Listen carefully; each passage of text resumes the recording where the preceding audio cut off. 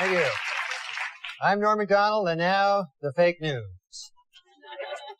Yesterday, Simpson trial Judge Lancito allowed that mystery envelope to be opened, and it appears Simpson may already have won $10 million.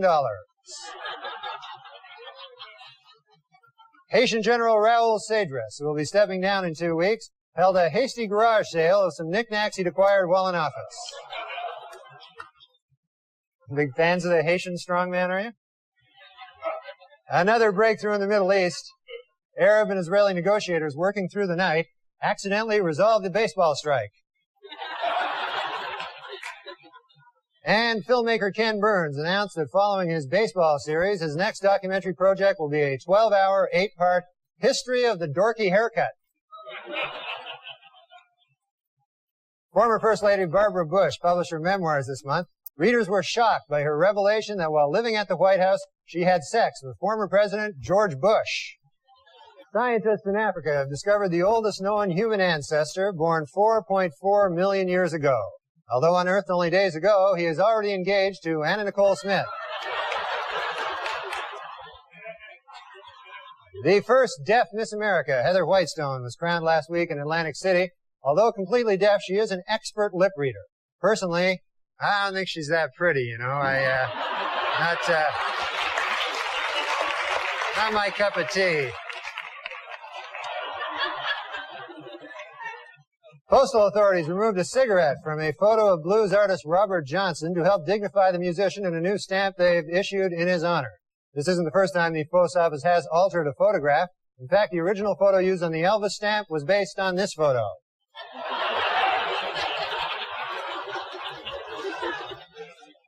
King enjoying a hoagie. A recent consumer poll showed that Hershey is America's favorite company, while Philip Morris is America's least favorite. In the middle, the company that makes chocolate cigarettes. Right in the middle, a South African professor claims that the Shroud of Turin was created in the Middle Ages using techniques similar to photography. Backing up his claim is the recent unearthing of a 2,000-year-old your face on a shroud concession booth.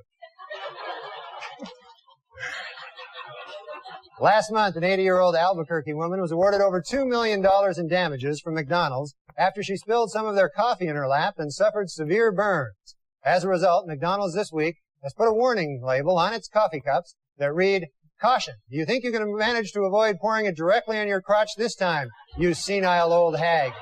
Think you can manage that, huh?"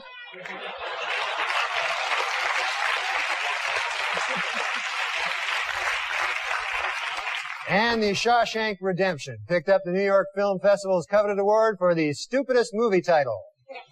All right, David. Adam Sandler. Adam Sandler. Gil Graham. Gil Graham. Looks a bit like Adam Sandler. Take off that wig and the funny shirt, you know. Dead ringer for Sandler. In Washington, a 410-pound convicted killer is fighting his execution on constitutional grounds. He claims that if he is hanged, his head will be completely torn from his body, which would amount to cruel and unusual punishment. Now, having your head completely torn from your body is cruel, I'll grant you, but is it really that unusual? Well, David Hasselhoff is a huge rock star in Germany, where his latest album sold 5 million copies this week, which once again proves my theory: Germans love David Hasselhoff.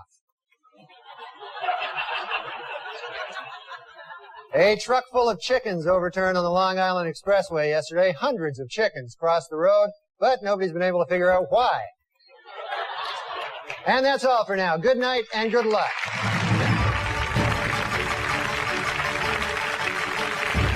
NORM MACDONALD.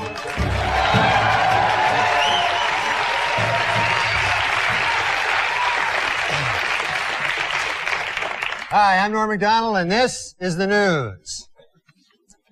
Potential jurors for the O.J. Simpson case were asked to fill out a 75-page jury questionnaire this week.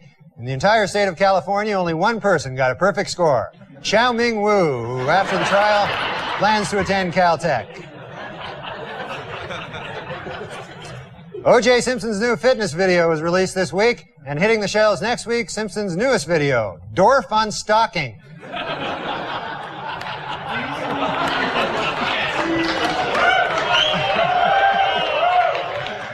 The crowd is torn.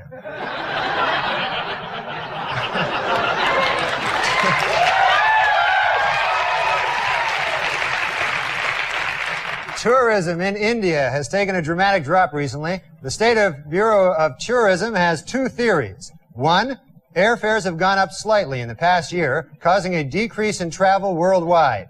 And two, the plague.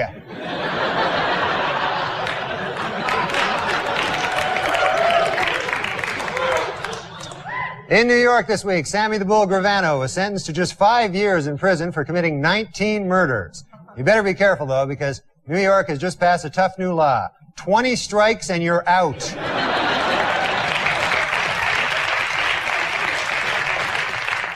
4 Pittsburgh children were found in a house strewn with garbage and human waste after they'd been abandoned by their parents for 2 weeks.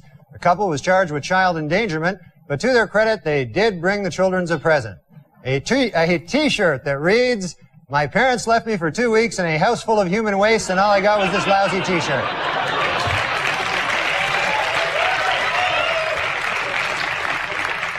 A comet hit the planet Jupiter last July, and scientists now say the dark scars have almost completely disappeared. But the emotional scars will be there for a long, long time. Ford this week recalled 2 models of cars, saying that they might explode during refueling. At Ford, quality is job 1, and job 2, making your car explode. What's it like to lose $35 million? Just ask Dale Sturdivant of Honesdale, Pennsylvania. That's how much he lost this week at a local convenience store when he failed to guess any of the 6 winning numbers in the state's Pick 6 lottery. When reached for comment by Weekend Update, Sturdivant replied, "Why are you making such a big deal out of this? I bought a $3 lotto ticket. It didn't win. Why can't you leave me alone?"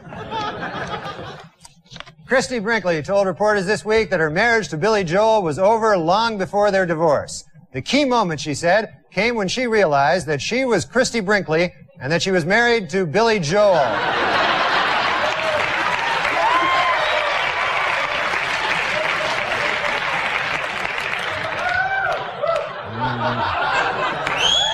This week, Disney released a new CD featuring a rapping Mickey Mouse. To avoid controversy, the CD will not include the controversial hit single, Cat Killer. And in a related story, this week marked the 5,000th performance of the Broadway musical Cats. It also marked the 5,000th time a guy turned to his wife and said, "What the hell is this?"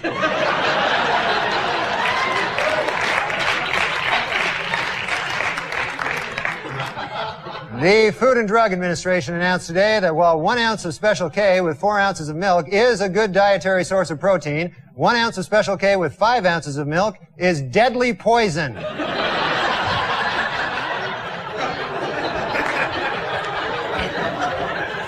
70% of diners polled this week said there should be no smoking in restaurants. And 80% of diners said that restaurants should give away their food for free. Fashion designer Giorgio Armani confessed last week to bribing Italian tax officials. He was sentenced to 6 months of wearing brown shoes with a blue suit.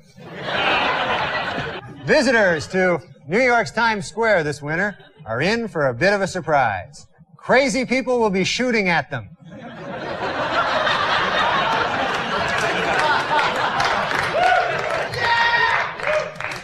Well, David Hasselhoff is a huge star in Germany, where his series Baywatch celebrated its 100th straight week as the nation's top TV show, which once again proves my old theory: Germans love David Hasselhoff.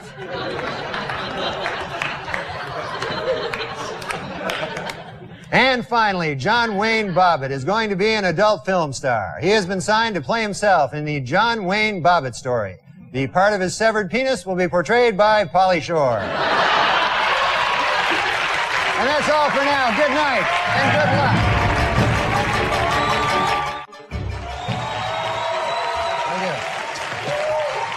Thank you. Thanks. I'm Norm MacDonald. This is the news. The world was stunned this week when Yasser Arafat was awarded the Nobel Peace Prize. Actually, it's not that remarkable when you consider this year's other nominees. Raul Cedras, Mickey Rourke, and the guy who stabbed Monica Seles. Microsoft founder Bill Gates topped Forbes magazine's list of the wealthiest Americans this week, just beating out the #2 finisher, Mr. Monopoly. It was a big week for the old fellow, who also placed second in a beauty contest, picking up a cool $10. In a related story, 3 of Hollywood's most powerful men, David Geffen, Steven Spielberg, and Jeffrey Katzenberg, joined forces last week to form their own movie studio. When asked what sort of films we could expect from them, the trio replied, "Mostly pornos." That's good news. All right. This week, Saddam Hussein pulled his troops back from the Kuwaiti border after realizing that a second invasion might hurt his chances for a Nobel Peace Prize. On Wall Street last week, trading was very heavy on the big board. Why? Because it's a big board. What are you, nuts? According to retailers, the most popular Halloween mask this year is O.J. Simpson. And the most popular Halloween greeting is, "I'll kill you and that guy who's bringing over your glasses," or treat.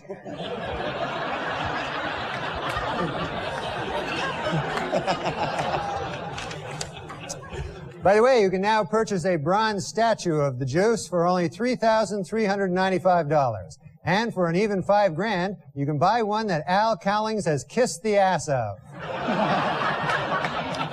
Yoko Ono donated some John Lennon memorabilia to the Rock and Roll Hall of Fame this week. The items include his Sgt. Pepper uniform, an electric guitar he used at Shea Stadium, and the original handwritten lyrics to several songs that she ruined.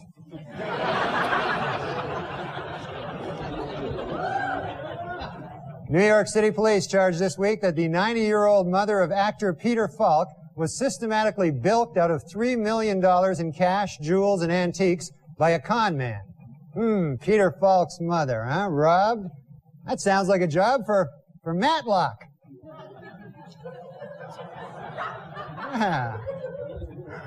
According to an obscure 14th century law, British Army Captain James Hewitt could be hanged for having an affair with Princess Diana. The punishment for having sex with Princess Diana is death. The punishment for having sex with Princess Anne is having sex with Princess Anne.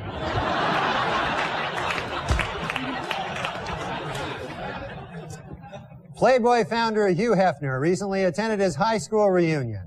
"It was wonderful to see all my old friends," he said, "but still it's nice to get back home to a house full of beautiful, naked 18-year-old women." Well, David Hasselhoff is a huge star in Germany, where his syndicated series Knight Rider places a consistent second behind Baywatch in the ratings, which once again proves my old theory: Germans love David Hasselhoff. Last week, British entrepreneur Richard Brown launched a new soft drink, Virgin Cola. Apparently, months of research determined that people were turned off by the names Slut Cola and Dr. Whore.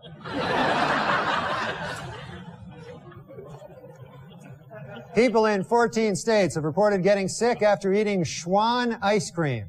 They're not sure which flavor is the problem. They're vanilla, they're chocolate, or they're uncooked pork swirl.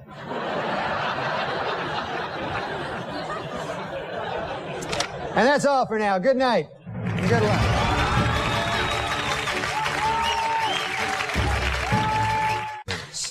Judge Lance Ito this week barred all potential jurors from reading Faye Resnick's controversial new book, Nicole Brown Simpson, Diary of a Life Interrupted. The judge also barred them from reading Faye Resnick's other new book entitled Judge Lance Ito is a Big Fruit.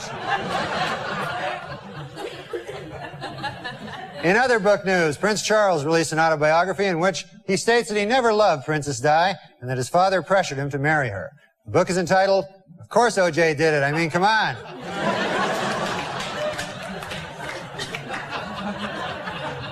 And the Pope came out with a book this week, which contains a series of essays examining faith and morality in today's secular world and the changing role of the Catholic Church as it approaches the 21st century. The book is entitled, God Himself Told Me That O.J. is Guilty.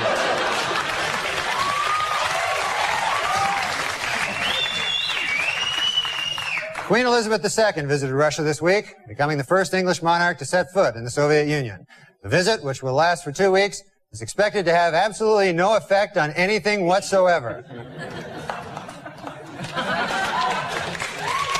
To discourage worship of the Dalai Lama, the Chinese government has banned all photos of the exiled Tibetan leader, except for this photo from the 70s.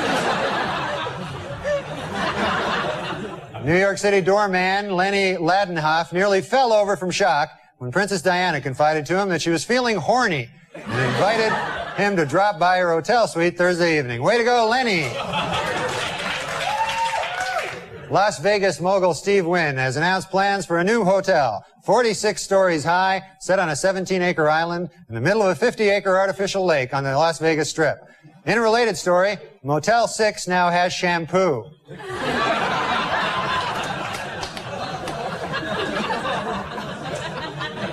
Helmut Kohl was elected to his 4th term as Germany's chancellor this week. Experts say Mr. Kohl's success was guaranteed after he won the backing of singing sensation David Hasselhoff. Which once again proves my old theory, Germans love David Hasselhoff. The Brazilian teenager suing Michael Jackson for running him over with his van displayed his scars for a photographer this week. Jackson said through a spokesman that the suit was baseless, but he'd like to see more photos. A jury this week awarded $8.9 million to a man who said Tylenol destroyed his liver. Immediately following the decision, Tylenol announced its new advertising campaign. Take Tylenol, and you just might win $8.9 million. Well, a beef-flavored water for dog hit stores this week, and dogs are eagerly anticipating the arrival next month of the newest water flavor, other dogs' asses.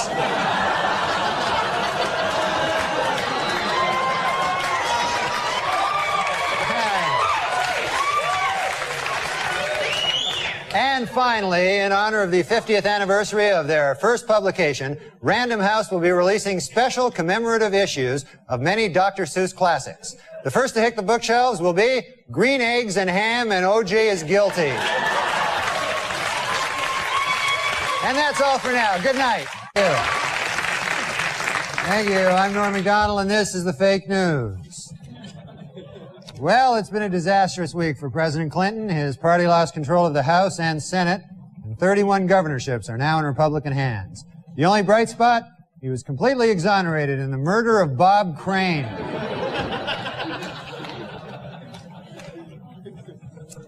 With Republican control of the Senate, Oregon's Bob Packwood will become chairman of the Senate Finance Committee. In a statement, he promised to massage the budget, goose interest rates, and, if possible, stick his tongue down the throat of inflation. And in Connecticut, where I live, a House race was won by a margin of just 2 votes. Well, that's good. My vote still wouldn't have made any difference at all. Young or old, male or female, everyone loves to visit the White House.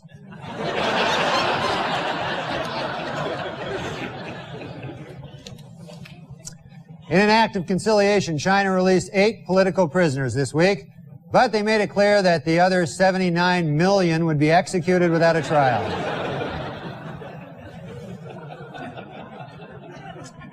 A French man who calls himself the Snake Man was arrested this week after climbing up the side of a Manhattan high-rise. Yep, he climbed right up the side of a high-rise, just like a snake.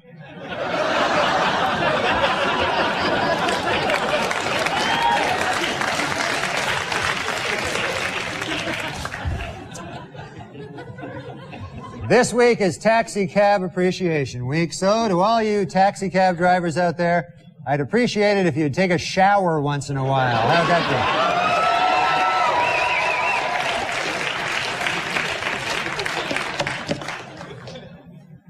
be? A new hangover-free vodka is on the market. The ads claim that the 80-proof vodka is so pure, it's virtually headache-free. But before you run out and buy it, remember, it causes massive anal bleeding.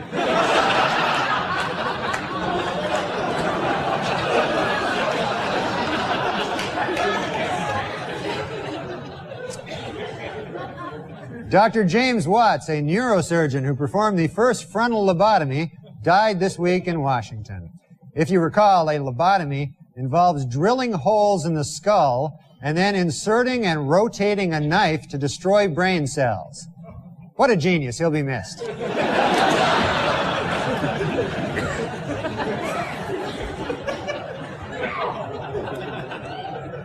Well, Tom Cruise got ready for the premiere of his new movie, Interview with the Vampire, by sucking all the blood out of wife Nicole's...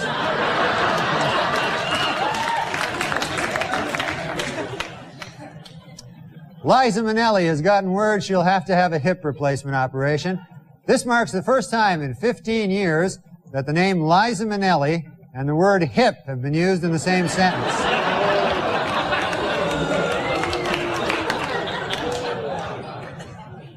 George Foreman shocked the world this week. How about that,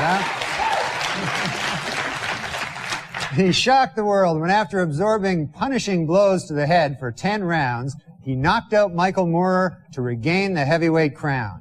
After the fight, Foreman said he felt great and that Moorer's punches had had no effect on him whatsoever. He then proceeded to grant a 20-minute interview to the Ring Post.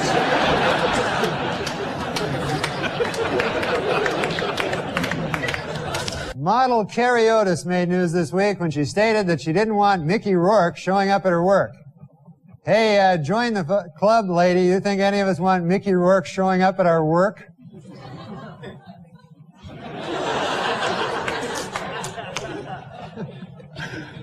Former First Lady Nancy Reagan reports that her husband has been relaxing at their ranch, riding horses and chopping wood. Sadly, eyewitnesses report that he was actually riding wood and chopping horses.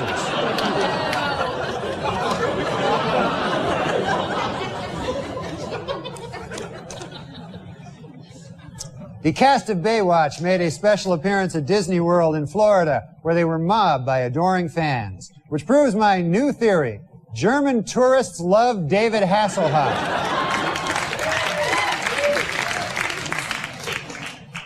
A 2-inch hummingbird that waited too long to fly south and ended up stranded in Alaska will be flown via commercial airline to California this week. You know, I have another solution to this. Kill the hummingbird.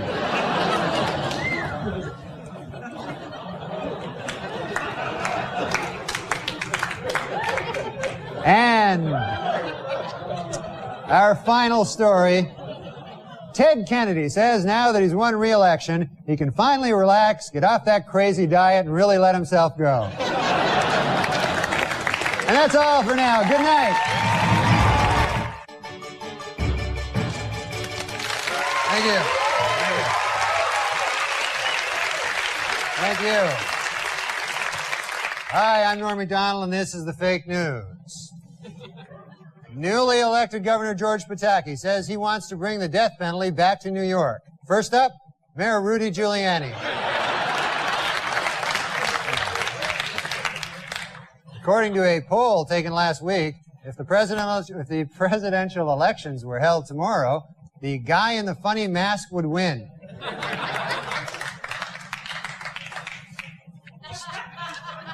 Maybe if I said the word properly. The National Highway Traffic Safety Administration is warning people not to overeat on Thanksgiving because it can make you drowsy at the wheel.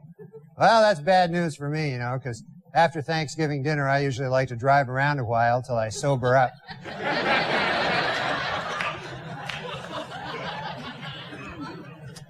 Fergie, the Duchess of York, turned down a guest appearance on the hit show Baywatch. Now, my research has uncovered that Fergie is actually British, not German, which, while not proving, certainly does nothing to disprove my time-tested theory: Germans love David Hasselhoff. George Foreman says his upcoming autobiography will be an inspiration to every American who has tried to reach the impossible dream. And in a related story, former heavyweight champion Michael Moorer says that he wants his autobiography to be an inspiration to anyone who's ever been beaten up by an old man.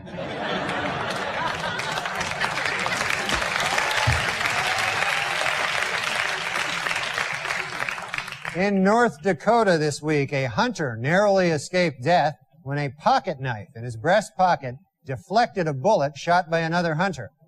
Man, you know we have too many weapons in this country when people are getting shot in the knife.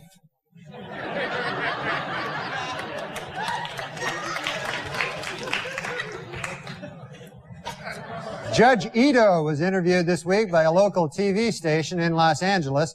Asked by the interviewer if it was appropriate for a supposedly impartial judge to be on TV with his case still pending, Ito said, "Maybe not, but how appropriate is it to kill your ex-wife?"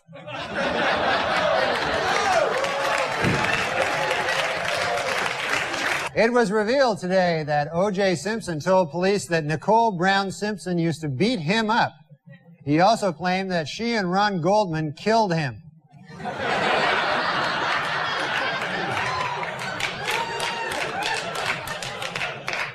Talk show host Ricki Lake was arrested for vandalism after demonstrating against fur. She said wearing fur was in bad taste, then returned to her studio to tape a show entitled, "Why Whores Get the Clap."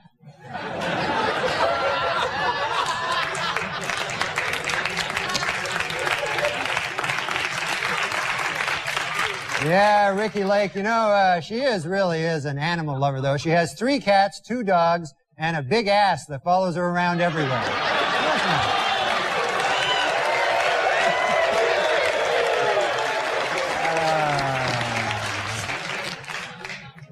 Well, there may be trouble in paradise. Lisa Marie Presley confirmed this week that she and Michael Jackson live in separate residences 50 miles away from each other. Lisa Marie was quoted as saying, "I guess being married to a homosexual pedophile wasn't such a great idea after all."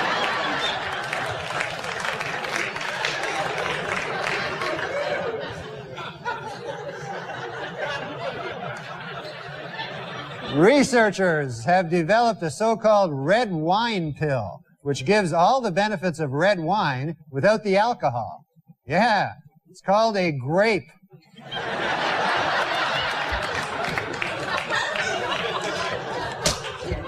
In other entertainment news, one of the world's biggest stars just completed a whirlwind 3-week world tour. Tonight, he's agreed to come to Update to tell us about it. Ladies and gentlemen, David Hasselhoff. Thank you. Thank you very much.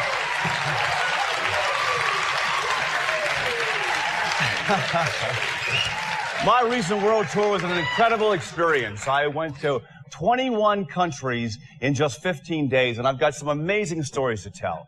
In Japan, for instance, I was invited to the state dinner at the Emperor's Palace. What I didn't know was Whoa, hang on a second. Did you say Japan? Yes, I did. Yeah, well, no offense, you know, but I don't think anybody cares about Japan. Why don't you focus on the countries where you're popular? Oh. Well, in China, we had an incredible experience. The entire cast of Baywatch was invited to the Great Wall, where hundreds of thousands of Chinese people were chanting in unison, Baywatch. Wait, Chinese people? Yes, of course. Look, why don't we skip China? In fact, rule out all of Asia. Okay. Well, I mean, what do you want to hear about? I mean, I've got some great stories from all over the world. I was thinking, some place where you're especially popular, like in Europe. Oh. Well, in Italy... Northern Europe. Oh, I got you. Okay, I got you. There's one country that they absolutely love. Norway. Norway? What are you, crazy? They like everybody in Norway. Nobody gives a damn about Norway. What the hell's wrong with you? Look, what's going on here? I've never seen you like this. Well, to tell you the truth, I didn't want to be the one to bring it up, but how about Germany? I mean... How do the Germans feel about you? Well, on this trip, we actually didn't stop in Germany. I don't care about your stupid trip. Look, just tell me how you would characterize in one sentence the way Germans feel about you. Well, I've always been fortunate to get a very positive response from the Germans. Oh, my God. This is no time for false modesty. We're running late. We got to wrap this thing up. Do Germans love you? Well, love is an awfully strong word. Oh. Listen, David, let's say a guy had a theory, all right? A theory that he's devoted several years of his life to. And let's say he has a lot of evidence to back up this theory of his. Now, don't you think it would just be common courtesy to help that guy out, and not ruin his life? Listen, I don't know what you want me to say here, pal. Oh, my God. Here, I'll write it down.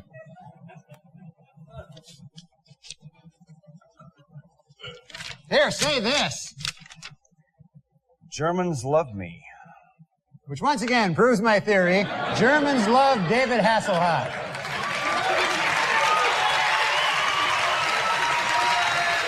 And that's the news. See you next time. Thank you, David. Auf Wiedersehen. Viel Glück, mein Lieber. Auf Wiedersehen. Auf Wiedersehen. Update with NORM MACDONALD.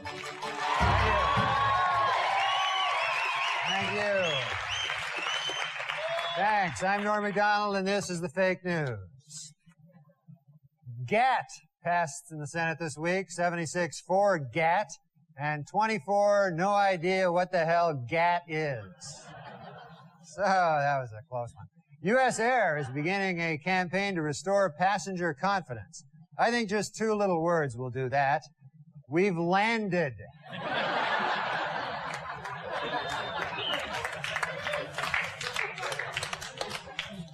Blimpies have started supplying subs for Delta Airlines to serve on its flight, and in return, Delta is giving Blimpies barf bags to hand out in its restaurants.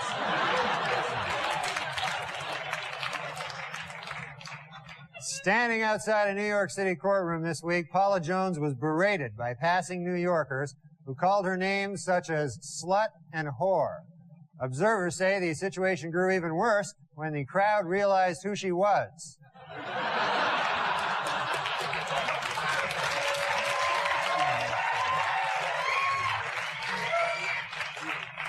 Kenny G has a Christmas album out this year. Hey, happy birthday, Jesus. Hope you like crap.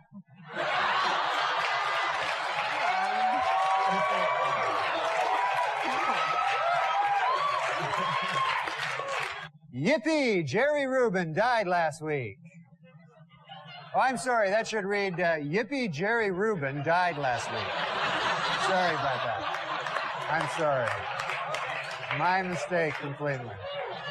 Just, I didn't read it right. And now it's time for Weekend Update's movie reviews. This week I saw Interview with the Vampire. And here's my review. Not gay enough.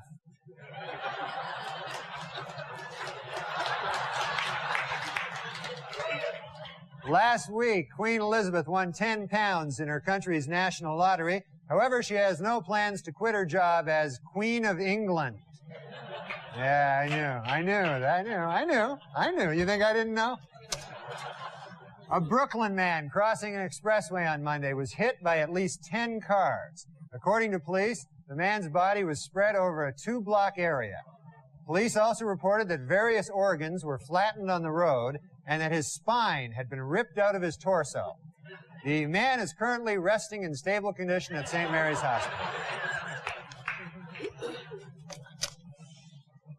The new ad campaign for Duracell batteries is already having a dramatic effect. Over 70% of consumers say they now find the batteries, quote, creepy and disturbing. Fake news. PLO leader Yasser Arafat announced this week that his wife is pregnant. The happy couple said they really don't care if the child is a boy or a girl, just as long as it hates Jews. The California Senate voted 38-0 to name State Route 118 the Ronald Reagan Freeway. The 83-year-old former president joked, "People have tried to drive over me for years. This is the first time I will actually welcome it." And then everybody enjoyed a good laugh, even though they had no idea what the hell he was talking about. Airline travelers' complaints have risen 22% over the last year. The single most common complaint was, "They lost my baggage," followed closely by, "I didn't like being in that fiery plane crash."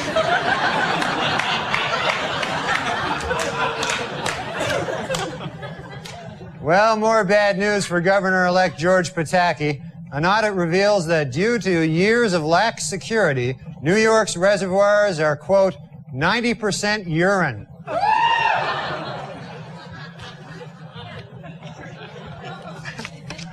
Well, you got to hand it to Dan Quayle, huh, for finally changing his image. You used to look at him and think, potato spelled with an E. Now you look at him and think, blood clot.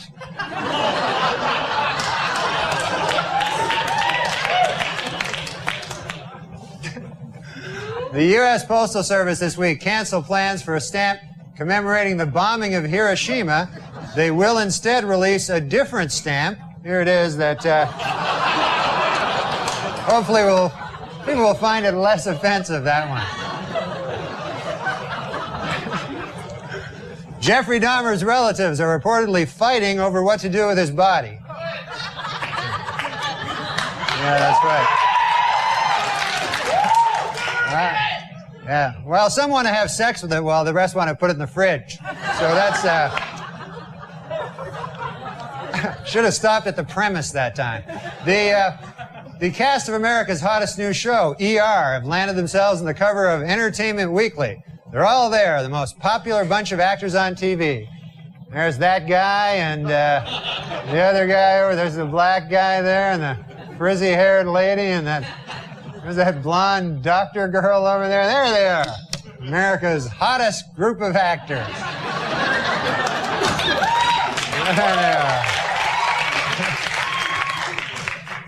Well, a study this week reports seafood is good for you unless it's fried. Yet another groundbreaking story from the pages of the medical journal, Duh.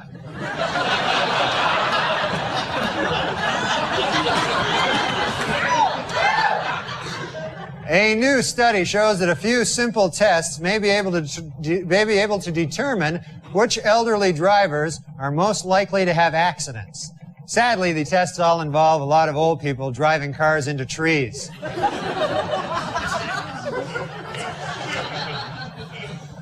Kind of sad. Scientists have created a genetically superior Christmas tree that will be taller, stronger, and tougher than other trees. One downside, if you don't like your presents, it will kill you.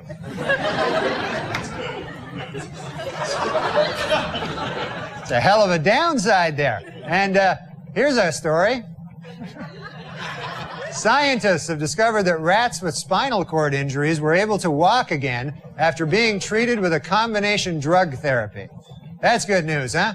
Getting all those rats up and around again?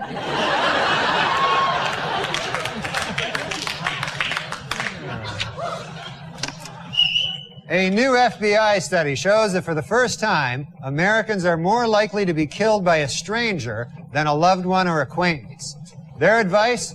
Introduce yourself to as many people as possible.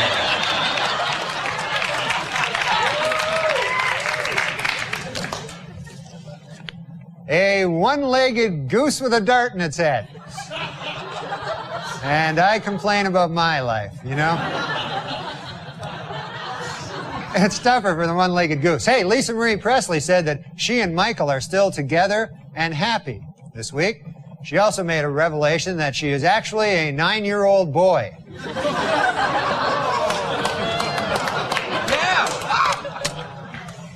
That it? Whoop! There I am. I thought I was over there. A sheepdog carrying $250,000 worth of cocaine in its stomach was found at JFK Airport earlier this week. A customs agent got suspicious when he saw 2 airline employees taking turns sniffing the dog's ass.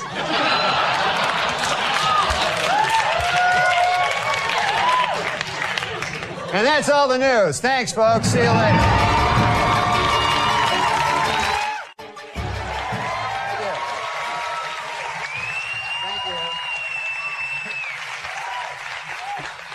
Thank you. I'm Norm MacDonald, and this is the fake news.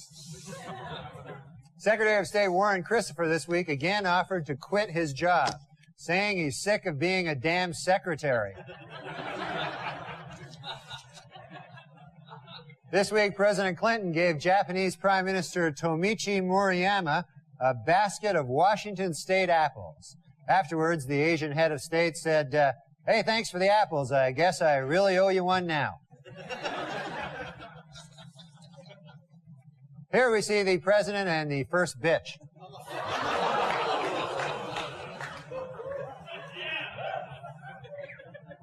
Hey, slow down, you bitch. Let me catch up. right.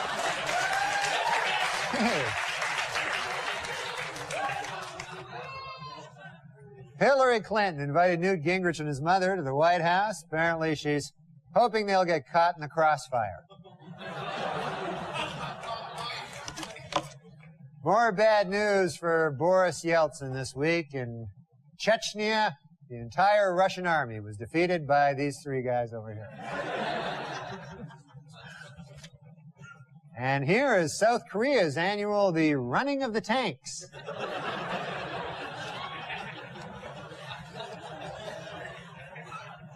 The Bureau of Alcohol, Tobacco, and Firearms has given approval to a new bullet so brutally destructive that it will tear through your soft tissue, rip apart your vital organs, and then take all your money and live it up with your girlfriend in Aruba.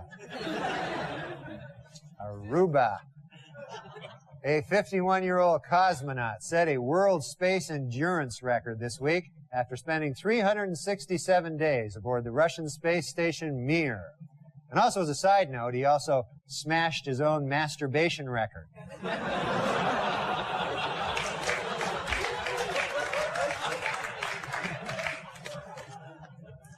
Well, the Grammy Award nominations were announced this week, and it was a lucky day for singer Billy Ray Cyrus. Apparently, he found a $5 bill in a taxi.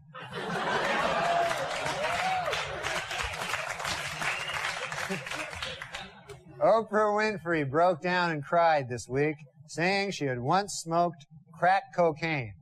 You know, I don't know what she's crying about. I mean, you know, some people in this world never get to smoke crack cocaine.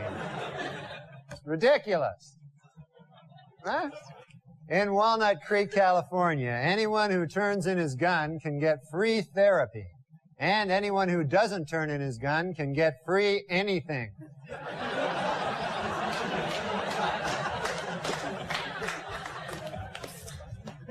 Well, let's get to O.J. O.J. Simpson's lawyers say they don't want the families of Nicole Brown and Ronald Goldman in the courtroom during the trial.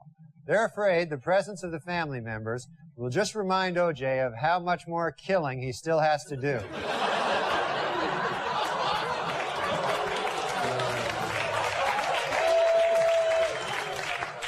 And O.J. announced this week that he's coming out with a new book called I Want to Tell You. And if it's successful, O.J. will work on yet another book entitled From Football to Prison, My 25 Years of Showering with Other Men.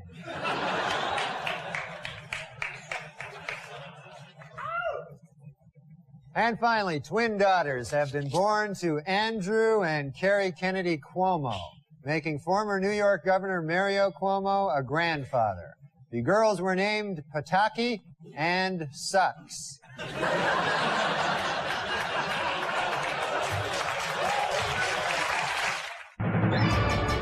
Weekend Update with NORM MACDONALD.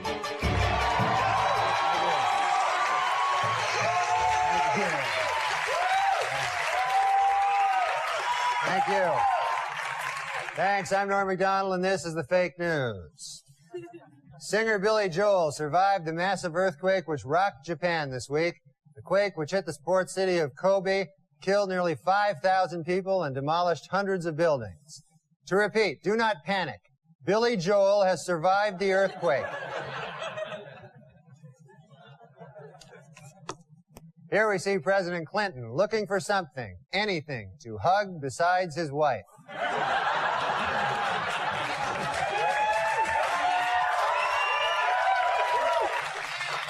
In an effort to feel smarter than somebody, Dan Quayle this week spoke to 4,000 Amway employees.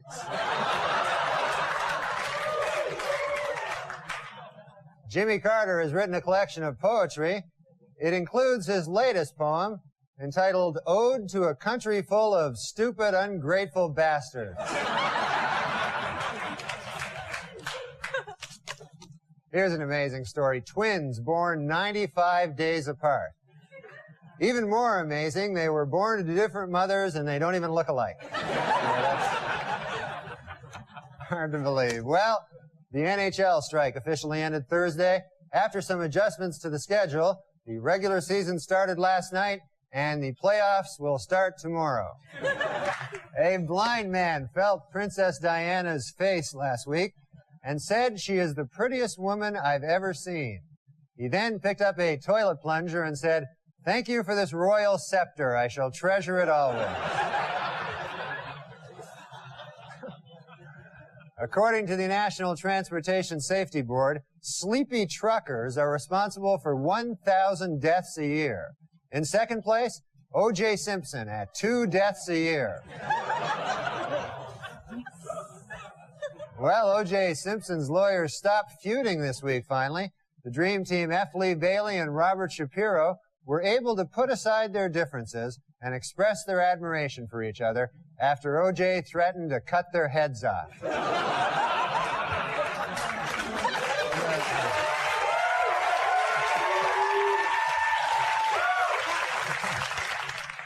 The United Paramount Network's new show, Star Trek Voyager, finished in first place Monday night with a 14.7 rating.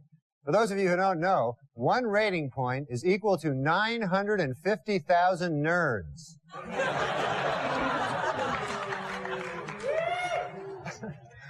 Officials in Disney World have ordered their ride, the Extra Terror Estrial, to be shut down until it can be made scarier. When the attraction reopens in 2 weeks, it will be exactly the same, but missing 6 bolts.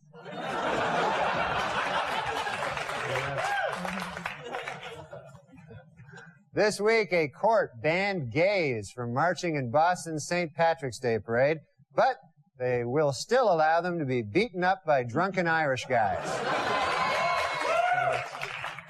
I'm afraid to know what you're applauding at there. Los Angeles Rams owner Georgia Frontier announced this week that her football team is moving to St. Louis. The good news for the Rams is that changing cities, that the ticket sales will increase and more fans will pack the stadium. The bad news for the Rams is they will still suck.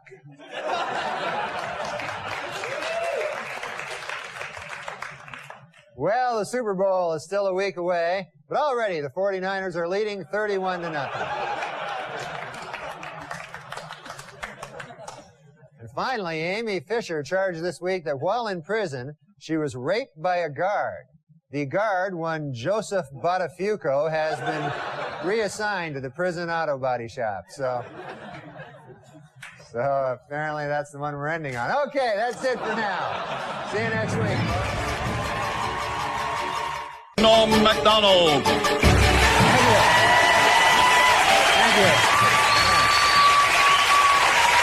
Thank you. Hi, I'm Norm MacDonald, and this is the fake news. Surgeon General nominee Dr. Henry Foster, who claims he performed 39 abortions, is facing charges that he once said he performed 700.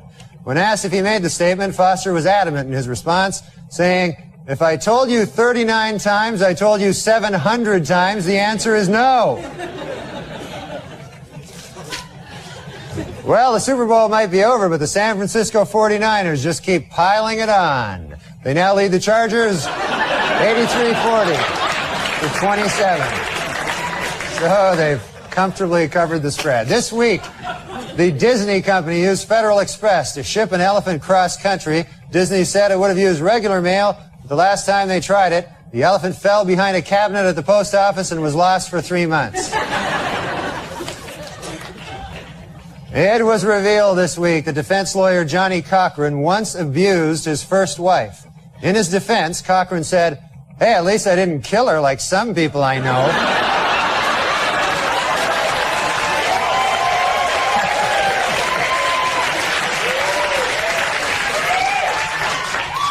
In his book, O.J. Simpson says that he would have taken a bullet or stood in front of a train for Nicole. Man, I'm going to tell you, that is some bad luck when the one guy who would have died for you kills you. That's probably... You don't get worse luck than that. Tomorrow, Judge Lancito will take O.J. and the jury on a tour of the now famous crime scene. For the jury, it will be their first look at the actual location.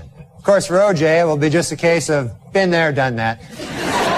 And there's a new 24-hour cable channel. It's called the Golf Channel. It shows golf 24 hours a day, except for between 2 a.m. and 3 a.m. when it shows the Byron Allen Show.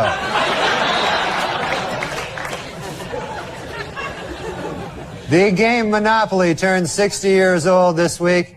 You know, things were so much simpler back then when people traveled around by hat or thimble. Those were the days, yeah. Last week, after more than a month of frigid darkness, jubilant residents of Canada's Arctic set off fireworks, danced, and ate caribou in celebration of their first glimpse of sunlight.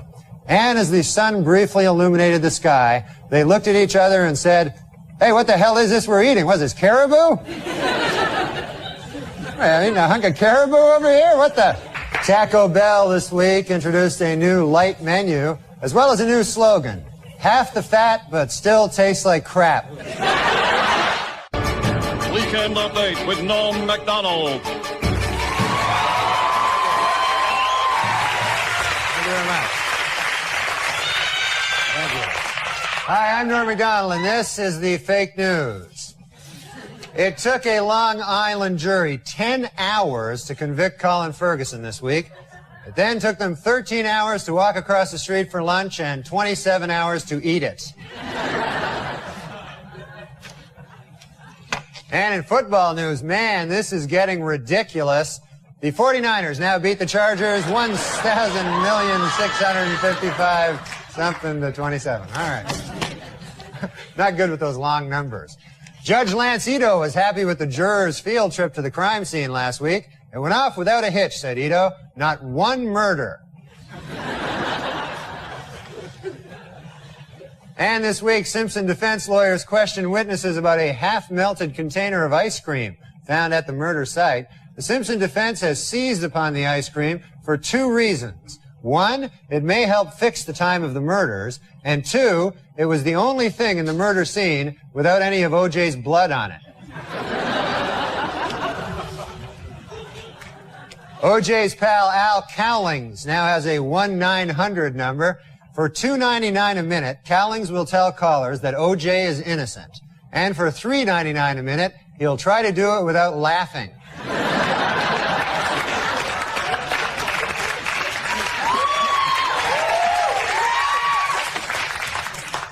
This week, President Clinton played golf with ex-presidents Gerald Ford and George Bush. Bush hit an old lady in the face with a golf ball, giving her a broken nose and 10 stitches. But don't be impressed. It took him 5 strokes to do it. So. A study says that pot use in high school is up sharply. Don't I know it? Oh, yeah. I'm joking. And I don't really sell drugs to children. And now a correction to a story we ran last week. Prince Charles is actually the one in the middle. So we apologize for that. According to a new survey, condom use is way up. Also way up, complicated, clumsy, unsatisfying sex. According to a survey, 58% of men would have sex with a woman they disliked. Although while having sex, they would really, really like them, and then afterwards not like them again.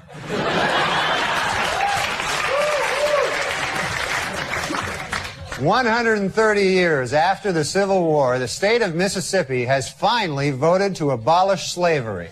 Representatives say they would have liked to have done it sooner, but they were delayed due to some awfully big cotton crops. They had some kind of big cotton thing. All right. After 50 years entertaining children, a fed-up Mickey Mouse finally started to eat one this week. And in a touching Valentine's Day gesture, a man gave his wife one of his own kidneys. Terrified, she dropped the kidney and ran out of the restaurant screaming.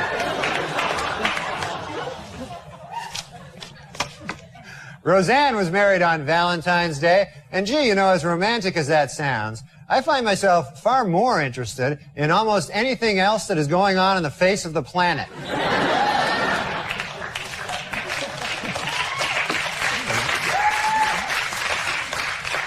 And finally, the Oscar nominations were announced this week, and Tom Hanks and Jodie Foster are in a heated competition in the Academy's controversial new category, Best Retard.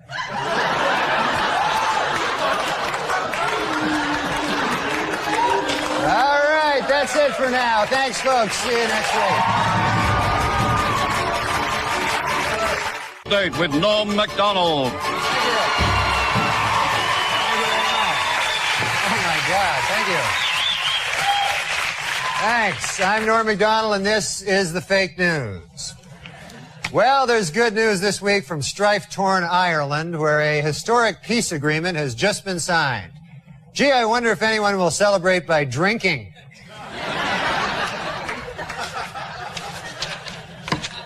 Former Interior Secretary James Watt was indicted this week for still having a large light bulb-shaped head.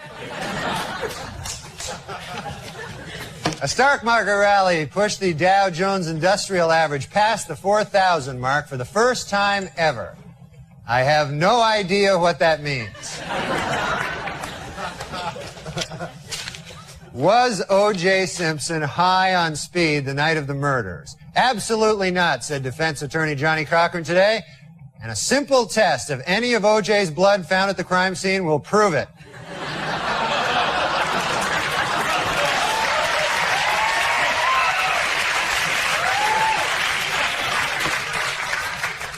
And O.J. pal Al Cowling said this week that in looking for the truth in the O.J. Simpson case, he sometimes talks to a picture of Nicole Brown Simpson, something that in the past would have gotten him killed by O.J.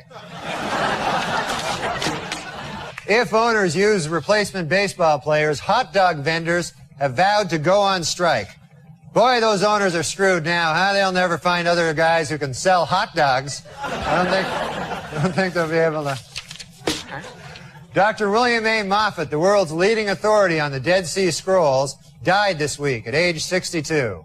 The cause of death? The curse of the Dead Sea Scrolls.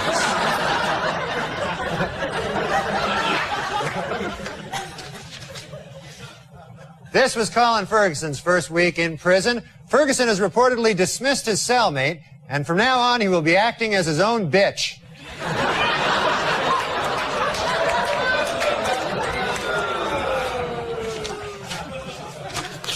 New medical research shows that men and women have different food cravings. Men preferring meat and women preferring sweets.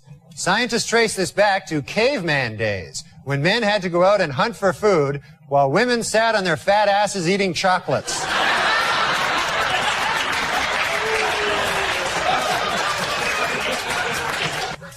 Washington Power twosome Mary Madeline and James Carville are expecting their first baby in July. No one knows if the baby will be a Democrat or a Republican, but doctors are sure of one thing. It will be weird looking.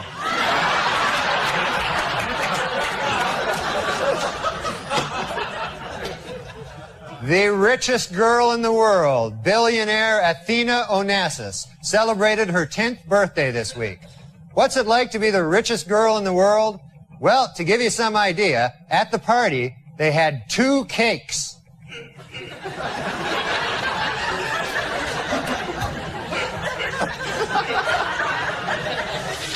The Mafia announced that they will drop their time-honored greeting of gently kissing each other on the cheek this week. But as for shooting people and stuffing them in the trunks of cars, full steam ahead.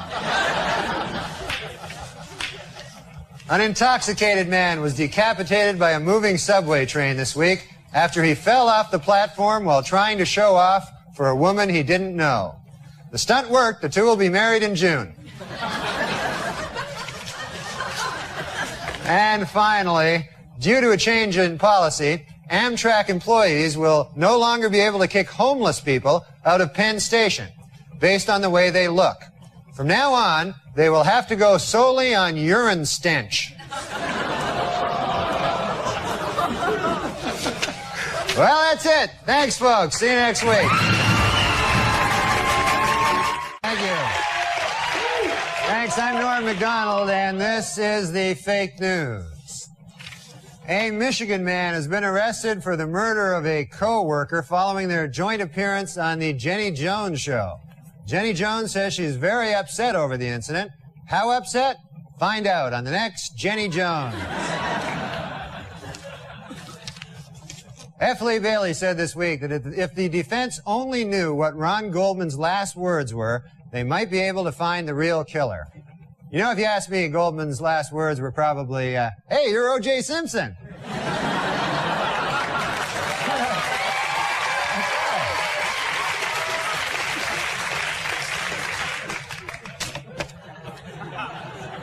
And Bailey insists he's talked to potential witness Maximo Cordoba.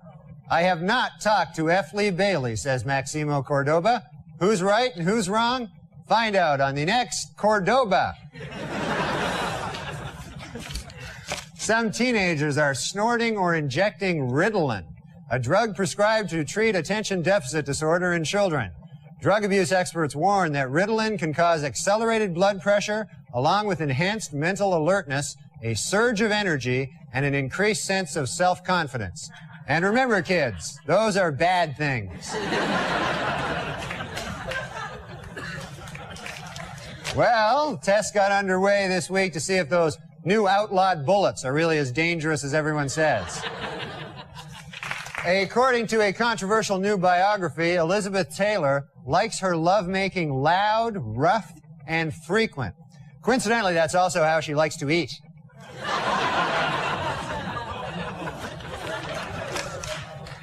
Oh no, OJ has struck again. How about that? Not a good thing. A recent study shows the number of sexually active teenagers is leveling off at 53%, and another study shows the number of teenagers who tell their friends that they are sexually active is holding steady at 100%. Here we see LaToya Jackson wowing the crowds in St. Petersburg, Russia. Of course, in Russia, wowing means to disappoint or disgust. Well, newlyweds Tommy Lee and Pamela Anderson had their first argument this week. He wants kids, while she wants fake kids.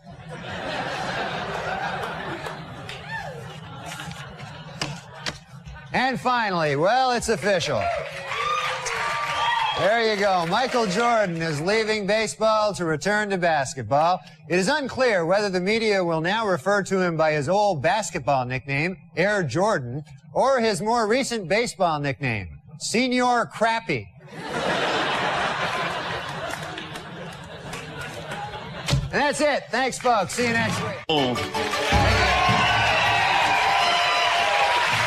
you. Hi, I'm Norm MacDonald, and this is the news. Last week, as Pat Buchanan announced his decision to run for president, several people jumped on stage chanting, "Buchanan is a racist." As security began to wrestle them from the stage, Buchanan stopped them and said, "Let them continue. That's my slogan."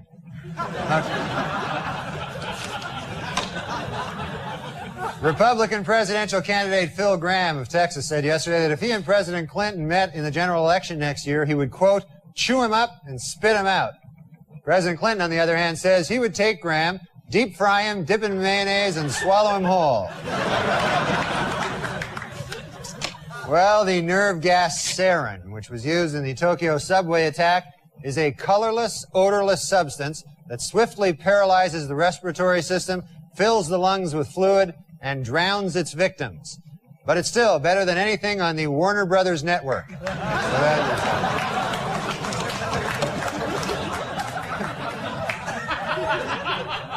Senator Bob Packwood said this week he favors reduced federal deficit over a tax cut. Then he added that in case anyone was curious, he prefers nice legs over large breasts.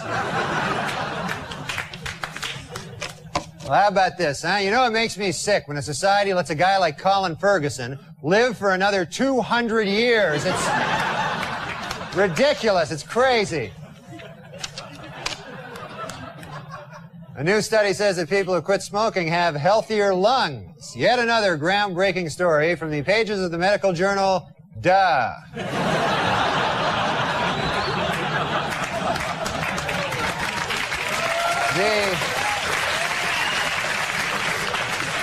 Hertz rental car company announced this week that it will buy 520,000 vehicles. increasing its worldwide fleet 24%. In addition, they will try to find a new spokesman who won't kill his ex-wife.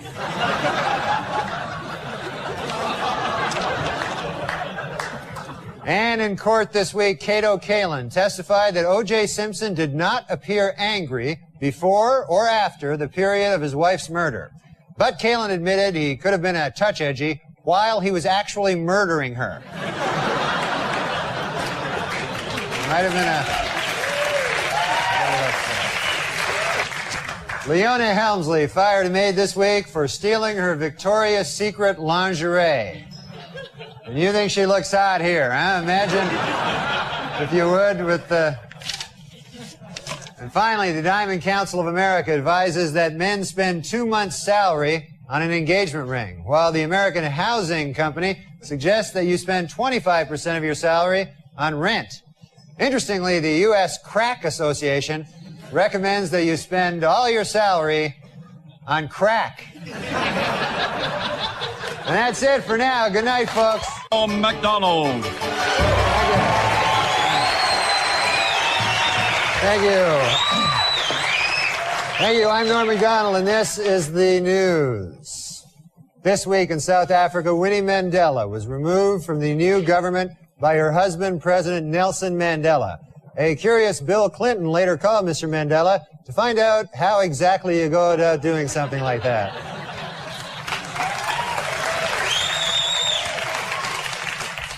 In medical news this week, scientists report there may soon be a vaccine for drug addicts, which completely eliminates the craving for cocaine.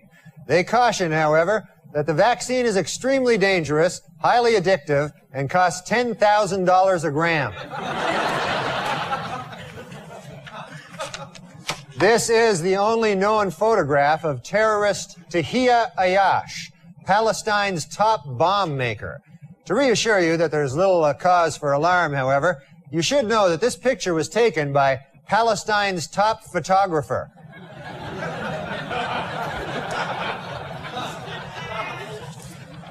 This week at the O.J. Simpson trial, the infamous bloody glove was finally introduced into evidence, and O.J. didn't help his case any by blurting out, "There it is, I've been looking all over for that thing."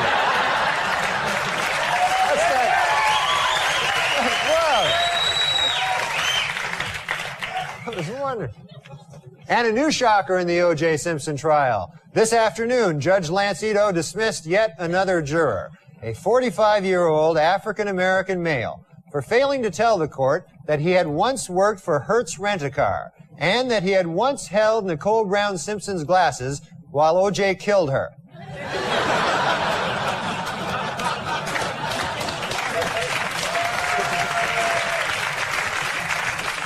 Well, Monica Seles said this week she doesn't like to watch women's tennis anymore.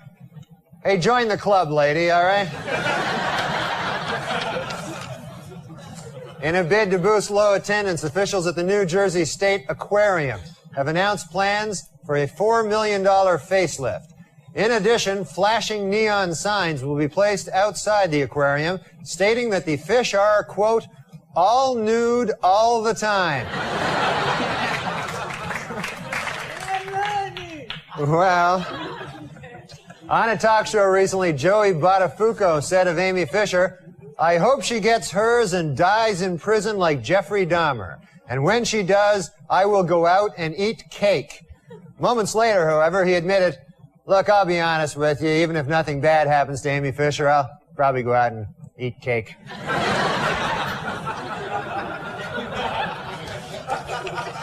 Last week, Duchess of York Sarah Ferguson visited the Big Apple and showed off her 14-pound weight loss.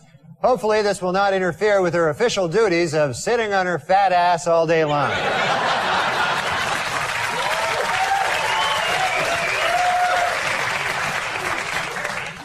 Julia Roberts told reporters this week that her marriage to Lyle Lovett has been over for some time.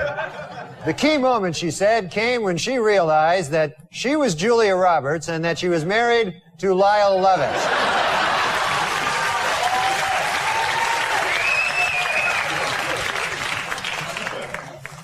The gold-plated typewriter of Ian Fleming, author of the James Bond series, will be auctioned off May 5th. Though in perfect condition, it does have one small problem. When you hit the carriage return, it fires a fishing spear through your head. So that's... Well, singer Willie Nelson, who was arrested recently in Texas for marijuana possession, saw the charges against him dropped this week. A judge ruled the arrest had been illegal because police didn't have probable cause to search his car for pot. How about the fact he's Willie Nelson?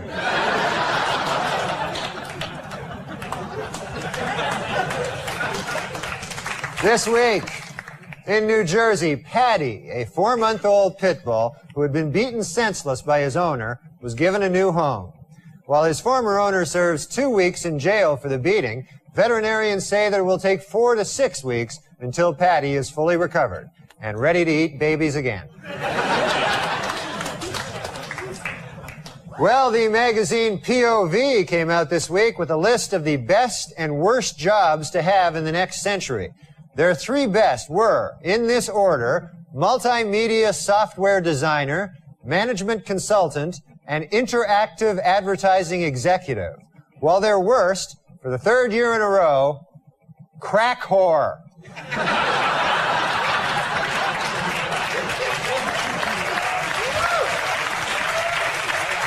McDonald. Thanks, I'm Norm. Thank you. Thank you. Hi, I'm Norm MacDonald, and this is the news. Well, troubles continue for New York Senator Alphonse D'Amato. A week after offending many Japanese Americans with his impression of Judge Lance Ito, the senator entered a New York hospital complaining of mild chest pains this week. Attending physician, Dr. Hikuru Akosaki, examined the senator and found nothing serious, then performed a 6-hour rectal exam just to be sure.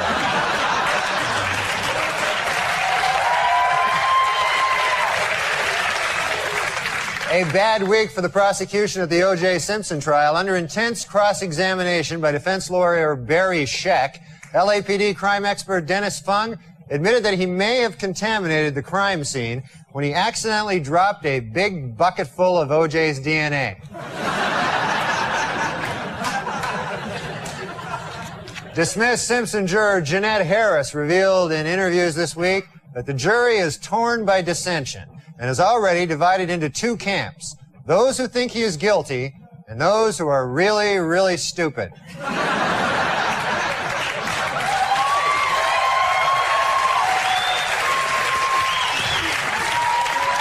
Israeli security forces have rounded up over 150 suspects in last week's suicide bombings. Suspects in a suicide bombings. Now, well, here's a hint. Look for the dead guys, and probably on the right track. A Cambridge, Massachusetts juror found City Councilman William Walsh not guilty of malicious destruction of property after he removed 2 dildos from a sculpture in the City Hall annex. Walsh's defense was that he was walking by, saw them, and said to himself, "Hey, free dildos." Look at there.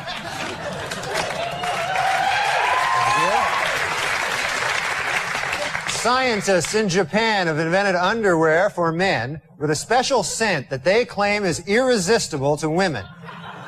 Let me tell you something. If you've got a woman's nose in your crotch, you don't need special underwear. I'll tell you that.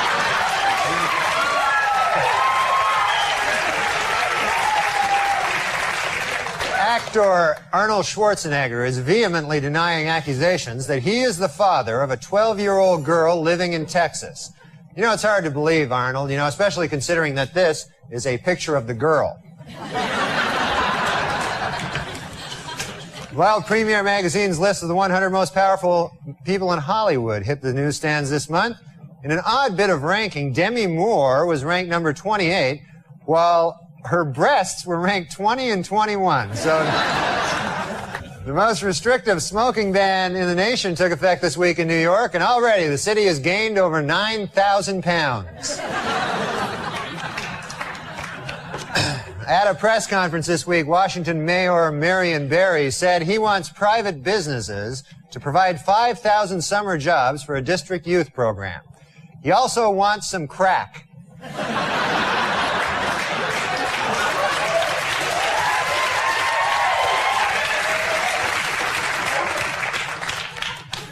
Gosh, Hillary looks pretty in this photo here, doesn't she?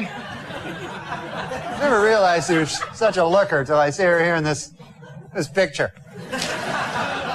At Virginia Commonwealth University, a professor is being sued following revelations that he spanked one of his students. It was the student's parents who first became suspicious when they asked, "What kind of marks are you getting?" And she replied, "Big red ones on my ass." So,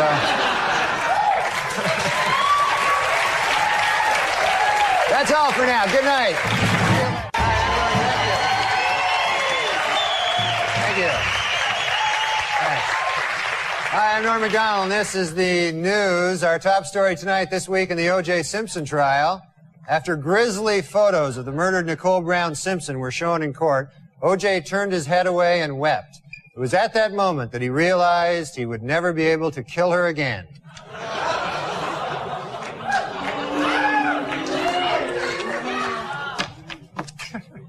3 weeks ago, the FBI released this sketch of the Oklahoma bombing suspect known as John Doe No. 2. And this week, they had new information. They were able to revise the sketch. "Now we've got him for sure," said one FBI spokesman, "just as long as he doesn't take off that hat." Washington, D.C. Mayor Marion Barry is currently enjoying a 10-day trip to Africa. He says he loves everything about the continent, but he really misses crack.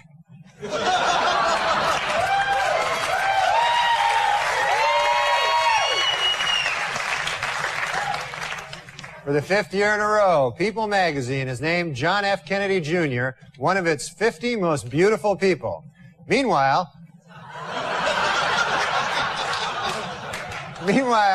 Big Red Nose magazine has named Ted Kennedy one of its 50 faces most ravaged by drink.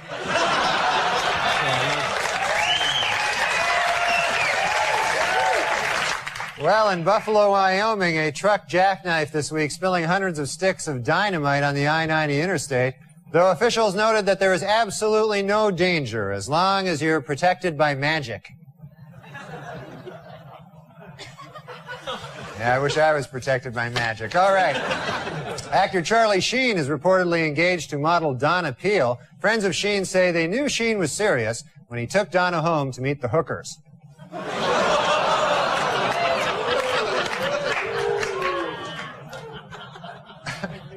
In stock market news this week, April's 3 biggest losers were Cantab Pharmaceuticals, Champion Enterprises, and Crapco, which manufactures crap. And also crap-related items, most recently Mariah Carey's Christmas album.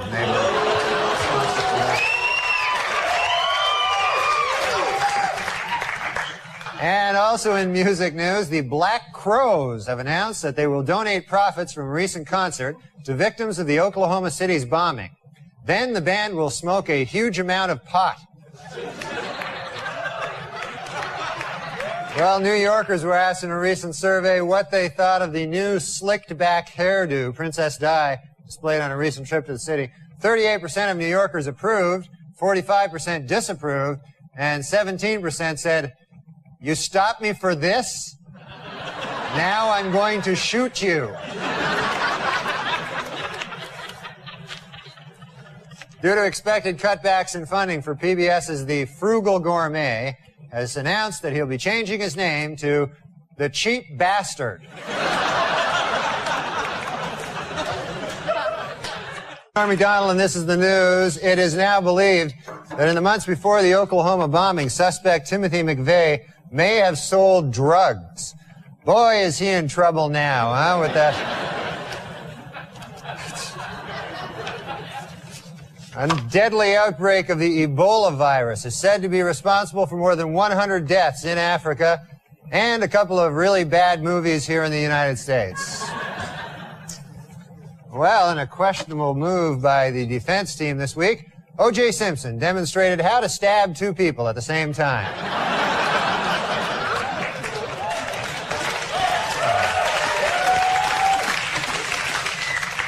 A Labor Department study shows that the number of temporary workers rose to 2 million in 1994. And that study doesn't even include the most temporary of the temporarily unemployed, Kato Kalin. Well, Gary Busey left the hospital this week after overdosing on cocaine last Friday. Doctors say Busey is okay and he should be back in the hospital in no time.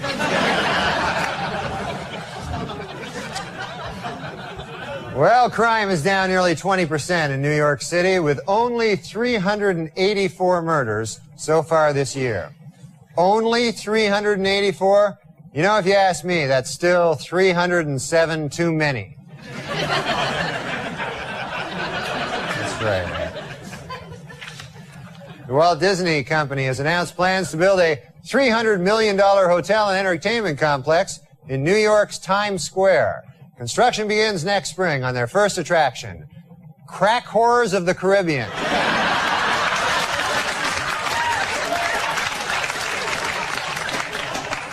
The American Academy of Pediatrics has released an updated list of unsafe baby products. Topping the list this year is the really, really, really, really high chair. Well, last Friday in Washington, D.C., the city's elementary school students pledged to stay drug-free as a gift to their moms on Mother's Day. Meanwhile, D.C. Mayor Marion Barry got his mom a great big box of chocolates. With NORM MACDONALD.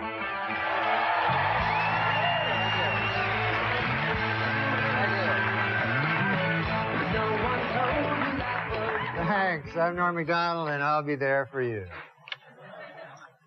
Well, the trial of the century is over. Late yesterday, the fate of O.J. Simpson, the most famous murder suspect in United States history, was placed in the hands of the jurors. They must now decide whether to free him or get all their heads cut off. Testimony during the final week provided some spellbinding moments. In a brilliant move during closing arguments, Simpson attorney Johnny Cochran put on the knit cap prosecutors say O.J. wore the night he committed the murders. Although O.J. may have hurt his case when he suddenly blurted out, "Hey, easy with that. That's my lucky stabbing hat."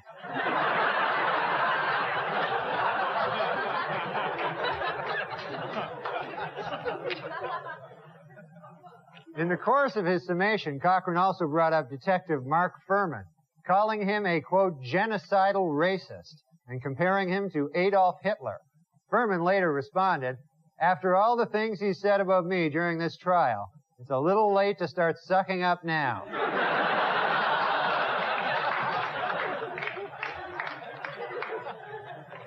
Meanwhile, Furman, who was expected to face disciplinary action by the LAPD, may get off lightly. Under the terms of a controversial plea bargain, the charges against him have been reduced to, quote, one count of using the word darky.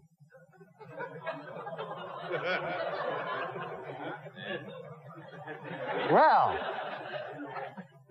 the much talked about film Showgirls opened this week, and here's my review.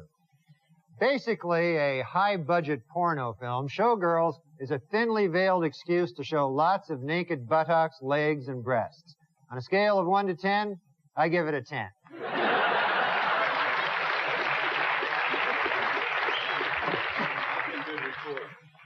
Texas millionaire J. Howard Marshall may have died 2 months ago, but as we see here, he and wife Anna Nicole Smith can still enjoy a romantic evening at home.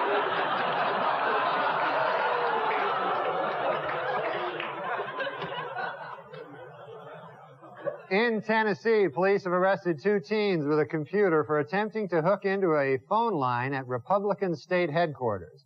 The teens say they wanted free internet time, as well as information on how to keep down the underclass.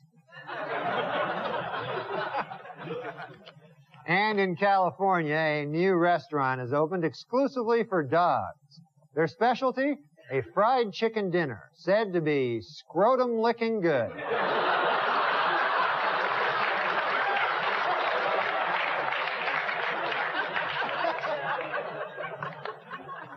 Former Wilson Phillips member Carney Wilson's new talk show kicked off this month.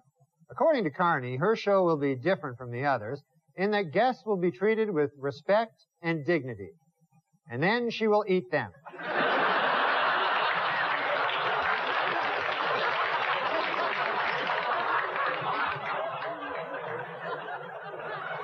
Remember 12 Angry Men, the classic courtroom drama? Well, the first film about the O.J. Simpson case is in the works. It's entitled 9 Angry Black People, 2 Scared Asians, and a White Guy Who Hasn't Spoken Since Rosa Lopez.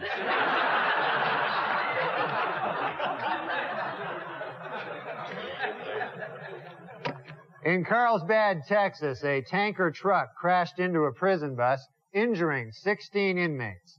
Doctors say it will be at least 2 weeks before the men are up and around and raping each other again.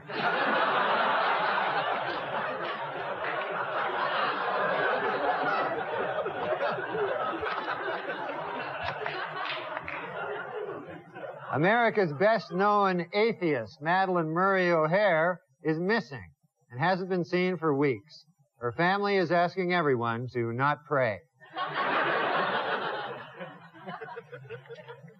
And in music news, number 1 on the college charts this summer was Better Than Ezra. And at number 2, Ezra.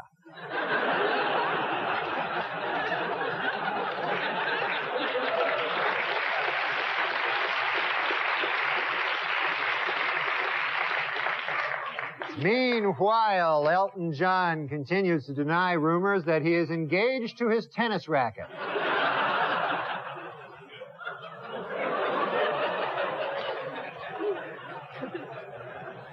Finally, folks, next week, Jews everywhere will be celebrating the holiday of Yom Kippur, or as non-Jews refer to it, Wednesday. And that's all for now, folks. Good night. Weekend Update with Norm MacDonald.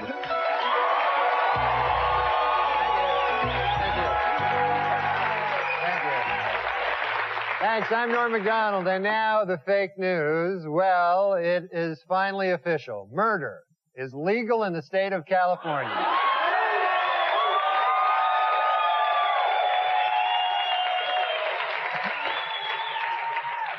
2 hours after the verdict, L.A. police had their first solid lead in the hunt for the real killers. A new witness has come forward who saw 3 men fleeing the crime scene the night of the murders. Police have released this sketch and would like to hear from anyone who has seen these 3 individuals.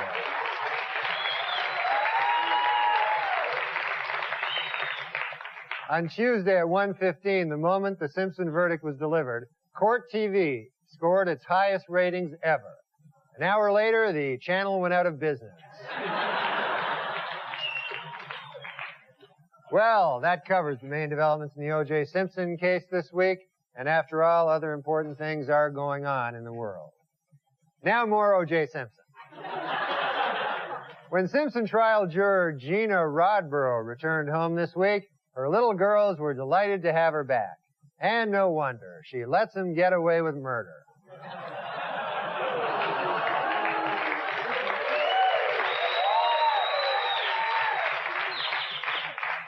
Meanwhile, in Washington, Mayor Marion Barry praised the verdict as, quote, wise and just.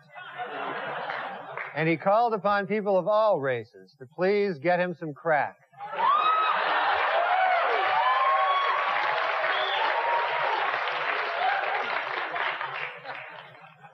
The first Miss America, Margaret Gorman Cahill, died this week at the age of 90.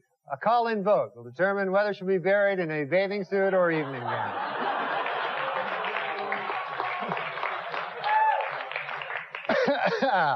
Sorry about that.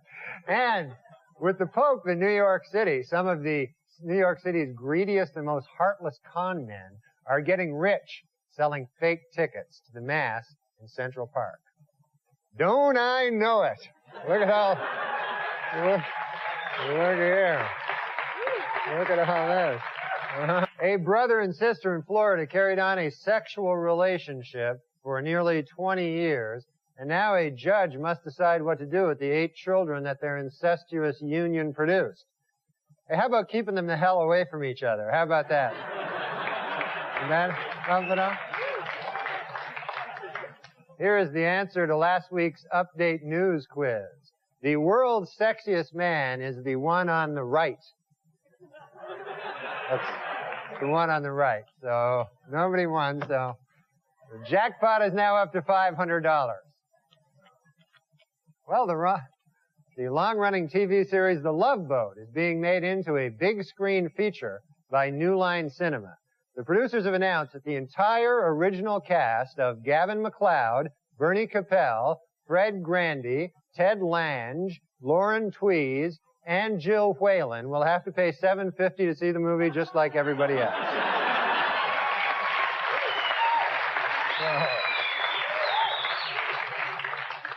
In Oklahoma, sheriff's deputies are using police dogs to sniff for bodies buried on an 80-acre farm. The dogs have sniffed the ground for 3 days, but so far all they've dug up is another dog's ass.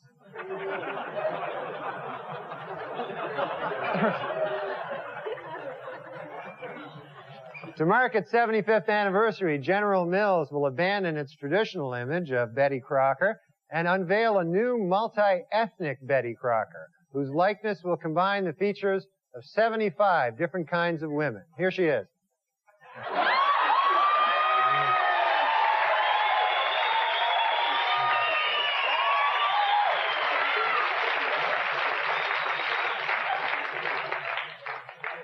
This week, supermodel Claudia Schiffer broke up with magician David Copperfield. Later, a devastated Copperfield wandered out onto the street and was hit by a bus.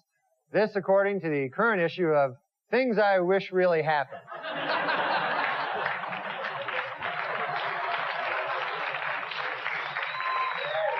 According to a recent survey, the best tasting water in New York State comes from South Huntington on Long Island. And the worst tasting water comes from Lou Reed's bong.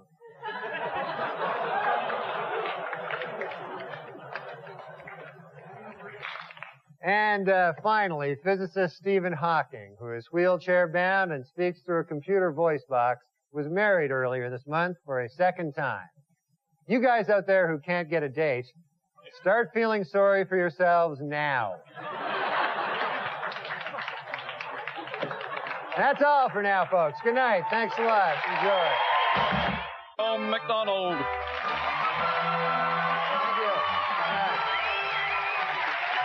Thank you. Thanks. I'm Norm MacDonald, and now the fake news. Our top story tonight. Following his shocking acquittal 2 weeks ago, O.J. Simpson vowed never to rest until the real killers of Nicole Brown Simpson are brought to justice. And the manhunt continues.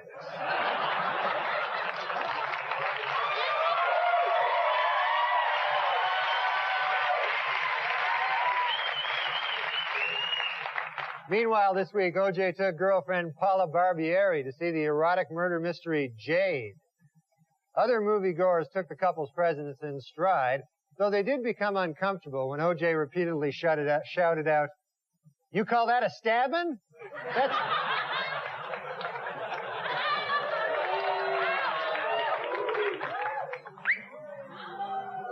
Nation of Islam leader Louis Farrakhan has accused the National Park System of racism, claiming the agency deliberately undercounted the number of participants at his Million Man March.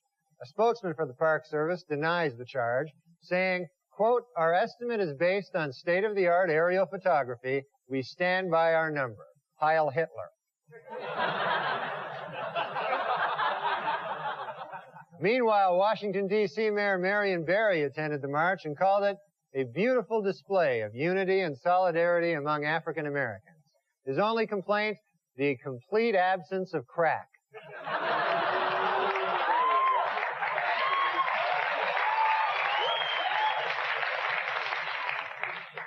The Menendez brothers are back in court.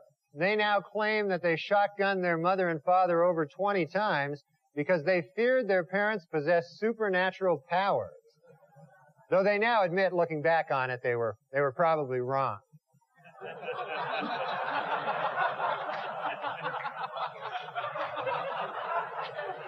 An 83-year-old Wisconsin woman who survived in her broken-down car for 8 days on just fruit juice and frost was rescued last week by family and friends, and they gave her a big welcome-home dinner. But in an ironic twist, they unknowingly served up as the main course fruit juice and frost.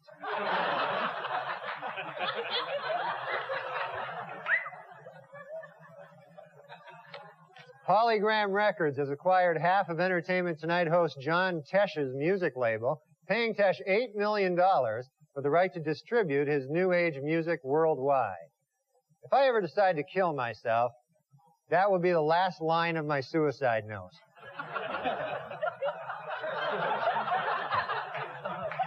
Last Tuesday in Mexico's election for the regional assembly, leftist opposition party thugs burned ballot boxes, detained election officials, and threatened voters with violence.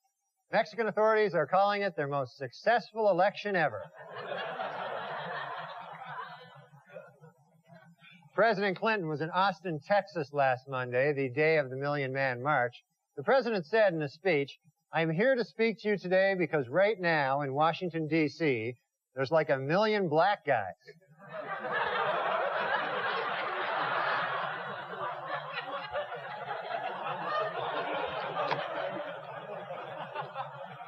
Less than 2 years after that horrific bus accident which nearly left her crippled, singer Gloria Estefan has been involved in a fatal boating accident in which a surfer was killed. Memo to self: cancel hang gliding with Gloria Estefan. Let me just cancel that out there. So cancel. A Labor Department task force says it will crack down on sweatshops in New York's Chinatown, where employees work 90-hour weeks for as little as 75 cents an hour. A spokesman for the sweatshop owners said, quote, "That's all we can afford to pay. This is a sweatshop. We make sweat."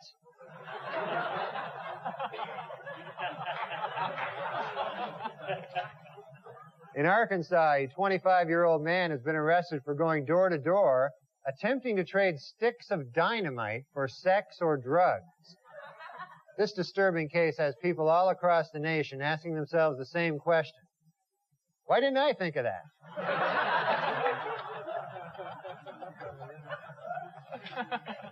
Angry over the Atlanta Braves and Cleveland Indians' use of Indian caricatures as logos, Native Americans showed up at the World Series tonight. They chanted for hours to protest Indian stereotypes, though it didn't help their cause any when it started to rain.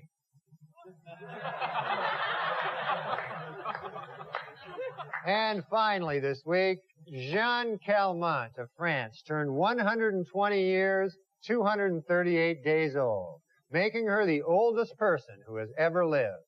And though she can no longer shop for herself, see friends, or even get out of bed, she still has enough strength to say, "Oh God, I want to die."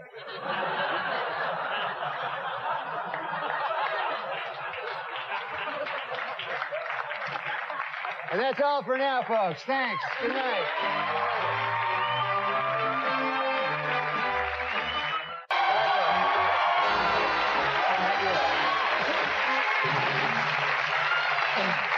Thank you. I'm Norm MacDonald, and now the fake news. Our top story tonight. After initially vowing never to rest until his wife's killers are brought to justice, O.J. Simpson this week changed his pledge slightly. He now vows to have sex with hot-looking models.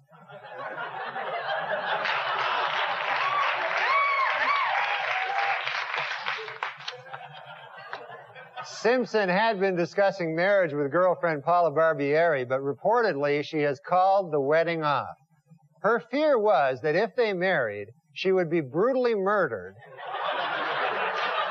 And then someone would try to pin it on O.J.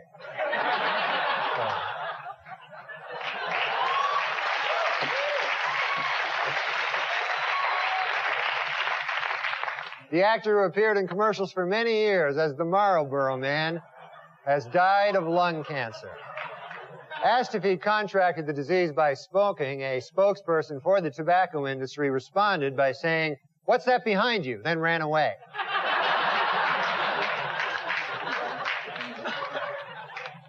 At the University of Massachusetts last week, a team of biologists created a mouse with a gigantic human ear sticking out its back. Afterwards, the triumphant scientists looked at each other and said, "What the hell did we just do? What kind of a crazy notion was that? It's some kind of a mouse with an ear sticking out of it." After 15-year-old Peggy Young of Irwin, Tennessee was caught skipping school, authorities sentenced her mother to 3 days in jail. So to all you kids out there, remember, party at Peggy's house.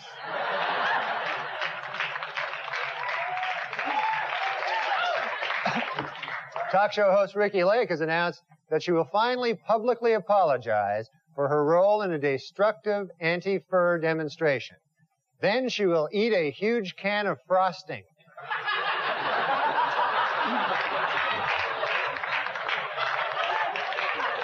HBO has finished casting its new movie about the talk show wars entitled The Late Shift. Tapped to play Jay Leno is Daniel Roebuck. The part of David Letterman will be played by Michael Higgins. And the part of Arsenio Hall will be played by Arsenio Hall.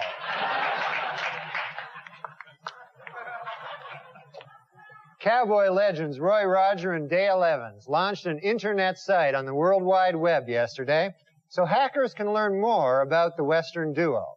The most asked question so far, hey, aren't you guys dead?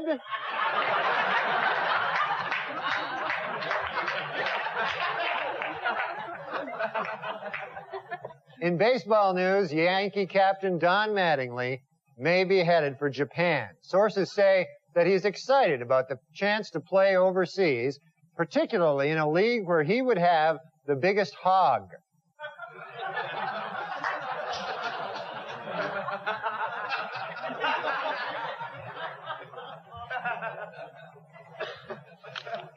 In an interview out this week, Demi Moore says she would like to have another baby, this time a boy, to go along with her 3 daughters and 2 huge breasts.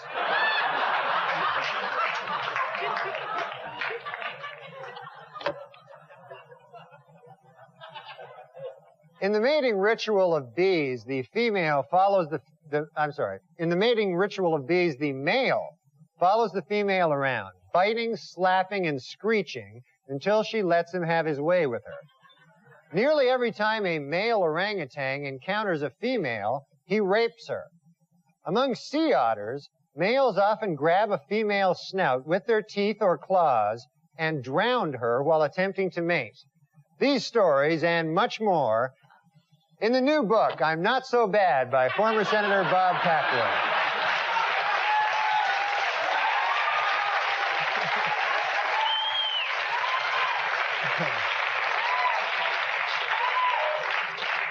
A new airport planned for San Diego would actually be located 3 miles out in the Pacific Ocean, built on 40 by 20-foot floating cylinders. It's all part of a plan by city officials to have a huge disaster.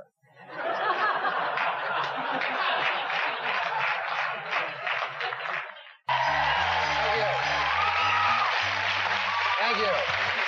Thanks. I'm Norm MacDonald, and now the fake news, our top story tonight. Following Colin Powell's departure from the presidential race on Wednesday, Senator Phil Gramm said the Republican nomination is now a 2-man race between himself and Bob Dole. Lamar Alexander said it is now a 2-man race between himself and Bob Dole. And Senator Arlen Specter said, who the hell am I kidding? I don't have a chance in hell. Should Congress fail to raise the debt ceiling, this Wednesday, November the 15th, at 12:01 a.m., the U.S. will officially default on $4.9 trillion in debts to foreign governments. If that happens, the Treasury Department has issued this statement to all Americans. Whatever you do, don't answer the phone.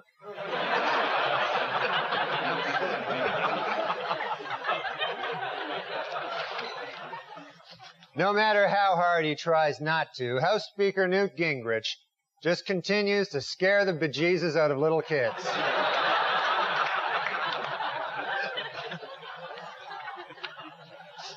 Dr. Jack Kevorkian was responsible for another death this week, this time a 58-year-old woman. She is the 26th of Kevorkian's patients to die since 1990. When are people going to realize he is not a good doctor? Do not go to this man. He's incompetent. He's terrible. The L.A. District Attorney's Office has given Marcia Clark and Christopher Darden bonuses of over $10,000 for, quote, lengthy hard time duty, unquote, in the O.J. Simpson case. A spokesman for the DA said that the prosecutor's bonuses would have been even higher, except for the fact that they let a killer go free.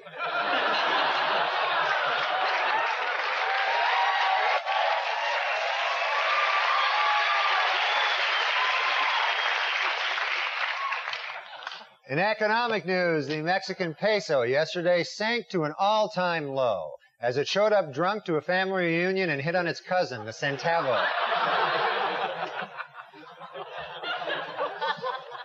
In a recent interview, Christy Brinkley suggested that football players should have special gloves connected to lights on their helmets. That way, when they catch the ball, you'll know who has possession. Read these and other interesting ideas in Christie's new book, I'm an Idiot.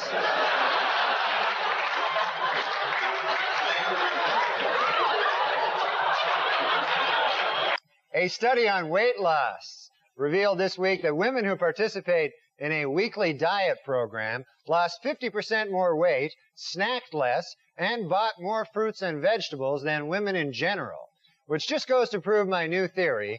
Richard Simmons is gay.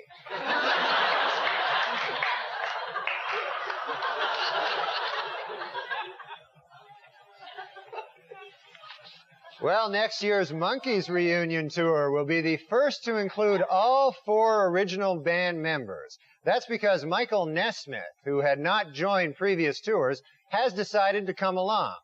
Nesmith, of course, is best known as the last original Monkee to run out of money.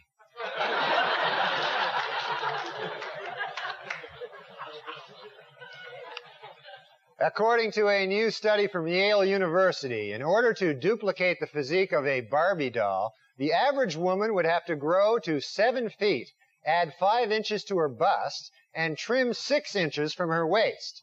So, ladies, you have your mission. Now get to it.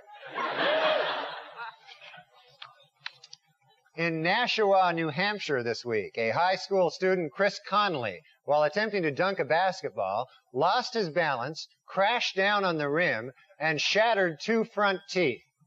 Gee, I wonder if by some crazy chance Chris is white.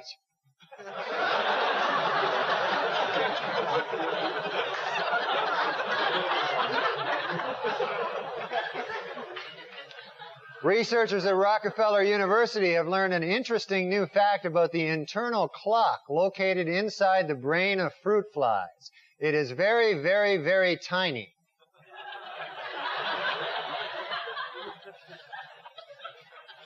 Former Playboy centerfold and Guess Jeans model Anna Nicole Smith collapsed this week after she suddenly realized that she actually had sex with this guy.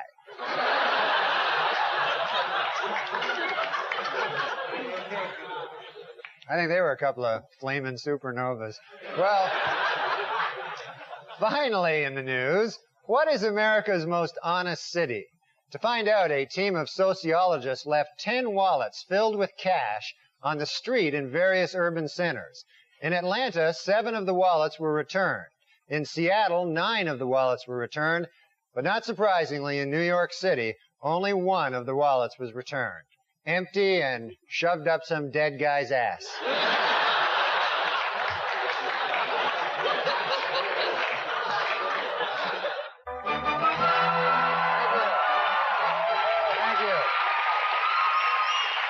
Thank you. Hi, I'm Norm MacDonald, and now the fake news. Our top story tonight. According to a report out this week, O.J. Simpson is still extremely angry that Robert Shapiro began writing a book while he was defending the football legend.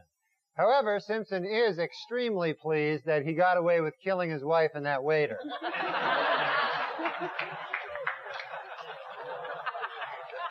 This week, the New York City Taxi Commission named the 10 worst cab drivers in New York City. Mohammed Zaman, Akbed Alab, Yasser Abdul, Ali Rakima, Malik Gassagi, Himyar Lakimids, Sarbit Karim, Jazi Hassan, Zakadan Nosagi, Thamud Abdul Nasir. And the second worst offender is Abdul Ahmed Zakalili Bani Sabaligi, Gagigi, Hanganga, Skorlig, Logli.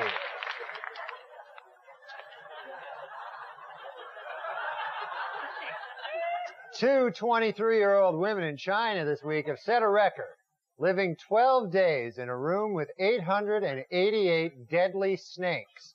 They now hold a place, a coveted place, in the Guinness Book of World Retards.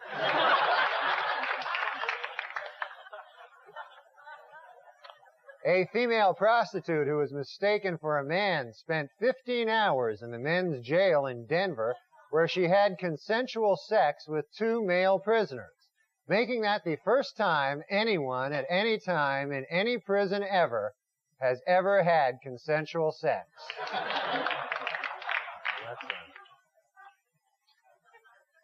Michael Gold, an unemployed drifter, has been stalking model Naomi Campbell now for 2 years.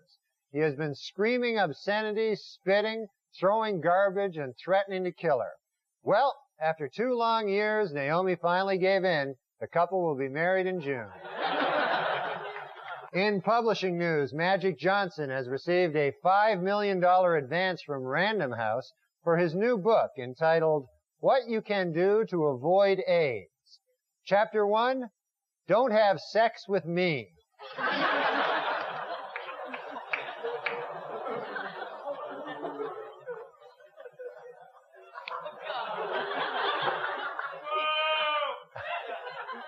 Actor Luke Perry says that his departure from the cast of Beverly Hills 90210 this week had nothing to do with artistic or personal conflicts. It's just that he's 50.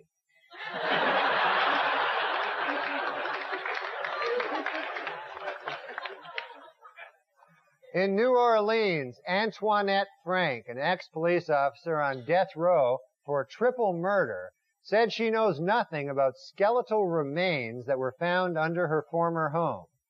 But then, after thinking about it, she said, "Oh, that guy, yeah, he's the guy I killed and put under the house." Yeah, just slipped my mind. Sure, I remember that, yeah. Yeah, killed him, and then I put him under the house. Yeah, now I remember.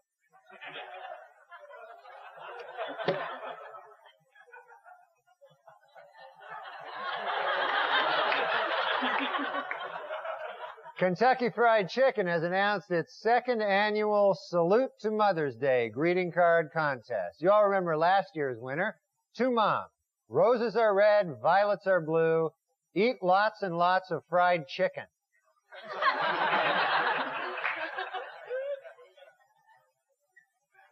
Hoping to impress a girl, Kevin Hall, 18 years old, stuck a sawed-off shotgun in his pants and blasted off his genitals. You know, I don't know the girl, but I'm guessing that the stunt didn't work. I've learned that the hard way. Well, if I can be allowed a personal opinion, you know, I think Harrison Ford's new mustache works. And by works, I mean looks really gay.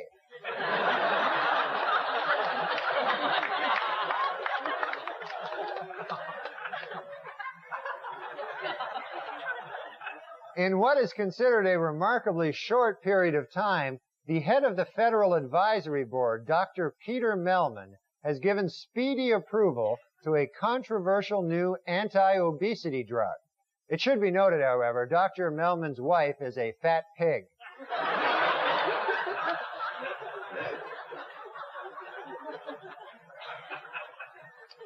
Washington, D.C. Mayor Marion Barry has prostate cancer, but the disease was detected early, and he expects a full recovery. Doctors say in no time, Barry will be up and around and smoking crack again.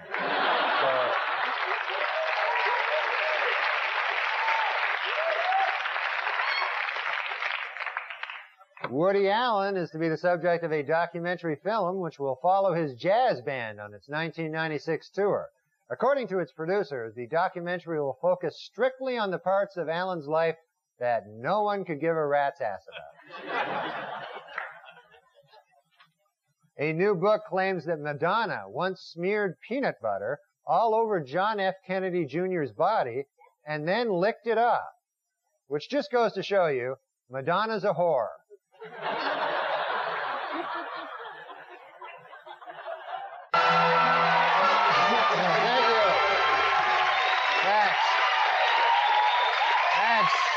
you. I'm Norm MacDonald, and now the fake news. Our top story tonight, 20,000 American troops are on their way to Bosnia, but President Clinton has vowed, quote, "This will not be another Vietnam."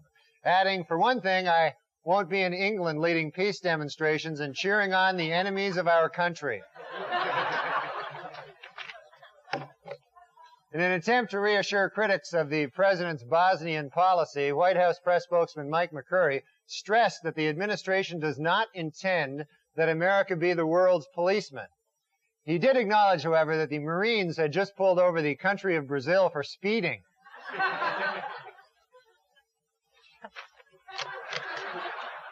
Like Johnny Carson there for a second. Beatle fans who play their new song, "Free as a Bird," backwards will find a secret message by John Lennon. The message, "This song sucks."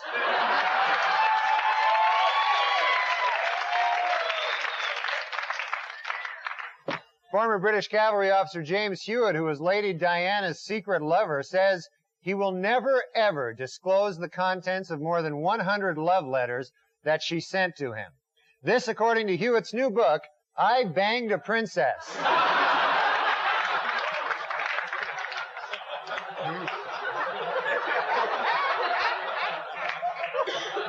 After years of research, a team of biologists has succeeded in altering the genetic structure of mice to create a new breed of larger, hairier, more violently aggressive mice.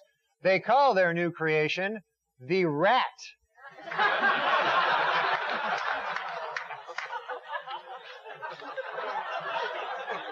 Federal officials have ordered trash burning plants to install safety guards after a worker in Maine was crushed to death this week when a conveyor caught his broom. Also, big signs will be placed on the compactors which say, "If your broom gets stuck in the conveyor belt and you are about to be crushed, let go of the broom."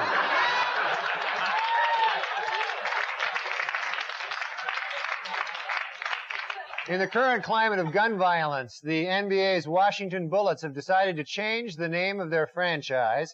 When several D.C. politicians were asked for their suggestions, President Bill Clinton said the Presidents would be a good name. Senator Bob Dole said the Senators. And Mayor Marion Barry said, "I'll be with you in a minute right after I smoke some crack." Confident that he is no threat to society, doctors at Prince William Psychiatric Hospital in Virginia have released William Mojeski 6 months after he scaled the White House fence to shoot the president. Mr. Mojeski's future plans include scaling the White House fence and shooting the president.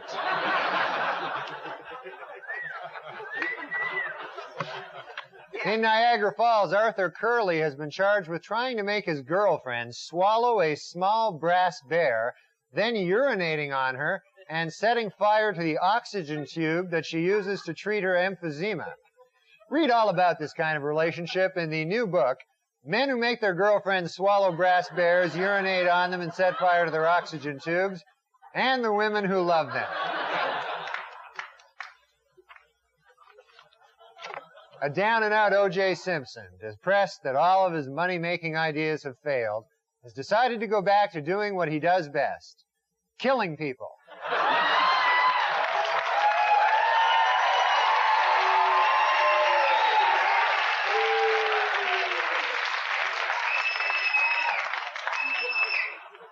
At the Davis County Jail in Utah, a judge has ordered that 17-year-old Wes Howard be placed in the general prison population after he complained of being unfairly segregated from the adult inmates.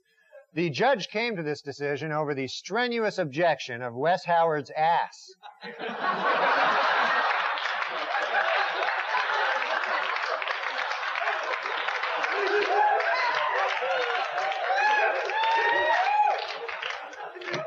In a special ceremony sponsored by Publishers Clearinghouse, 16-year-old Amber Kambangan has been awarded $10,000 for her tireless work to feed the homeless. Although the young girl said that she would trade it all in a second, if only she could get a shiny new Lexus instead. And finally, this Christmas, Santa Claus will be starting a new look. at up-to-date shopping malls around the country. They will now feature black Santas, Asian Santas, Hispanic Santas, and even Middle Eastern Santas. It is all part of a program to make little children cry. And that's it. McDonald. Thank you. Thank you very much. Thanks. I'm Norm MacDonald, and now the fake news. Our top story tonight, charged by critics with failure to prepare an exit strategy for Bosnia, a defiant President Clinton today insisted that he has one ready. Should the situation deteriorate, he will have all 20,000 troops airlifted to England and smoking pot within 24 hours. Last week, the president vetoed a Republican bill to balance the budget, and he used a pen that belonged to former President Lyndon Johnson. Clinton has also been working his way through John F. Kennedy's vast supply of condoms.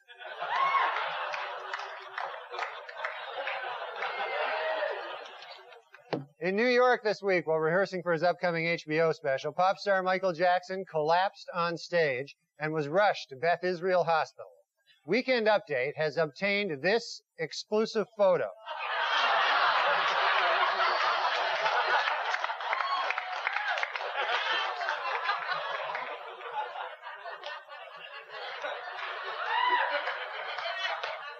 While in the hospital, Michael Jackson had his room specially decorated with two huge photos of Shirley Temple.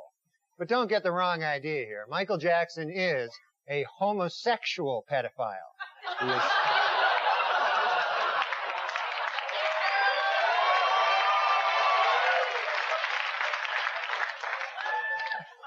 In business news, Chrysler has alleged that former chairman Lee Iacocca gave away classified documents to other corporations. According to a spokesman, Chrysler is deeply concerned that other manufacturers have learned the secrets of building really crappy cars.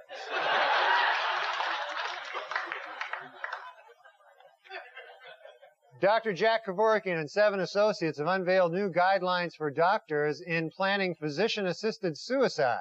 Rule number 1, get paid in advance.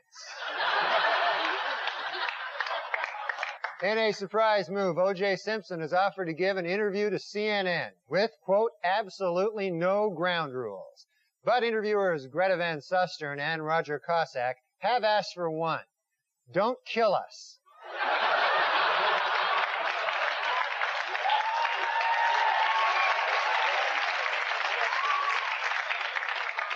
New York Governor George Pataki this week announced a plan to cut state scholarship aid to college students who do not maintain at least a C average. Sadly, the students hurt most by these cuts will be the idiots.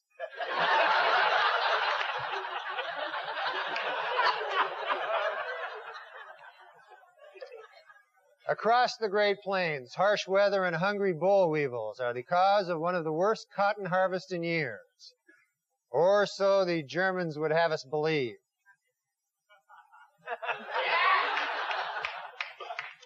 Native Americans in upstate New York are trying to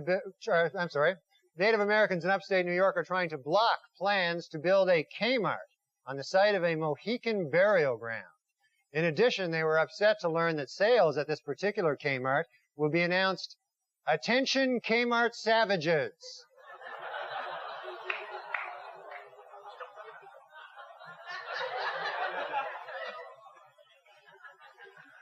Doctors at the University of Pennsylvania Hospital are hard at work developing a new operation to remove an appendix without anesthesia. The operation is exactly the same as the one with anesthesia, with one key difference. It hurts like a bastard.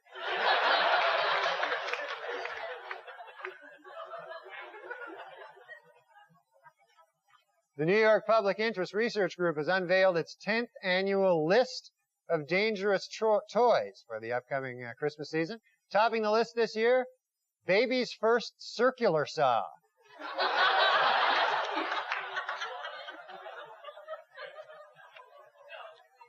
This week in Minneapolis, the Minnesota Obesity Center officially opened. Its goals? to find ways to identify behaviors that lead to obesity. Also, it's a good place to meet fat chicks. Finally, in Connecticut, a mailman on his route was bitten and dragged by a Rottweiler that held on even after police shot it 5 times. Officers rescued the shaken mailman, who finished his rounds, went back to the post office, and shot 10 people. And that's the way it is. Enjoy your Sunday, folks. Thanks. And update with Norm MacDonald.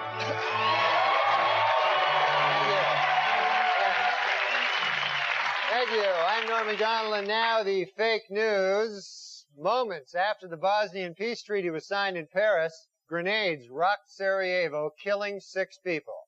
Asked if the renewed violence raises questions about the ceasefire, President Clinton hopped a plane to England and lit up a big fat joint.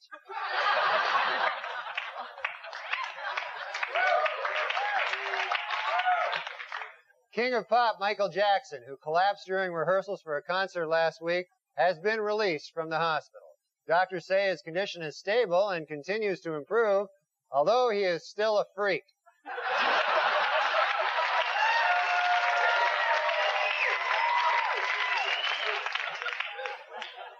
At a tearful press conference Thursday, Utah Congresswoman Enid Waldholtz blamed her financial troubles on her husband, alleged embezzler Joe Waldholtz.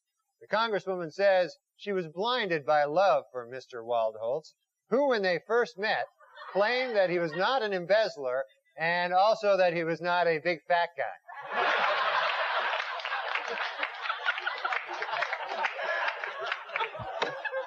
In sworn testimony this week, Paula Barbieri admitted that she had broken up with O.J. Simpson the very night Nicole Brown Simpson was killed. Boy, that had to be a tough day for O.J., huh? First he gets dumped by his girlfriend, then Colombian hitmen kill his wife. Man, that's... You gotta...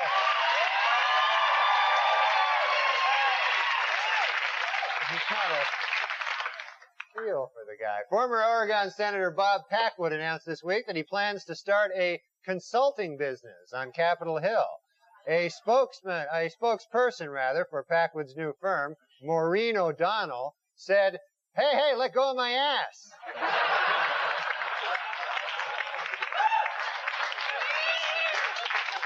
This week, CBS aired the Martha Stewart Christmas special, in which she demonstrated that with an old soup can, some used tea bags, some string, and some sparkles, you can make a useless piece of crap.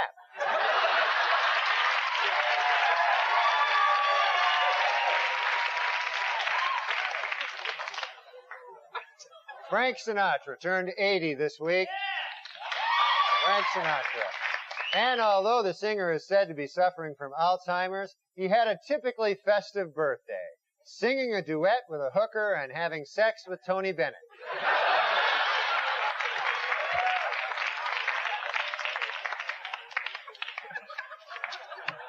Probably going to end up in Jersey with a meat hook up my ass, but it was a good joke. All right.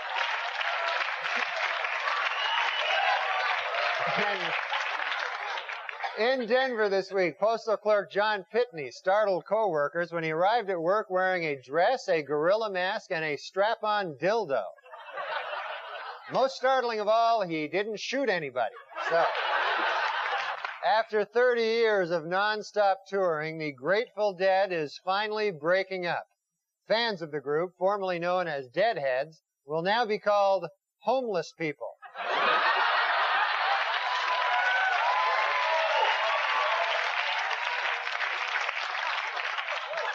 In a recent interview, Jane Pauley recalled how back in the 70s, she coined the phrase bad hair day.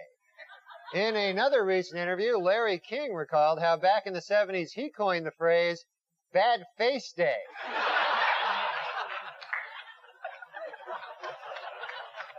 Last Sunday's National Hockey League game between the Buffalo Sabres and the Tampa Bay Lightning was postponed due to record snowfall in Buffalo.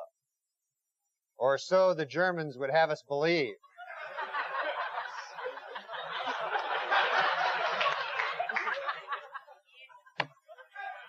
Recent studies indicate the number of people getting the AIDS virus appear to be declining sharply.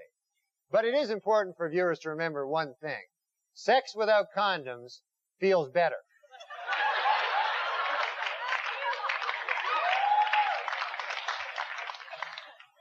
And now I have to say this. It should be noted, however, I have no idea what I'm talking about. 18-year-old Julie Wozchak will be going to Paris after winning an essay contest sponsored by the Dayton Daily News. She won for her essay, which was entitled, Why I Want to Go to Paris with Some Old Guy from the Daily Dayton News. Dayton Daily News. Like that would help. Okay. Hollywood prostitute Divine Brown has written a book describing in lurid detail exactly what she did with Hugh Grant. The book sells for $25, but for $35, she'll show you.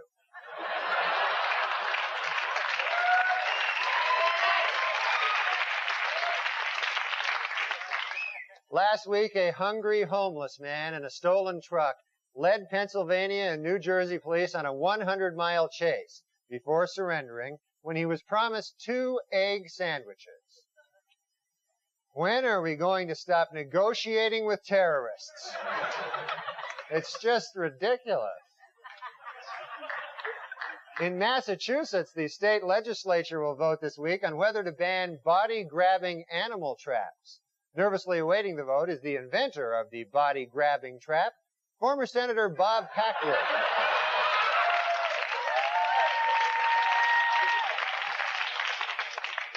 Wrong Way Corrigan, the man who once flew all the way to Ireland by mistake, died this week at the age of 88. It was just like him, said his wife. He was trying to live.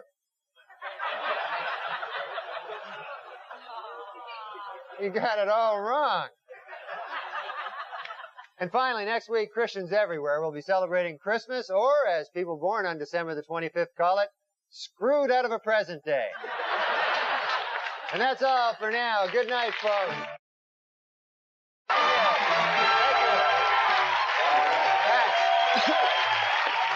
Thank you very much. I'm Norm MacDonald. And now here's the fake news. Our top story tonight. As new questions arise about Hillary Clinton's role in Whitewater, the president appears to be distancing himself from the First Lady. Earlier today in his weekly radio address, the president insisted, hey, I sleep with hundreds of girls. I can't vouch for all of them, you know?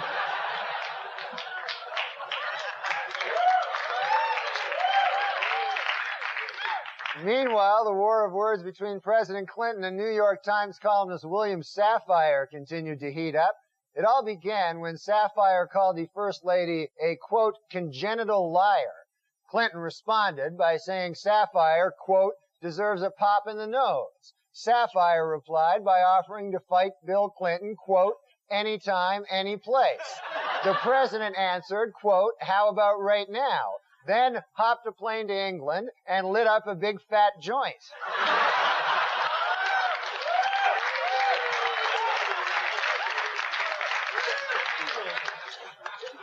Is the First Lady a compulsive liar, though? It's beginning to look that way. In an interview on last night's 2020, intended to promote her new book, It Takes a Village, Mrs. Clinton folded under tough questioning by Barbara Walters and admitted that, in fact, it does not take a village, and furthermore, that she was aware that it does not take a village when she wrote the damn book. Oh, my tie looks funny? Thanks there, Bobby.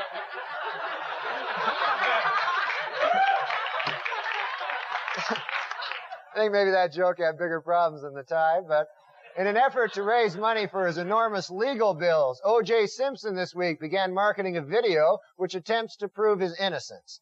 Should the tape not sell, Simpson has a backup idea, his very own video of the actual murders themselves.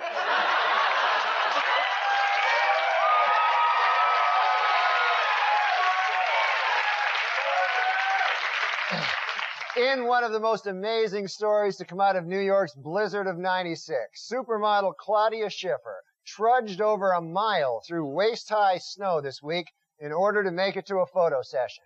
Even more amazing, she sleeps with this guy.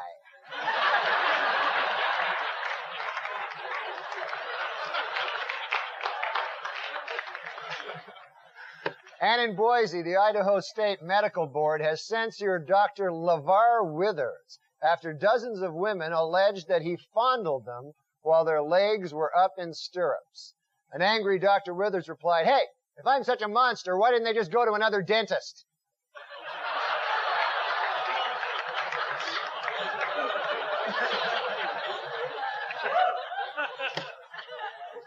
In business news, AT&T this week announced the first of 40,000 layoffs. A spokesman for AT&T said, "You know anyone who needs a good spokesman?" And in California, Christian Brando was released from state prison Monday after serving nearly 5 years for killing his sister's boyfriend. Meanwhile, his father, Marlon Brando, ate 9 pizzas.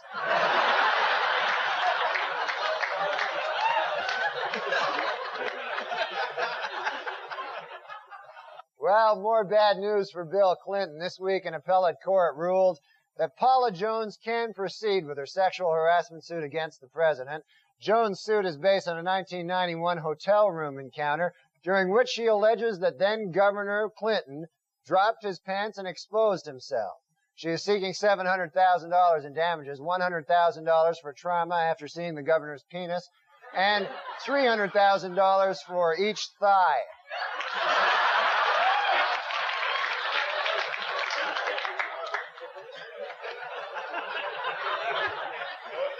Officials at the Philadelphia Zoo report they have actually been able to preserve sperm from an endangered one-horned rhinoceros. The sperm will remain frozen at the zoo until Michael Jackson comes by with a check and picks it up.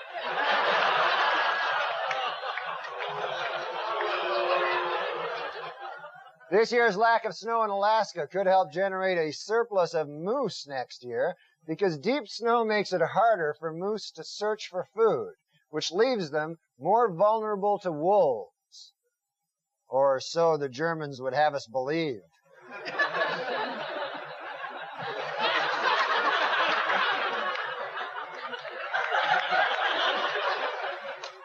A 3-year-old Texas boy remains in fair condition after being assaulted by the family's pet cougar.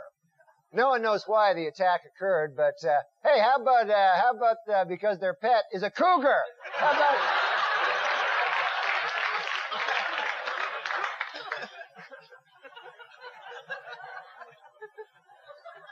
47-year-old Adrienne Brown, wife of soul legend James Brown, died suddenly last week.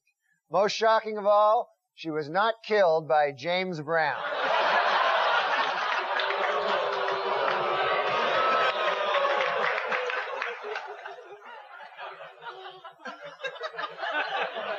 And in Polk City, Florida, a man had his stolen car returned, but the cremated remains of his father, I say the cremated remains of his father, are still missing. Don't I know it? Yeah. That's right.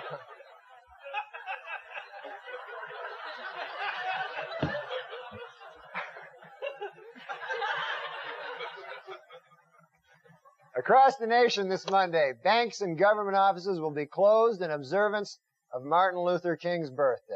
Meanwhile, at the Riverbend Maximum Security Prison in Nashville, Dr. King's assassin, James Earl Ray, will spend the day being raped continuously.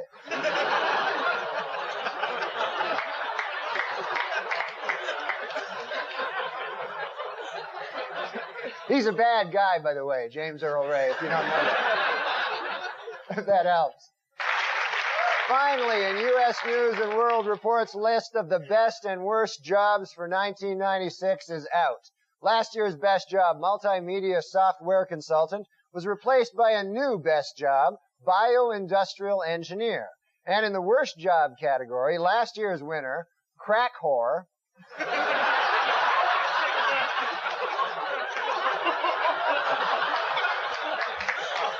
has lost its spot. The new worst job is assistant crack whore. That's all for now. Thanks, folks. Good night. Good luck.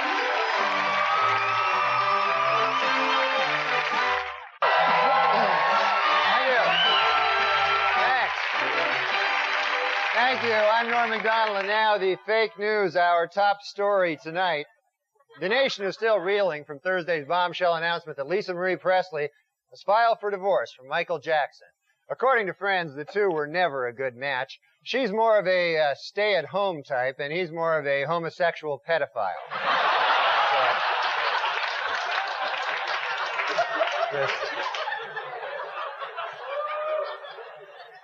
This week, in a speech honoring Dr. Martin Luther King Jr., President Clinton said that if Dr. King were alive today, he would have supported the deployment of U.S. troops to Bosnia.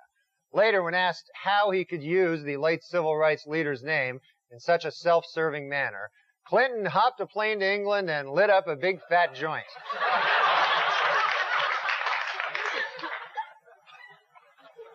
Meanwhile, President Clinton is hard at work on Tuesday's State of the Union address, in which he'll focus on crime, education, and the economy. At the request of the First Lady, part of the President's speech will be huge lies.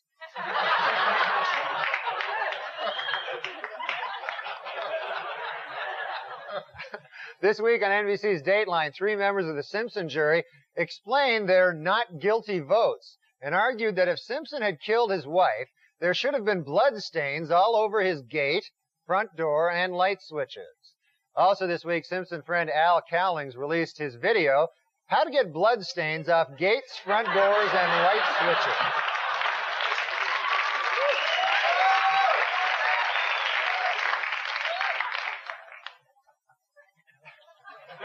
And in Brentwood, O.J. himself was spotted manning a lemonade stand with his daughter Sydney. Asked by reporters why sales were so poor, O.J. replied, "Beats me," and then he went back to cutting lemons with a giant knife.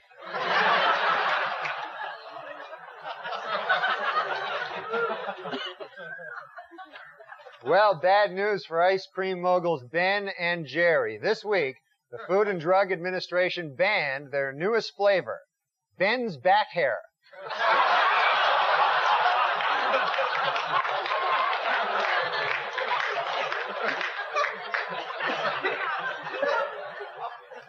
In an interview last week, administrators of the FAA, David R. Hinson, explained why English is the only language used by pilots around the world. It turns out all the other languages are weird. Can't even hardly understand most of them. John Goodman has announced that he will not be returning to Roseanne next year. So how will the show get rid of him on screen? Well, insiders now say that over the last few episodes of the season, Roseanne will gradually eat him.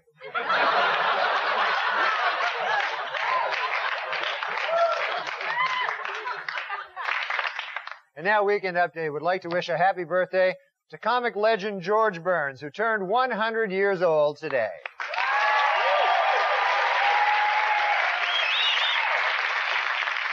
You know, I don't know the secret to his longevity, but I think I speak for all of us when I say, I hope Pauly Shore doesn't know it either.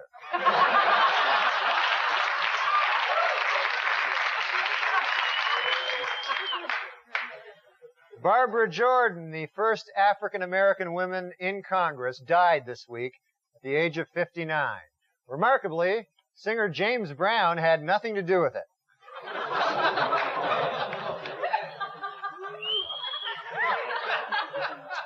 Eric Etheridge, editor of George magazine, has quit over policy differences with the publication's editor-in-chief, John F. Kennedy Jr. Translation, they're both banging the same receptionist.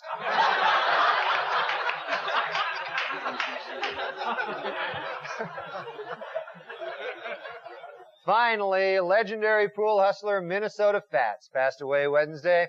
You know now he's probably up in heaven, racking them up for a game with St. Peter.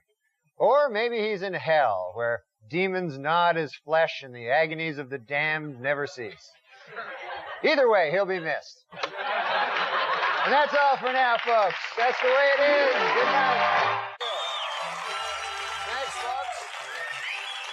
Thank you. I'm Norm MacDonald, and now the fake news. Our top story tonight, according to the latest CNN poll of Iowa voters, Steve Forbes has pulled ahead of Senator Bob Dole in the race for Republican presidential nomination. However, he still trails both Ross Perot and John DuPont in the race for craziest rich guy. Meanwhile, Republican hopeful Phil Gramm says that Bob Dole should not get the nomination because he backed President Clinton's plan to send troops to Bosnia. Dole responded that Gramm should not be nominated for president because, well, look at him. Take a gander at the fella. More questions about Hillary Rodham Clinton's truthfulness. In an interview this week, the First Lady claimed that she won the women's 100-meter dash at the 1956 Olympics, and that she had an IQ of, quote, over 700. When it was pointed out to her that these were not especially good lies, Mrs. Clinton responded, "I know, I have a problem," and then added, "I invented the formula for 7-Up." Last week, basketball legend Magic Johnson rejoined the Los Angeles Lakers 4 years after learning he was HIV positive.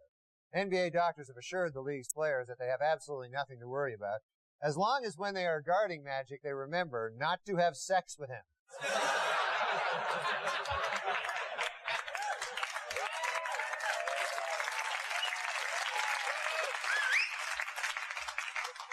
And late today, rescuers intensified their search of shark-infested waters off the Dominican Republic for those still missing after the crash of a chartered 757.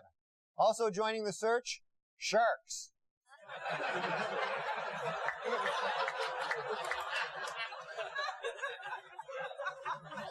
Last Sunday, during halftime at the Pro Bowl, New York police officer Michael Volino, who had been coached in place kicking by the New York Jets, missed a 35-yard field goal, thus blowing his chance to win $1 million. Experts said his chief mistake was being coached by the New York Jets.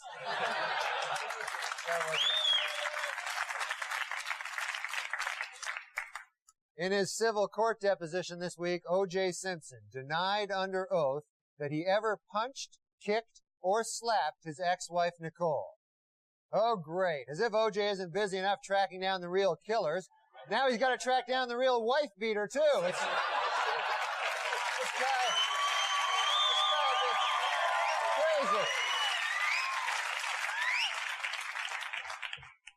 Well, more bad news for ice cream moguls Ben and Jerry in their continuing battle with the Food and Drug Administration. This week, the FDA banned their newest flavor, stuff from Ben's beard.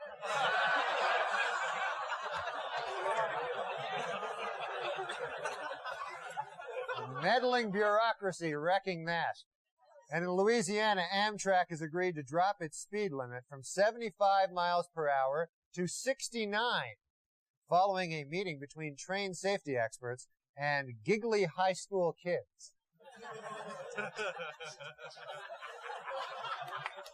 Stephen Simmons, the Pennsylvania man who smoked 800 cigarettes in under 6 minutes, has earned himself a coveted place in the Guinness Book of World Records. The record? World's most massive heart attack.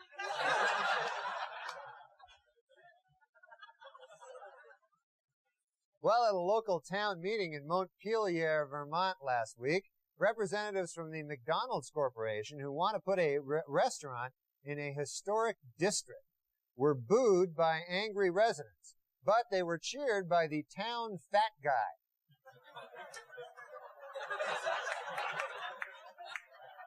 Every town has one, the town fat guy. In Fort Pierce, Florida, many Bell South customers will no longer pay long-distance phone rates for nearby calls, but will instead be charged with a flat rate of 25 cents. Or so the Germans would have us believe.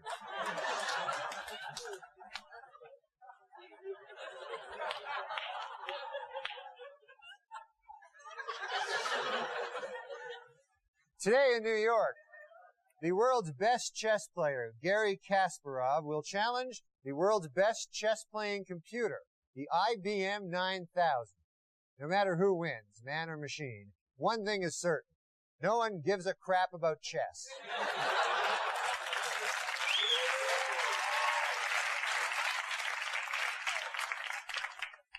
2 weeks ago, a record number of viewers around the world watched the Dallas Cowboys beat the Pittsburgh Steelers in Super Bowl 30.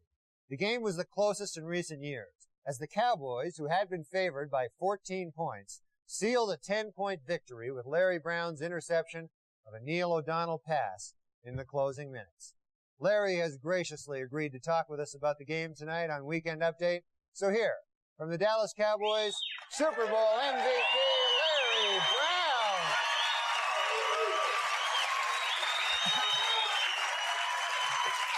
Larry, thanks for coming, Larry. My pleasure, Norm. Now, Larry, I know this is not an easy question, but the Cowboys were favored by 14 points, and you only won by 10. You didn't cover the spread. What went wrong? Well, Norm, I don't know that anything went wrong. We knew that Pittsburgh had a fine football team, and we were just happy to come away with the win. Yeah, right. But was there a point in the fourth quarter when you and your teammates looked at each other and said, it's just not our day. It wasn't meant to be. We're not going to cover the spread, and people who bet on us are going to lose a lot of money. No, we were just happy that we won the game. You know, we went out and played hard and just happy to come away with the win. Okay, well, Larry, at halftime, the Cowboys were ahead 13-7. Was there a lot of talk in the locker room about the over-under? I don't know what that is. Okay, you're right. Let's get back to the spread. There's probably been a lot of crowing in Pittsburgh this week about how the Steelers beat the spread. But, you know, if you ask me, the Steelers didn't beat the spread. The Cowboys beat themselves from beating the spread. Do you agree with that? Norm, have we lost sight of the fact here that we did win the game? No.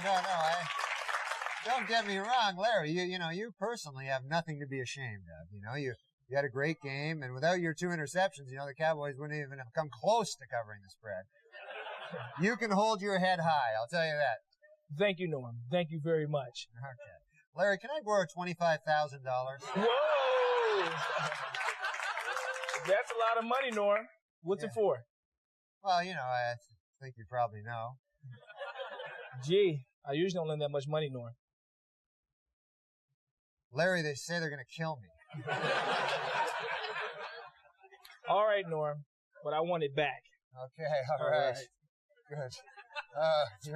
You're a good man, a scholar, and a gentleman. Thank you. And I'll get you this back right after Monday's Delaware State Lottery drawing. So don't worry about it. You'd better. Okay, Larry Brown, everybody. Larry Brown. All right. Thanks, buddy. That was great.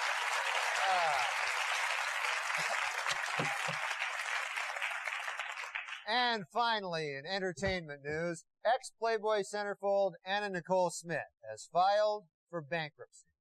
And saddest of all, she slept with this guy for nothing.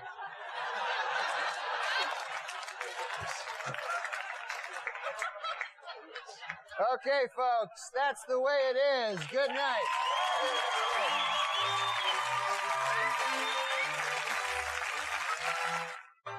Weekend Update with Norm MacDonald.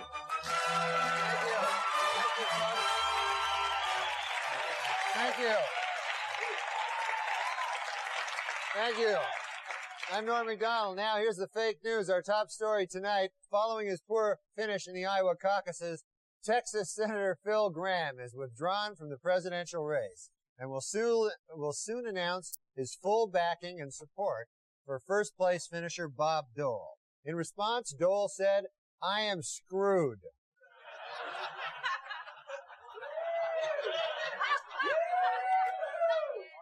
In Whitewater news, federal regulators quizzed Hillary Clinton at the White House this week and gave her a perfect score on the lying section. She's a dirty liar.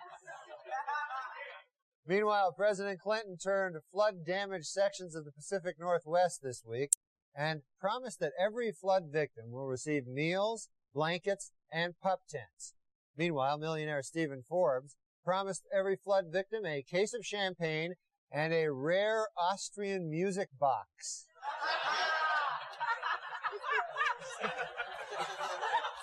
Hey, more controversy for Minister Louis Farrakhan. During his recent trip to Iran, the Nation of Islam leader said to reporters, "You can quote me, God will destroy America by the hands of Muslims." And then, in the most shocking part of his statement, Farrakhan added, "Happy President's Day, everybody!"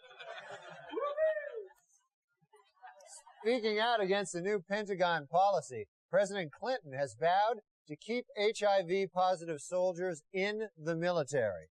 Many in Congressmen wanted them discharged, arguing that their presence in the armed forces will make our enemies afraid to fight wars with us.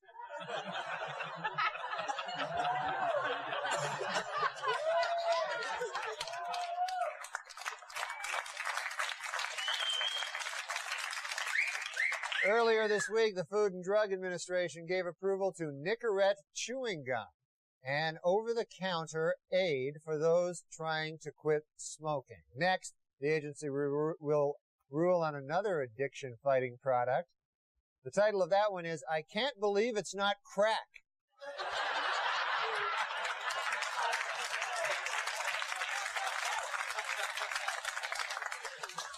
You know where there's great crack is Detroit.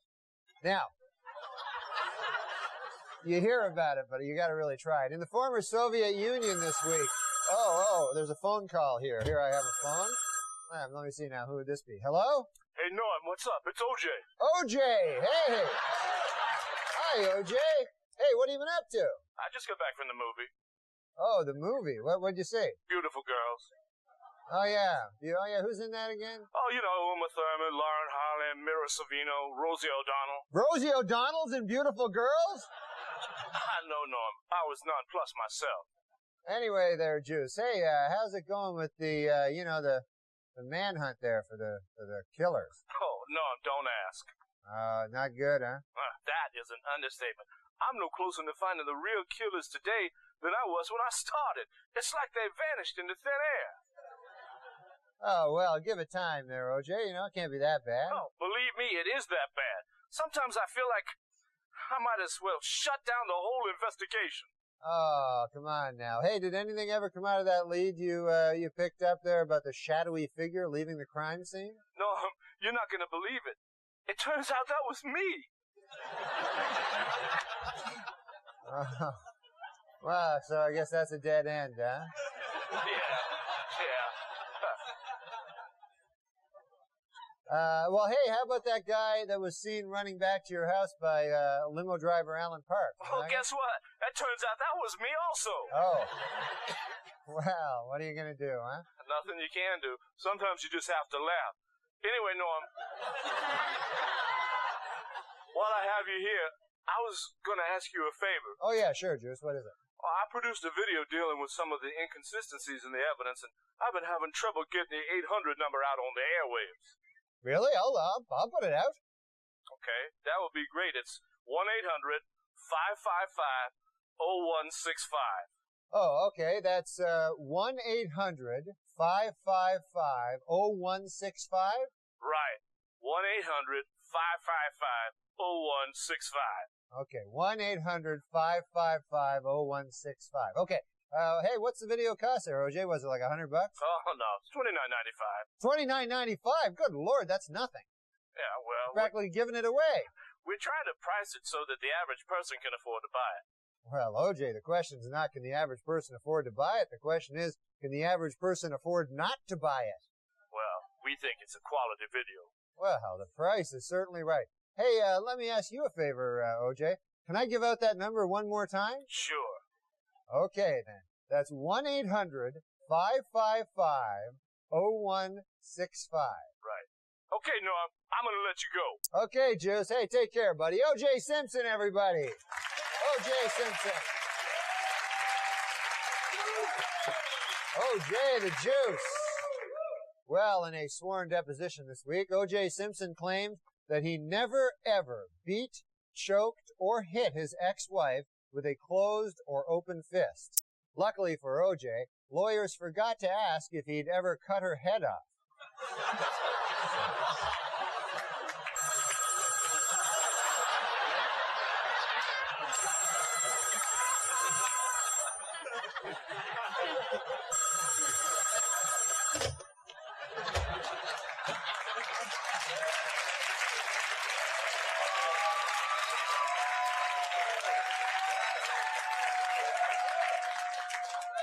According to DEA officials, Colombia's President Ernesto Samper is the target of a formal indictment, charged with accepting $6 million in Cali cartel drug money to finance his election campaign.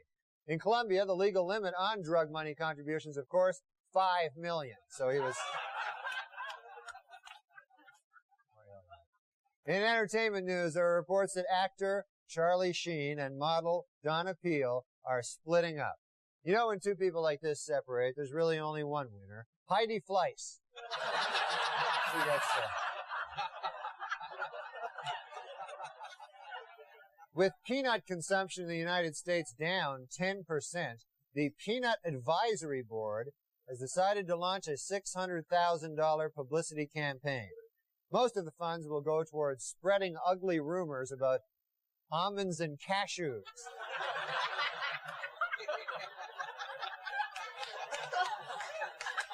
That's not right, huh? Finally, some good news for Steve Forbes in his recent sputtering presidential campaign. This week, he picked up the endorsement of Forbes magazine.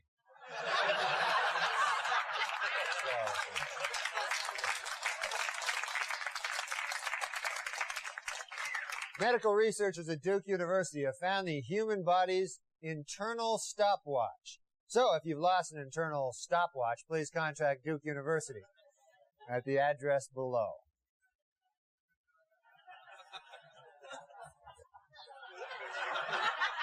There was an unusual prison escape this week in Washington, D.C., where two inmates hid in the back of a garbage truck and were dumped in a landfill. The two men, covered in filth and garbage, remained at large for nearly 3 days by convincing people they were Mickey Rourke and Keanu Reeves.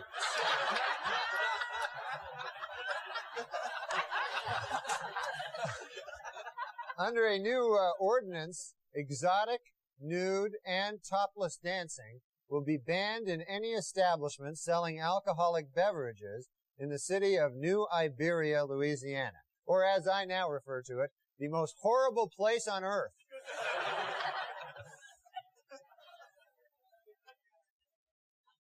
A celebrated fertility statue, which many believe has the power to make women pregnant, began a nationwide tour this week. The hundreds of women who claim it caused their pregnancies are of different ages, races, and religions. But they all have one thing in common. They are all dirty, dirty whores.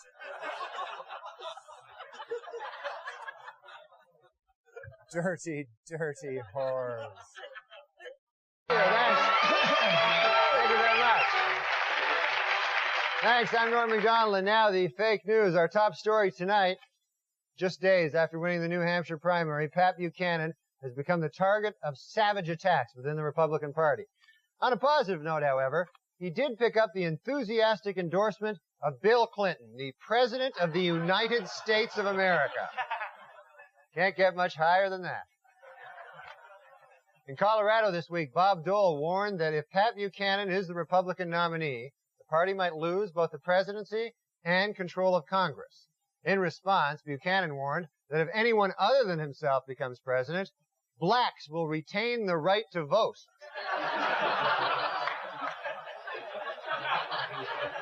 6 of one, half dozen of another. During an interview 2 weeks ago, Bob Dole said to a reporter, quote, "Whoever wins in New Hampshire will probably be the Republican nominee." When approached by the reporter for a quote following his stunning loss Tuesday, Dole locked himself in his campaign bus and pretended to be asleep.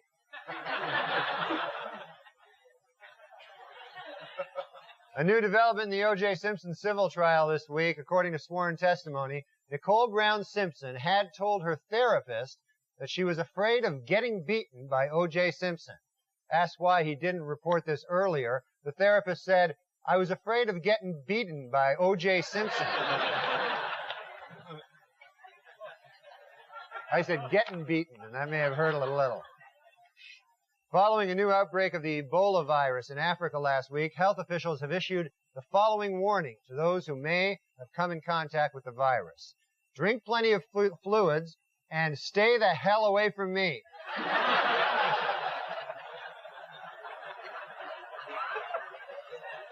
Well, this week, world chess champion Garry Kasparov defeated an IBM computer in their 6-game chess series. Experts are calling the encounter between chess wizard and supercomputer historic because, for the first time ever, it brought together both geeks and nerds.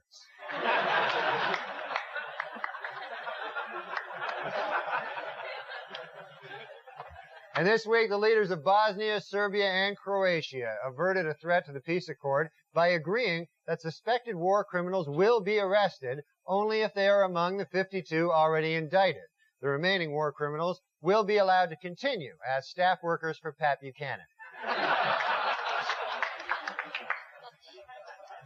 And in the state of Washington, deaths from heroin hit record levels during 1995. Sorry, crack, it just wasn't your year. Well, television history will be made this week when film legend Elizabeth Taylor appears as herself on all 4 CBS Monday night sitcoms. It's part of the network's new campaign, Must Eat TV. She enjoys eating. Well, the Learning Annex in New York is offering a new course to teach women how to smoke cigars. The fee to enroll in the class is $100. The fee to watch the class is $200.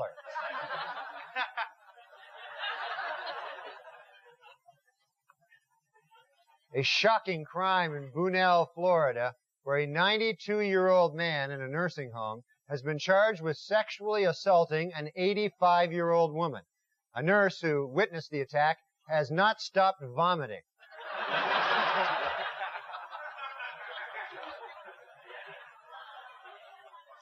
In St. Louis, archaeologists will use special radar on nearby landfills in an effort to find the 70-foot axle from a Ferris wheel, which was the centerpiece of the 1904 World's Fair. Or so the Germans would have us believe.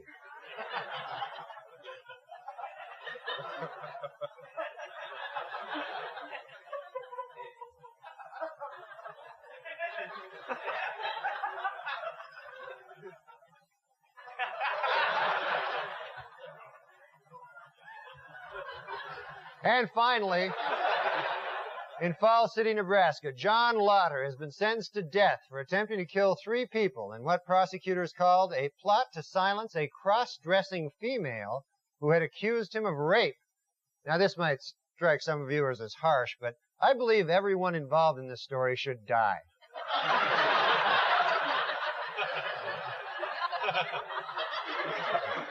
Okay, and that's the way it is, folks. Good night.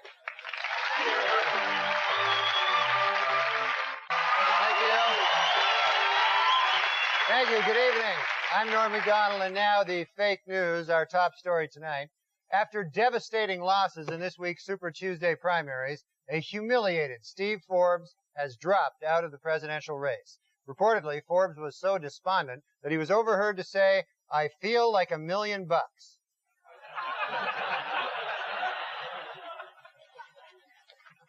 Meanwhile, Pat Buchanan has warned that if frontrunner Bob Dole chooses General Colin Powell as a running mate, his followers will march out of the Republican convention. Later, Buchanan admitted that actually his followers march everywhere they go.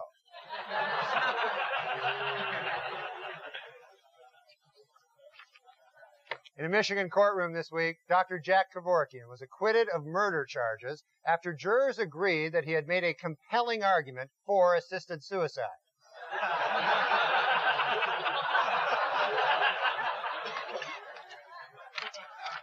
Well, Chelsea Clinton turned 16 a few weeks ago, and apparently her father has been teaching her to drive. Early reports say that under the president's tutelage, the first daughter has become exceptionally good at cruising for chicks.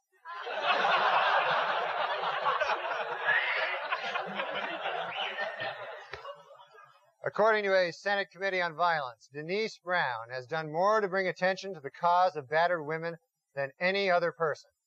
Well, almost any other person. Once again, OJ gets the short shrift. And in business news, this week Kmart introduced its new credit card, and already the chain has been swamped with applications. So if you apply for a Kmart credit card and are turned down, kill yourself.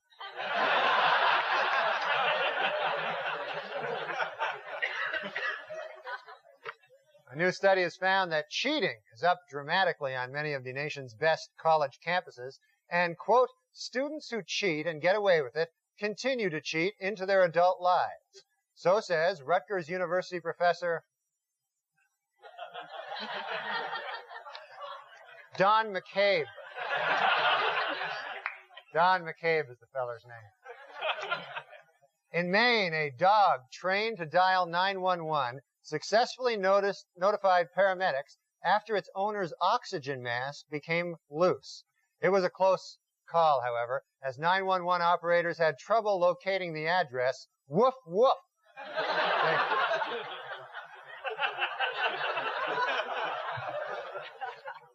In Little Rock, Arkansas, a consumer group is proceeding with a petition drive to get a proposal on the November ballot that would exempt food from state sales tax.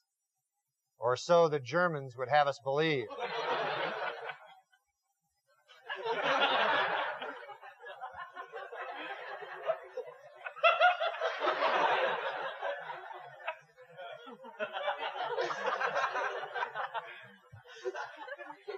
Only weeks away from parenthood, Pamela Lee Anderson and her husband, rocker Tommy Lee, are considering names for their new baby. If it's a girl, they'll name it after the mother and call it Pamela. And if it's a boy, they'll name it after the father and call it Lucky Bastard.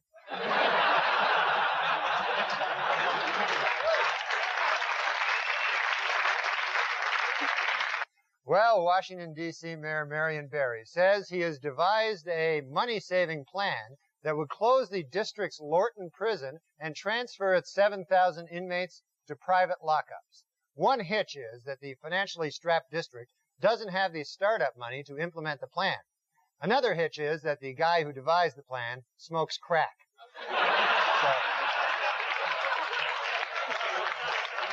So, 2 hitches. Well, the results are in for 1995, and once again, Microsoft CEO Bill Gates is the richest man in America.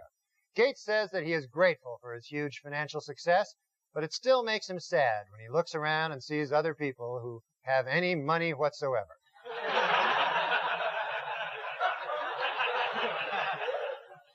Last week in Colorado, 71 guns were traded for Denver Nuggets basketball tickets in a program called Operation Ceasefire.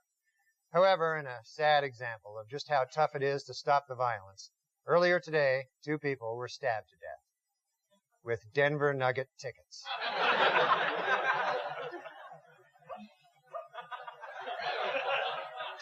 The U.S. Public Health Service has begun using CIA spy technology from the 70s to detect tumors in women's breasts. Doctors can now determine if a breast has a cancerous tumor, and also if it has been squeezed by a communist.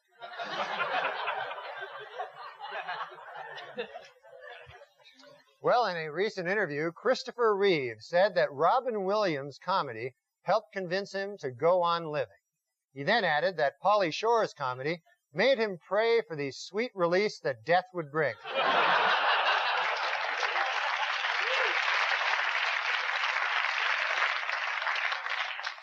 Last year, German Shepherds were rated the nation's most effective police dogs by far, sniffing out more than $100 million worth of illegal drugs.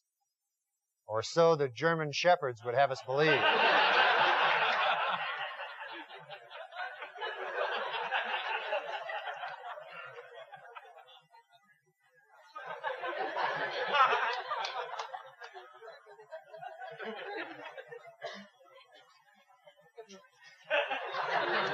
Well, technical glitch of some sort there.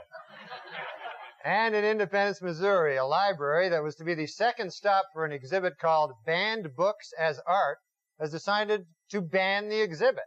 Librarian Fran Murray, who personally ordered the ban, said she has nothing against any of the books. She just loves irony.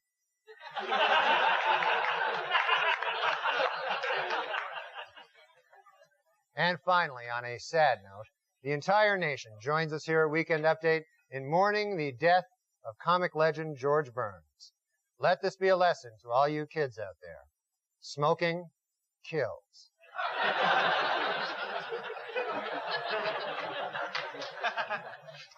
And that's it. See you next week, folks. Weekend Update with Norm MacDonald. Thank you very much. Wow. Thanks, folks. I'm Norm MacDonald. And now the fake news. Our top story tonight in Los Angeles this week, Lyle and Eric Menendez were found guilty of first-degree murder. So, to review California law, it is killing your wife, legal. Killing your parents, illegal.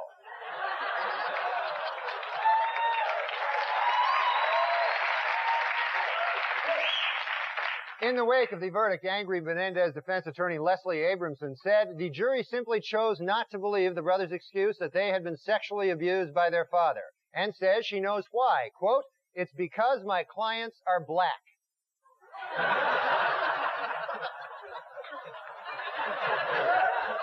This week, after 50 hours of failed budget talks with Bill Clinton, a frustrated Bob Dole said, quote, "We ought to have a new president," and added, "and he should be a really, really old guy." In other political news, Texas billionaire Ross Perot announced this week that if his party wants him to run for president, he will. According to Insider, it is the first step in Perot's plan to waste the last few years of Bob Dole's life. Yesterday on Rivera Live, Cato Kalin made the startling admission that he now thinks O.J. Simpson is guilty, although authorities suspect this may just be part of an attempt by Cato to crash at Fred Goldman's place for a while.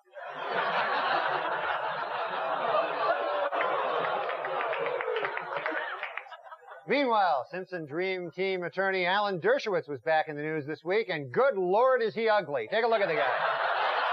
I mean, this is an ugly, ugly guy. No two ways about it. An ugly character. All right. In Paris, pop star Michael Jackson has announced a deal with a Saudi prince to launch an international chain of, quote, virtual reality wedding chapels. This makes this the most normal thing Michael Jackson has ever done. And in a recent interview, tenor Luciano Pavarotti says that he is so in love with his new girlfriend that he likes to run nude on the beach with her. Read all about this in this month's issue of Things That Make Me Vomit.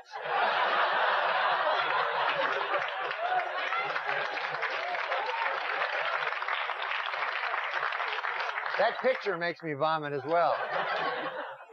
Well, NCAA March Madness has hit two of our nation's governors. Before Thursday's UMass-Arkansas game, Massachusetts Governor Bill Weld challenged his Arkansas counterpart to a wager. Weld bet a crock of Boston baked beans on his team, while Arkansas Governor Jim Guy Tucker bet nearly $10 million in funds looted from failed SNL.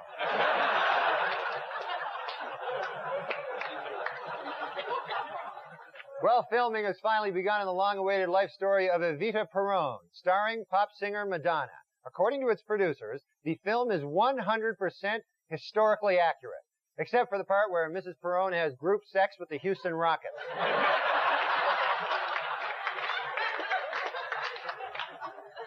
A Minnesota woman has patented a batting helmet that she designed for her daughters that features a cutout in the back for a ponytail to poke through. The helmet will be marketed to young girls and damn dirty hippies. This winter, the state of Maine had a record 260 snowmobile accidents, most of them caused by drinking and speeding. Although, if you're not drinking and speeding, what the hell's the point of riding a damn snowmobile? Not a lot of fun. In honor of this year's Academy Awards, Carnival Airlines is offering anyone named Oscar a free flight to or from Los Angeles. The airline had tried a similar promotion in the past for the Tony Awards, but according to airline spokesmen, they found that their planes were packed with too many, quote, greasy Italians.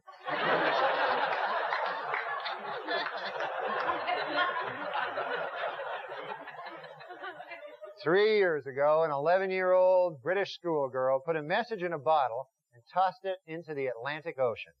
Well, this week, she was astounded to receive a reply from halfway around the world. Sadly, the reply read, "You're 11, what are you wearing?" Update with Norm MacDonald. Thank you very much. Thanks, folks.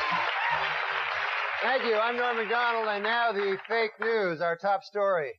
Tonight, after a search of nearly 18 years, the man known as the Unabomber has apparently been caught.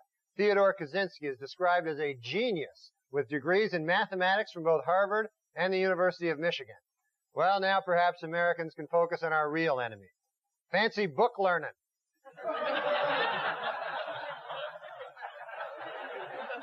Although only one of his victims was from California, Governor Pete Wilson is pushing to have the Unabomber suspect. According to airline spokesmen, they found that their planes were packed with too many, quote, greasy Italians.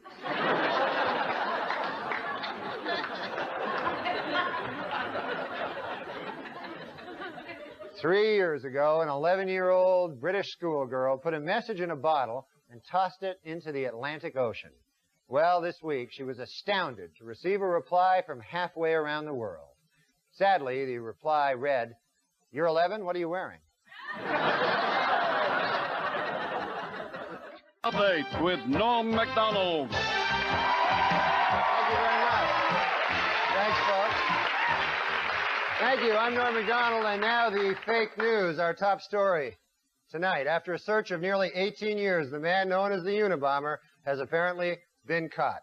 Theodore Kaczynski is described as a genius with degrees in mathematics from both Harvard and the University of Michigan. Well, now perhaps Americans can focus on our real enemy. Fancy book learning.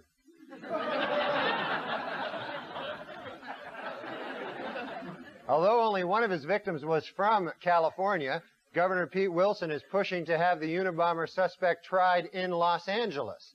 Also pushing to have the Unabomber tried in Los Angeles, the Unabomber.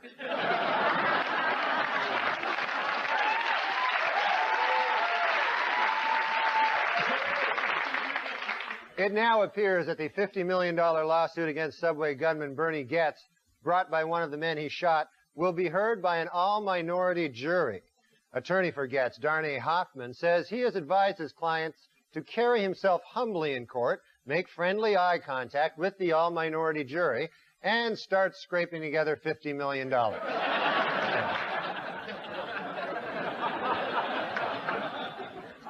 Last week on Larry King Live, Marlon Brando made the shocking statement that Hollywood is, quote, run by Jews. In response, outraged Jewish organizations made it snow in New York in April.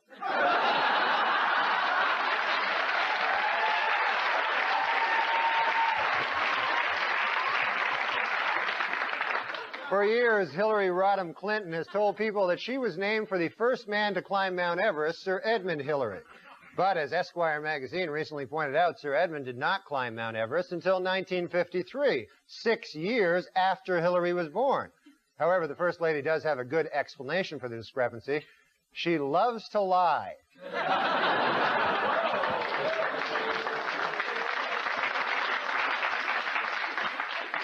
Rap star Hammer is suing the Los Angeles Police Department after he and his entourage were mistakenly handcuffed by police. The most shocking part of this story, Hammer has an entourage.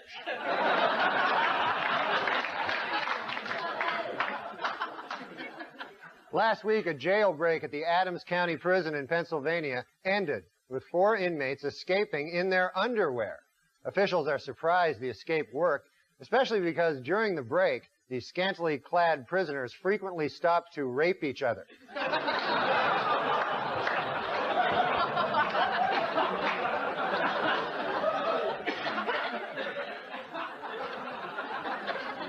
In the new movie, Mrs. Winterbourne, talk show host Ricky Lake plays the part of a young mother-to-be. According to film's producers, Miss Lake was so serious about achieving a realistic pregnant look, she forced herself to lose 30 pounds.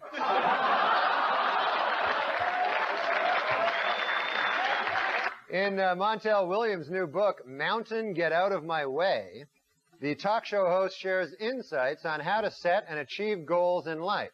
Publishers expect it to be a bestseller, outdoing even his first book, Hair, Get Off of My Head.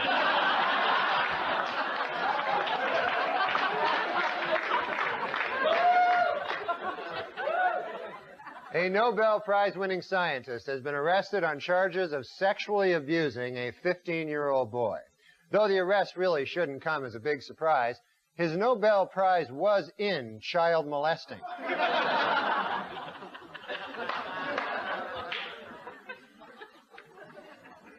Finally, some good news. According to her doctor, legendary actress Katharine Hepburn is recovering nicely from her recent illness, and they have even upgraded her condition to decrepit.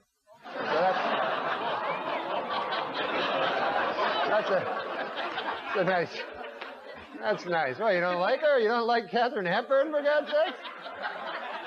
And that's the way it is, folks. Good night.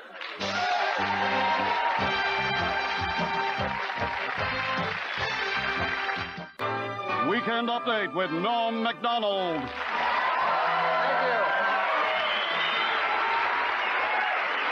Thank you. I'm Norm MacDonald, and now the fake news. Our top story tonight, a shocking new development in the O.J. Simpson case. Late this afternoon, a high-ranking official in the Los Angeles Police Department admitted to Geraldo Rivera that the police did conspire to frame O.J. Simpson for the murders of Nicole Brown and Ron Goldman. However, they called the conspiracy off when they got to the murder scene and found that O.J. really did do it.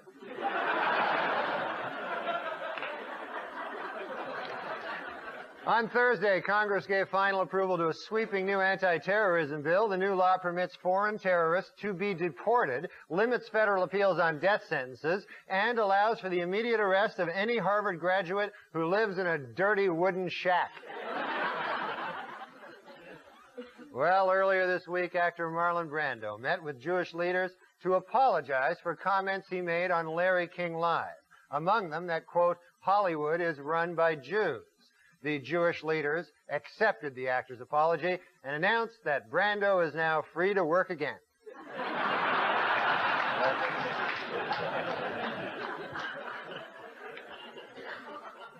In other show business news, it has been reported that superstar Madonna is pregnant. Although, personally, I find this a bit hard to believe. I mean, Madonna isn't even married.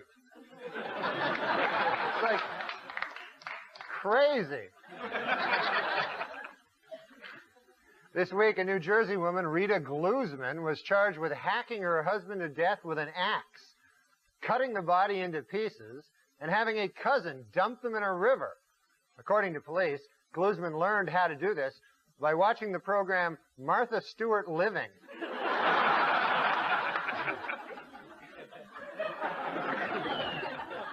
In a highly unusual ruling, the California State Supreme Court declared this week that O.J. Simpson attorney Alan Dershowitz is, quote, one ugly bastard.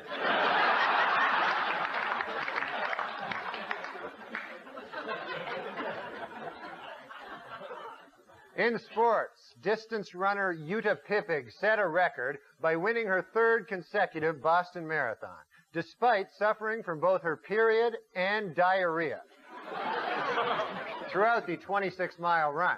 In addition, Pippig also set a record for causing the most spectators to make this face at a Boston Marathon. And in basketball news, Magic Johnson was suspended for 3 games and fined $10,000 for bumping official Scott Foster. Said a distraught Johnson after the game, "This is the worst thing that has ever happened to me."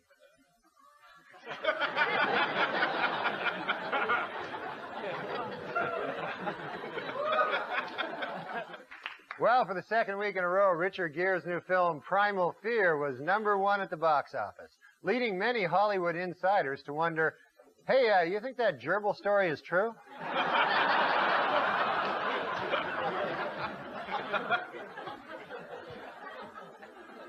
Magician David Copperfield has announced plans to open his own theme restaurant. The theme, I don't deserve my girlfriend.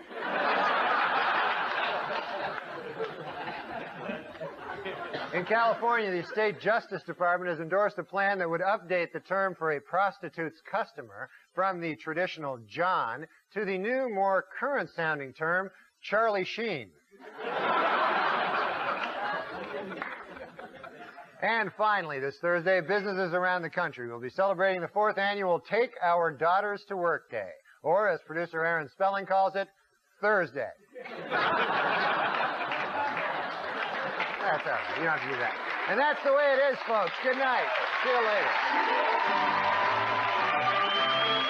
An update with Norm MacDonald. Thank you very much. Thank you.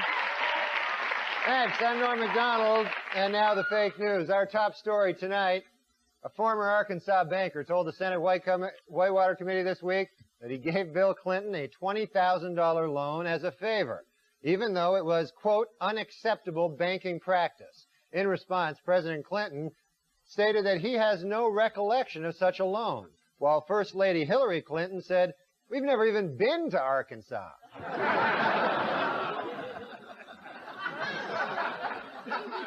In Cincinnati, is Cincinnati Reds owner Marge Schott an anti-Semite? Well, it is beginning to look that way. According to a report out today, on the entire Cincinnati Reds team, there is not one Jewish player.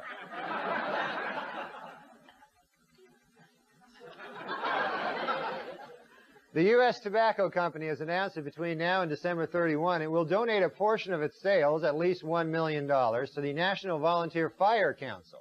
In return, U.S. Tobacco asks that for the rest of the year, everyone pretend that cigarettes don't cause cancer. Subway gunman Bernie Goetz has apparently come up with a plan to pay off the enormous $43 million judgment against him. His plan? Mug somebody, get shot, sue them.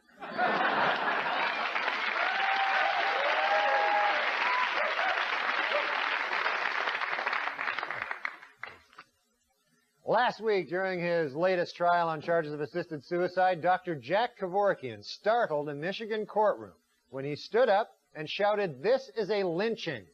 Everyone turned to look, and sure enough, he just lynched some old guy.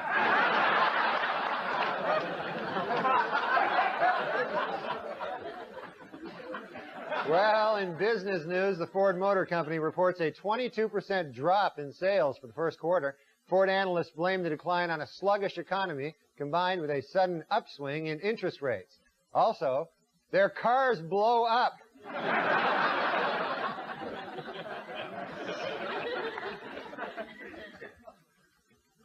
Last night, the epic disaster film Twister opened to big box office and some controversy. The Reverend Jesse Jackson has called for a boycott of the movie, claiming that not enough black people in the film are killed by tornadoes.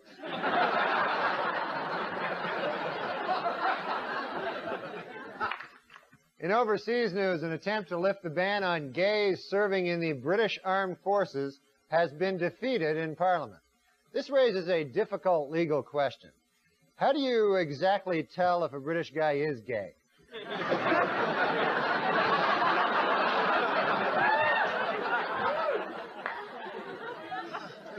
A berry found only in the Amazon rainforest and commonly used as an aphrodisiac is the base ingredient for Josta, the new soft drink Pepsi is marketing to teenagers. According to a Pepsi spokesman, the new drink will solve a problem that has long baffled researchers: how to make teenagers more horny.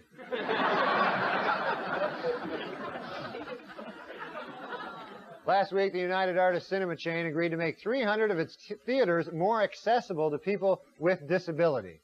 Also, disabled patrons will no longer have to buy an extra ticket for their wheelchair. Good. About time they overturned that barbaric practice. Okay. In his controversial new book, Bad as I Want to Be,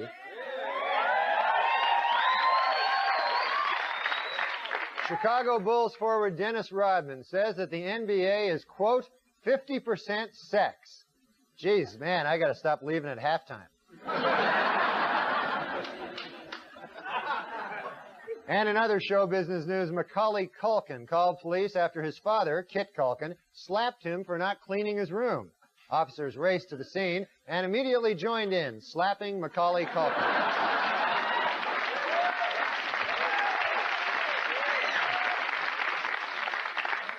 Well, tomorrow is Mother's Day, and the results of the weekend update, Why My Mom is the Best essay contests are in. First place goes to Jennifer Hunter of Morristown, New Jersey, while last place was a tie between Eric and Lyle Menendez.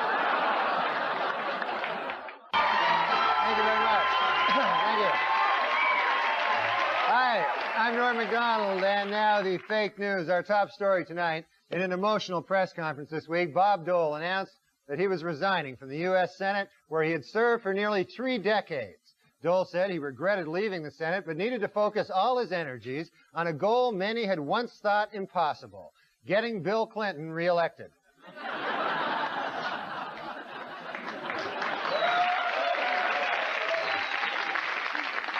Meanwhile, the Clinton administration has charged that the new Republican budget contains hidden tax breaks for big business and the wealthy. In response, Republican lawmakers said, shh. Arriving back in the U.S. after his week in London, O.J. Simpson was asked by a reporter why he hadn't spent Mother's Day with his children. A visibly annoyed Simpson replied, "Idiot, I didn't spend Mother's Day with my kids because I killed their mother."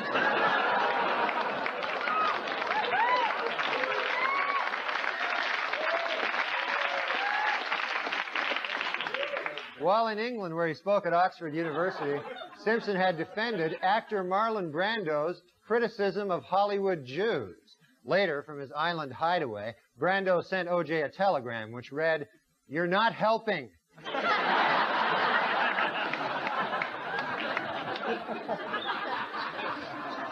According to this week's Star magazine, Unabomber suspect Ted Kaczynski is still a virgin at the age of 53. This isn't too surprising when you consider that Kaczynski's best pickup line was, "My dirty wood shack or yours?"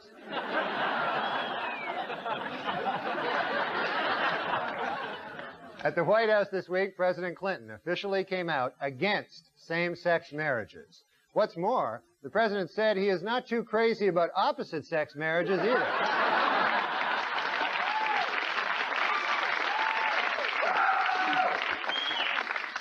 According to published reports, MTV News anchor Tabitha Soren has been romantically linked with journalist Michael Lewis. Soren denies the reports, claiming she doesn't have time for a boyfriend because she's too busy pretending not to be stupid.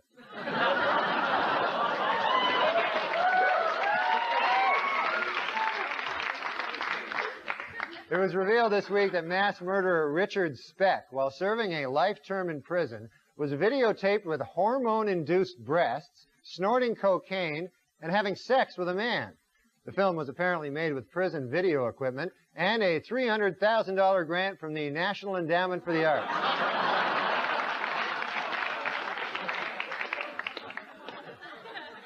Tomorrow night on 60 Minutes, Dr. Jack Kevorkian will sit for his first ever in-depth interview. According to producers, Kevorkian agreed to the interview only on condition that it be conducted by veteran correspondent Andy Rooney. Wait. Don't do it, Andy. It's a trap. It's a trap.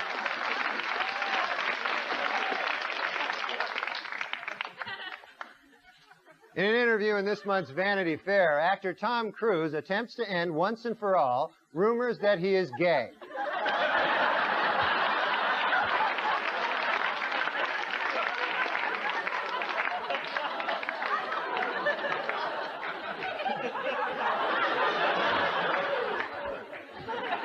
While performing in New York this week to a packed audience, Yoko Ono shocked the crowd by tearing up a Bible.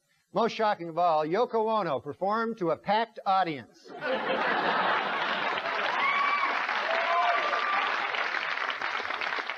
This week, the FDA gave final approval to a device that prevents heart attacks by blasting the heart with a powerful jolt of electricity. If the device works properly, you will not have a heart attack. If it doesn't work properly, you will have a giant heart attack.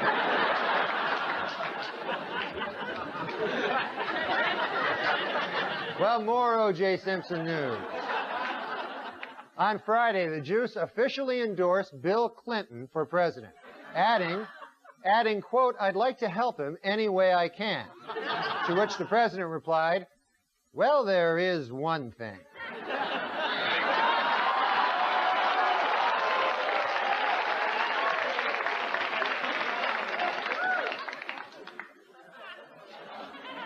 And finally, tonight, we at Weekend Update salute a fellow journalist on his retirement. John Tesh is leaving his job in entertainment tonight in order to concentrate on making horrible, horrible music. We'll miss you, John. And that's the way it is. See you next year, folks. Have a good summer.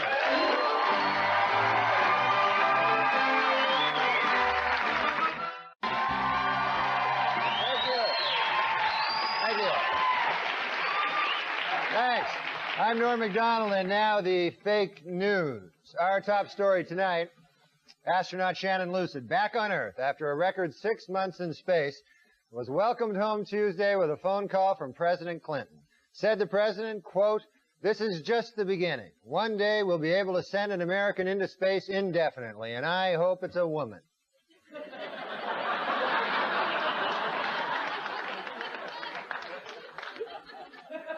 In election news, the latest CNN poll shows Republican candidate Bob Dole pulling to within just 10 points of President Clinton. A spokesman for the Dole campaign said, "That's impossible."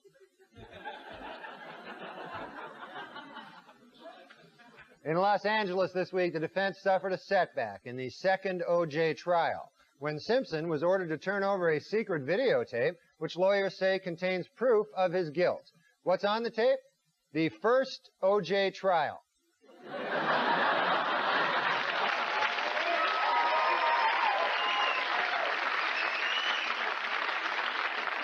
America's most eligible bachelor, John Kennedy Jr., married fiancée Carolyn Bessette last weekend. The ceremony went off without a hitch, except for one embarrassing moment when a slightly tipsy Ted Kennedy bumped into the groom, dropped his trousers, attacked the maid of honor, attacked the maid of honor's roommate, attacked the maid of honor's aunt, vomited on the photographer, and finally passed out peacefully on the wedding cake. We at Weekend Update wish the couple well. This week, fighting along the northern Iraqi border escalated. 20,000 Turkish troops, backed by warplanes and helicopters, launched a massive attack against a tribe of Kurdish rebels. In retaliation, the Kurds fired back with their secret weapon, the tiny clump of dirt.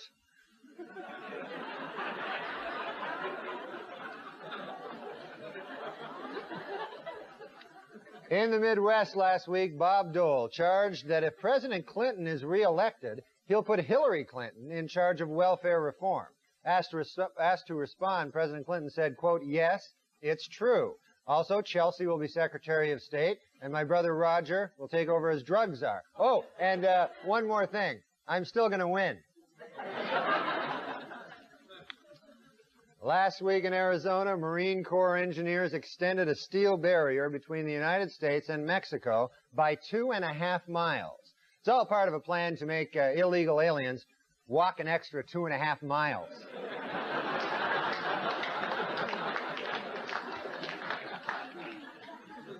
This week, Dr. Jack Kevorkian was granted an emergency 30-day permit to carry a handgun after telling a court that he fears, quote, right-wing nuts.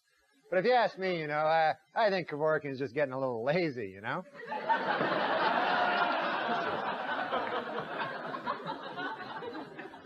Civil rights legend Rosa Parks, heroine of the 1955 Alabama bus boycott, paid a visit last week to MTV's Choose or Lose bus. The visit turned ugly, however, when Ms. Parks was forced to give up her seat to Kurt Loder.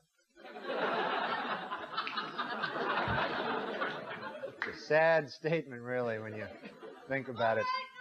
Thank you. 20th Century Fox has announced that Macaulay Culkin will not be hired to star in Home Alone 3. Studio spokesman said that it was nothing personal, but with Culkin now 16 years of age, the only way to keep him in the film would be to make the character retarded.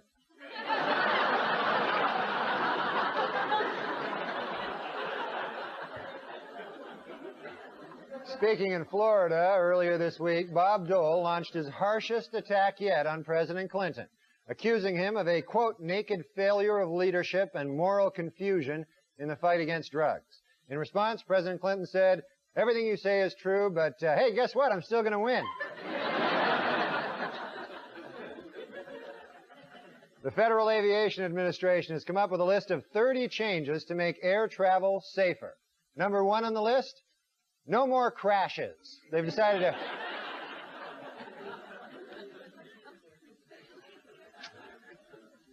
At the box office, last week's #1 movie, The First Wives Club, was knocked out of the top spot by a new film, The Hotter, Younger Second Wives Club.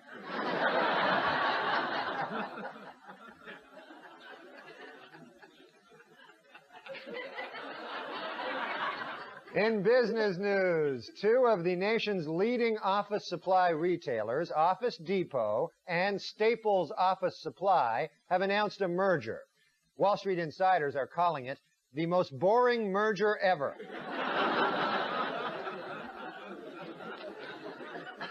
Boxer Tommy Morrison, who is HIV positive, has announced plans to come out of retirement for one last fight. When asked about the possible health risks that his opponents face, Morrison said, "They might get AIDS."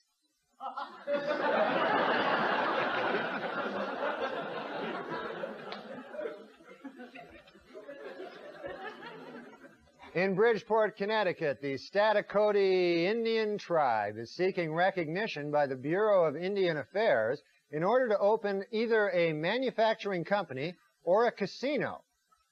I wonder which one they'll choose.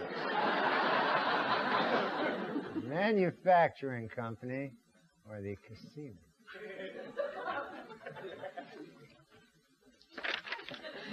According to the EPA, it will cost an estimated $295 million to clean up toxic waste at the former Lockheed Martin military aircraft plant in California.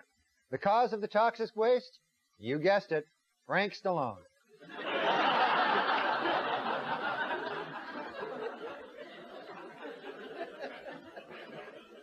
In Lexington, North Carolina, the principal of an elementary school has been harshly criticized for a controversial decision to suspend a first grader who kissed a girl in class on grounds of sexual harassment. Now, while this may sound like an overreaction, it should be noted that this is the first grader.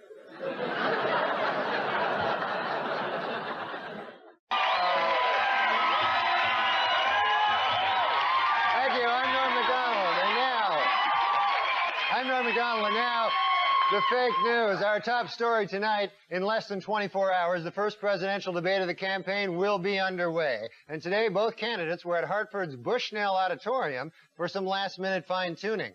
President Clinton is still deciding which themes to emphasize in his opening remarks, while Bob Dole is deciding whether to pull the fire alarm or phone in a bomb threat.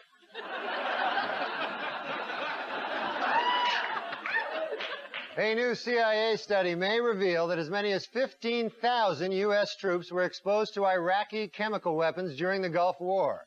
Although their exposure took place in March of 1991, the debilitating effects were not discovered until November of '92, when all 15,000 voted for Ross Perot.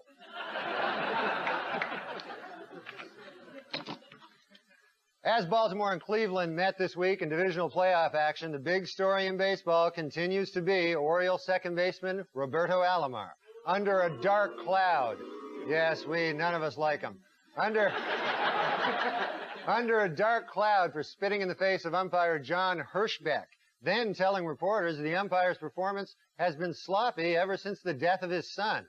Asked to comment, Cleveland catcher Sandy Alomar, not to be confused with Roberto Alomar, told reporters, "I'm Sandy Alomar, not to be confused with Roberto Alomar."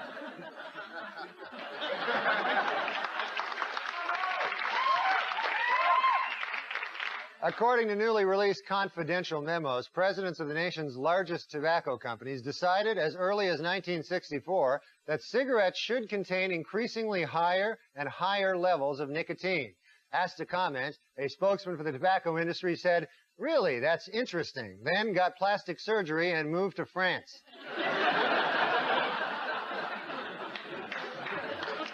Despite pressure, jailed Whitewater swindlers Jim and Susan McDougal are still refusing to testify about President Clinton's role in the scandal. And some are charging that the president has secretly promised them a pardon in return for their silence. Well, in a candid interview this week, the president admitted that he might consider pardoning the two, but only after making, quote, every effort to have them killed in prison.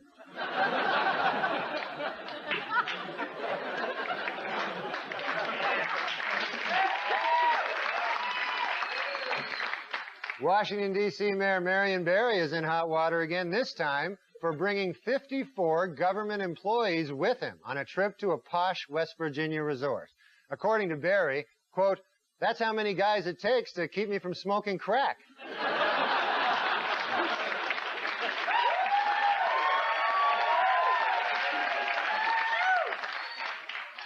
Last week in Calcutta, India, Mother Teresa suffered a slight concussion when she slipped and bumped her head.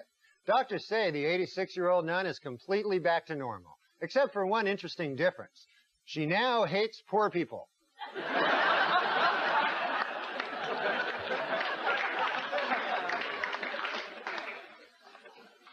The October issue of Penthouse, now on newsstands, contains a picture billed as, quote, "The Alien, the world's first authentic photograph." A survey of Penthouse readers finds that 60% think the photo's a fake, while only 40% think it's real. All 100%, however, found it, quote, "surprisingly easy to masturbate to."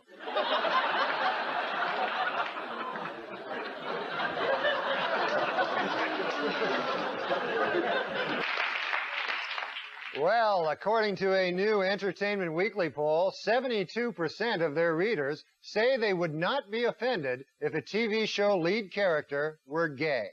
Though that figure shrinks to 1% when these same readers are reminded that being gay can involve anal sex.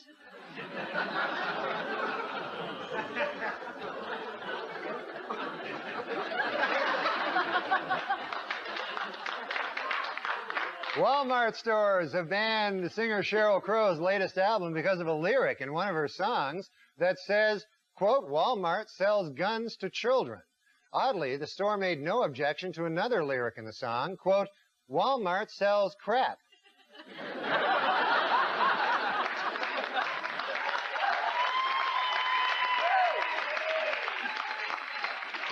After numerous requests, the National Institute of Health has finally granted funds to the University of New Mexico in order to test mice for the deadly hantavirus.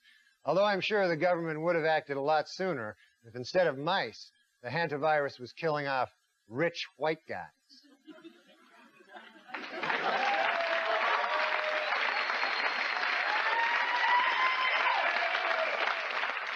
In Connecticut this week, Glastonbury High awarded Thomas Hennessy his high school diploma at the age of 102. Way to go, Thomas. In today's world, you know, without a diploma, you've got no future, really, you know? So good for him. Finally this week, lawyers in the new O.J. Simpson trial actually found a prospective juror who claims to know nothing about O.J. Simpson, the murders, or the first trial, and who told the court, quote, "I don't even know when it started or ended." Unfortunately, the man had to be disqualified when it was learned that he had been a juror in the first O.J. trial. And that's it for now. Good night, folks. Thank you. I'm Norm MacDonald, and now the fake news. Our top story tonight, this week, presidential candidate Bob Dole sent his top campaign aide to Dallas in an effort to convince Ross Perot to drop out of the race and endorse the Dole ticket. Emerging from the 2-hour meeting with Perot, the aide announced, "I'm voting for Ross Perot."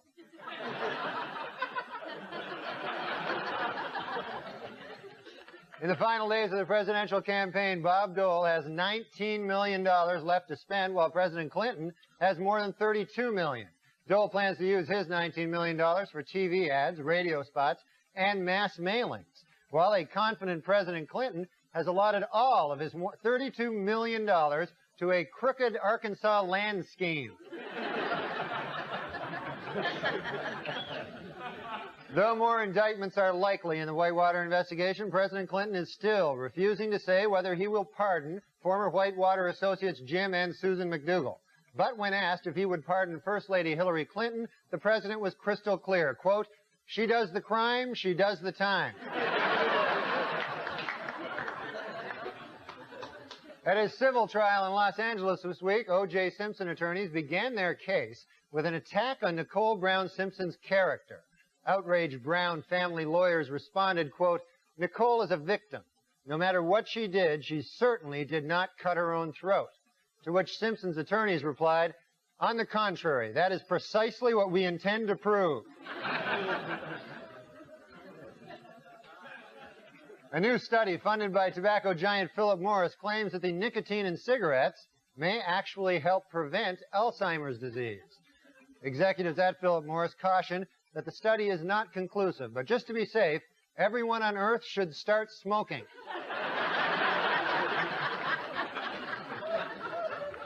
This week, TWA announced plans to reconstruct the Boeing 747 that exploded in Flight 800. Man, talk about cheap, huh? These characters.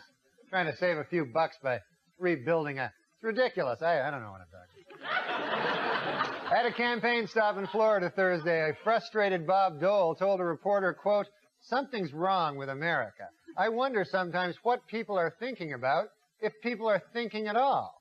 At which point the reporter said, "Can you repeat that? I was thinking about how I'm voting for Bill Clinton, and I missed that last part." Pop singer Madonna was outraged this week when a tabloid photographer snapped her picture while she was breastfeeding her new baby. Apparently, the baby was blocking her nipple.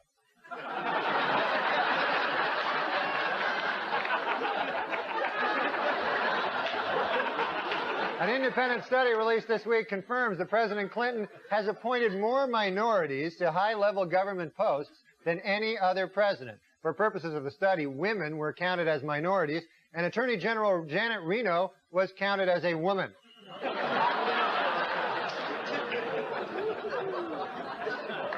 Against the Jets last week, Buffalo Bills running back Thurman Thomas broke O.J. Simpson's career rushing record, and the week before, he surpassed Simpson in career touchdowns. Next up for Thomas, an attempt to kill 3 people at once.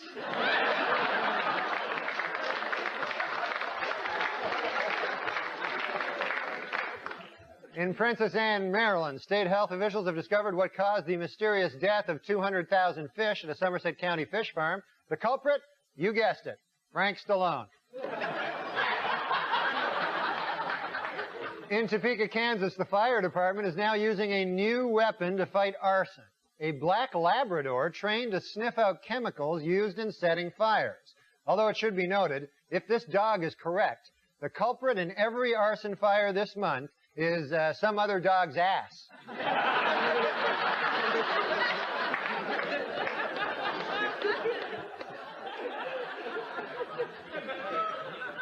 And in Madison, Wisconsin, a painting that depicts a large rat sucking at the breast of the Blessed Virgin Mary was removed from a high school art display due to complaints by local residents. The artist blamed the complaints on a lack of art education, while I blame the complaints on the fact that it was a painting of a large rat sucking the breast of the Blessed Virgin Mary. So, you know, we both have our, all right. Finally, this week, fire destroyed the home of Latin singing star Julio Iglesias. Music lovers everywhere had the same reaction. Yes! Yes! They burned down his house. Well, that's all the news we have now.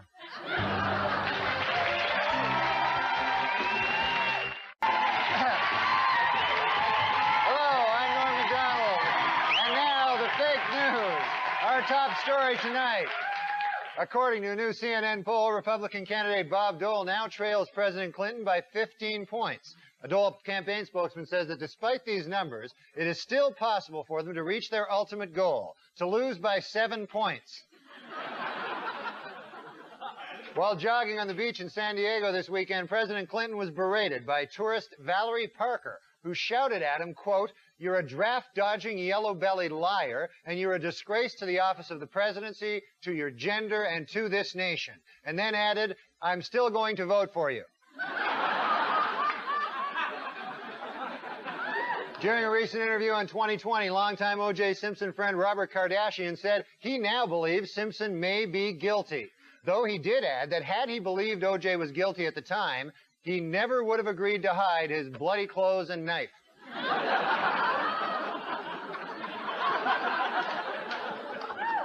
Well, Jocelyn Elder's new book, Jocelyn Elder's MD, came out this week. I read it.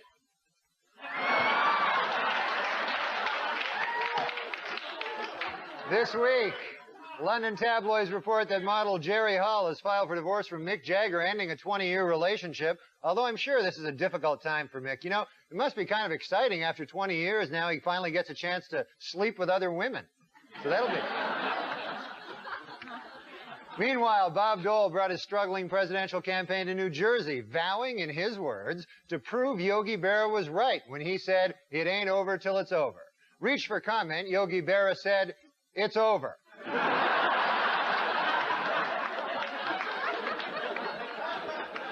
Well, after a 15-year absence, the New York Yankees are back in the World Series.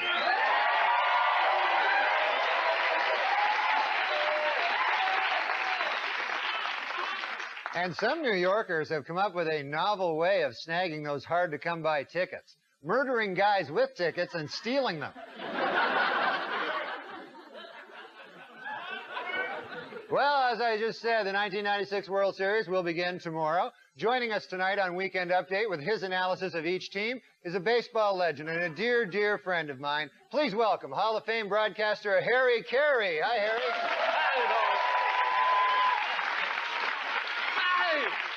Hi, everybody. Harry Carey here. I gotta tell you, folks, it's gonna be one heck of a series. These are two fantastic ball clubs with outstanding pitching. You've got Andy Pettitte and David Cohn for the Yankees. And, of course, the Braves have 24-game winner John Smoltz and Tommy Glavine. He's always tough, Norm. These teams are so evenly matched. Let's start with the Yankees. They play in New York City. Wow, what a town. This place is crazy. You people are nuts. I once saw an Armenian woman give birth to a baby in a subway. Beautiful, beautiful 8-pound, 3-ounce boy named Tanzu. He's now 11. We still keep in touch. Okay. Well, Harry, what can you tell us about Atlanta? Oh, Atlanta's a beautiful city. Many consider it the jewel of the South. You know, it's in Georgia. Yeah, that's true, Harry, but, hey, let's get back to the Braves and Yankees, buddy. Norm, actually, I'd like to give a quick shout-out to Gail and Ron Anderson. They run Anderson Hardware out in Waukegan, Illinois. They're actually here on vacation. They wanted me to say hi to their beautiful daughter, Colleen, who's watching the store. Hey, Colleen. Okay. Harry, listen, buddy, let's talk about the lineups for both teams, huh? Hey, no. What about those hot dogs they serve at Yankee Stadium? Aren't they delicious? Yeah, sure, yeah. I love them so much, I once ordered 12. 12 hot dogs? Yeah, I only ate 2. I don't know what I was thinking. To this day, I still laugh at the idea that I thought I could eat 12 hot dogs. You can't do it, Norm. You can't. No, I imagine not. Well, Harry, I know you have to run, but before you leave, hey, let's get your prediction on who'll win the series. Yankees in 6. Wow, how about that? That's great. So that's your prediction, huh? Yankees in 6? Or the Braves. You never know, dog. That's what makes baseball such a crazy game. Okay, Harry Carey, everybody. Harry Carey. Thanks for joining us, Harry. Yeah, nice to have you with us. Good you could drop by. The New York Post reported last week that a prostitute charged with leaving her 4 youngest children alone in their roach-infested Brooklyn apartment had been under investigation for years as a negligent mother. What's more, apparently the woman was also a really lousy prostitute.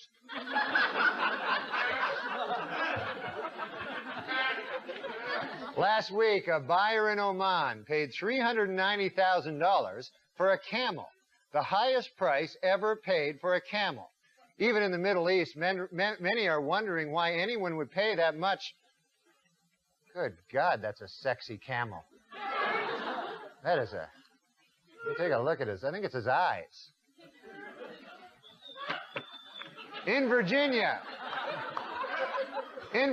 police are looking for a stripper who stabbed a man for telling her she was too fat to strip. Police warn that the woman is armed and extremely fat.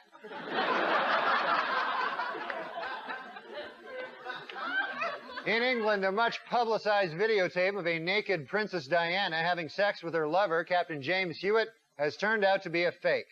But on the bright side, it's still a video of two naked people having sex. And in Brunswick, Maine, an outbreak of the deadly canine parvovirus has led to the local Humane Society killing many of its dogs.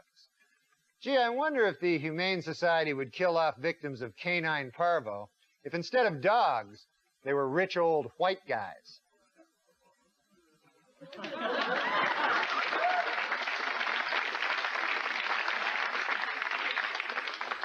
And finally, Weekend Update would like to congratulate Madonna, who gave birth to a beautiful baby girl last Monday. The baby weighed in at 6 pounds, 9 ounces, making it the 4th largest object ever to pass through Madonna's birth canal.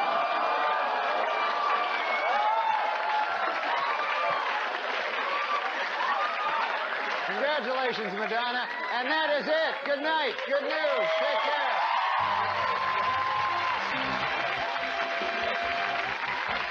With Norm MacDonald.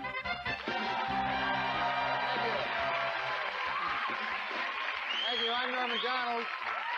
And now the fake news, our top story tonight, with growing indications that First Lady Hillary Clinton may be indicted for her role in Whitewater. President Clinton is reportedly starting to prepare for that possibility.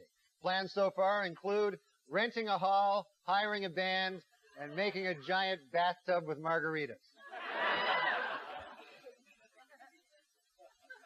This week, President Clinton made history when he nominated Madeleine Albright to be first female Secretary of State. Responding to critics who say that she is not the best choice, the president insisted, quote, "She looks a lot better after a couple of drinks."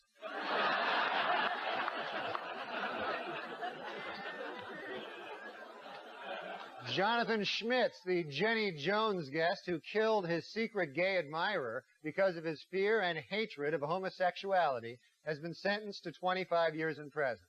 Well, I guess that plan backfired, huh?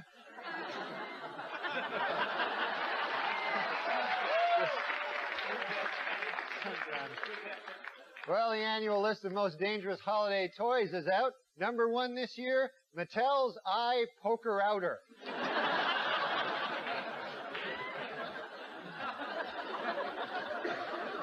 According to researchers in Australia, koala bears have fingerprints so close to those of human beings that they could easily be mistaken by police at the scene of a crime.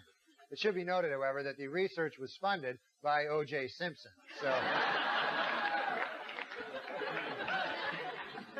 the New York Post has reported that Michael Jackson wants his closest friend in the world, Elizabeth Taylor, to be the godmother of his child.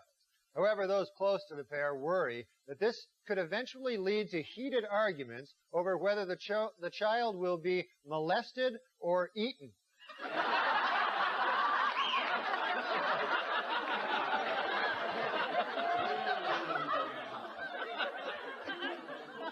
This week, Donald Trump announced that he won $20 million by betting on Evander Holyfield in his recent fight with Mike Tyson. Trump says he went public with his huge gambling win, just in case there are a few people out there who still don't hate him.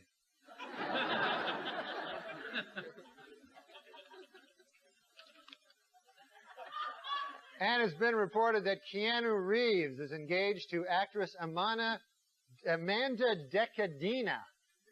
Asked to comment, Keanu said, "What? I thought I was gay. I'd always heard I was gay. According to a new study, the less a woman weighs when she is born, the lower her chance of getting breast cancer later in life. The study was performed by the Centers for Stuff You Can't Do Anything About.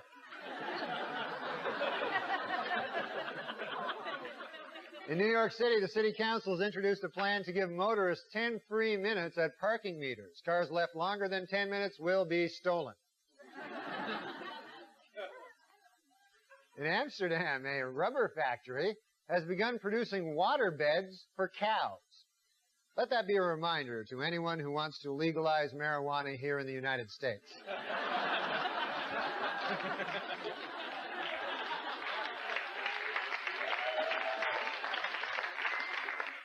The newest trend in funeral homes across the nation is a casket with an outside layer that allows friends and family to write messages to their departed loved ones.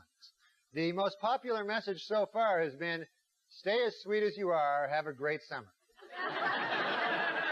With NORM MACDONALD.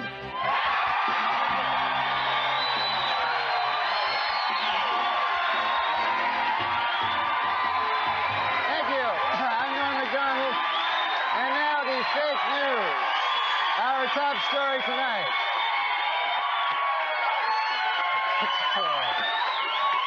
Texaco Oil, reeling from the public outcry over racist remarks made by some of its top executives at a tape-recorded meeting, today announced a dramatic change in company policy. No more tape-recorded meetings. Meanwhile, the U.S. Army is dealing with a scandal of its own as dozens of female recruits have charged drill instructors with sexual harassment, intimidation, and even sexual assault. Analysts are calling it the best argument yet for gays in the military.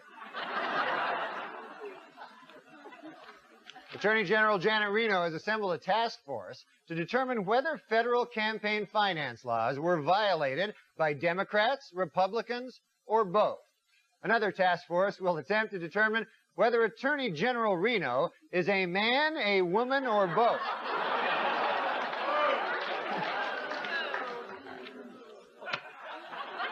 This week, in a secret ceremony in Australia, Michael Jackson was married for the second time.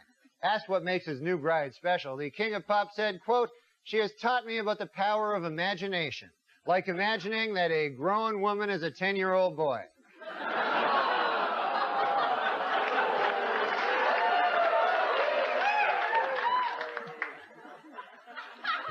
You know he's a homosexual pedophile, right? You understand?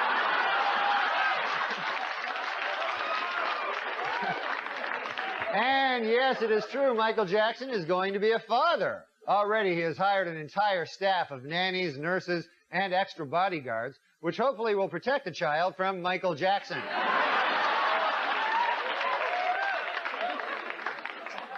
This weekend, veteran news anchorman David Brinkley apologized to Bill Clinton for an election night commentary in which he called the president, quote, "boring and uncreative." Admitted Brinkley, "There was certainly nothing uncreative about the way you moved Vince Foster's body." The president's a murderer. You didn't know that? Nikki Barkutis, a young woman whose wealthy family owns a chain of profitable restaurants in New York, has won $23 million in the New York Lotto. This raises an interesting question. Nikki Barkutis, will you marry me?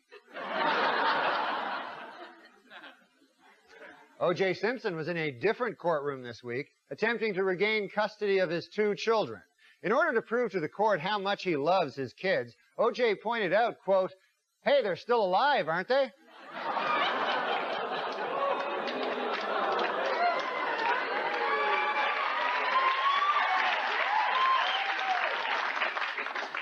Demi Moore is wrapped filming on G.I. Jane, in which she plays a Navy SEAL combat officer.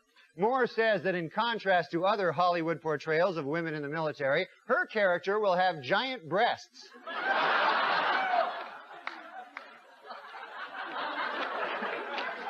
Wildlife officials in Maryland say that increased hunting will be necessary to control the state's black bear population.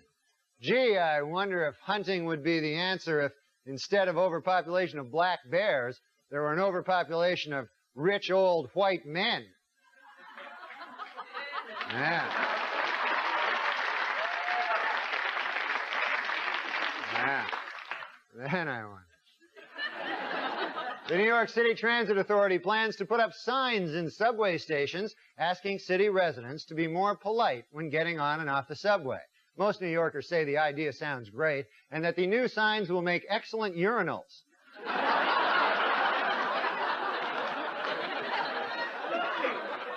Doctors have discovered that deer hunters are at an unusually high risk for stress-related heart attacks. Also at high risk for stress-related heart attacks, deer.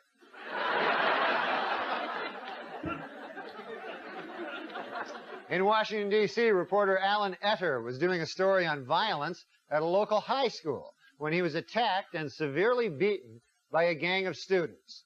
The assailants say they have nothing against the reporter. They just love irony.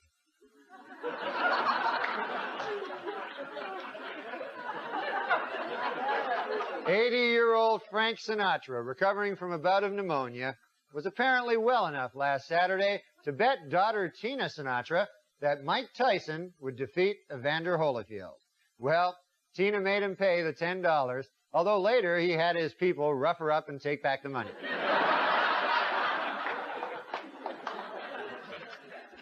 Well, just when you thought things couldn't get worse for Bob Dole,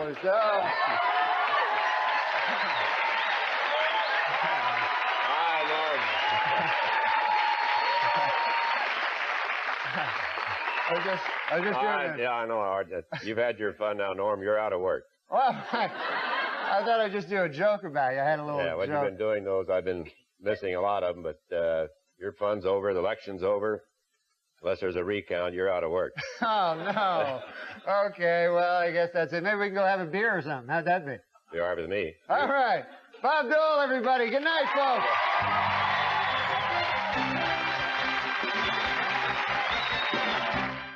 With NORM MACDONALD. What a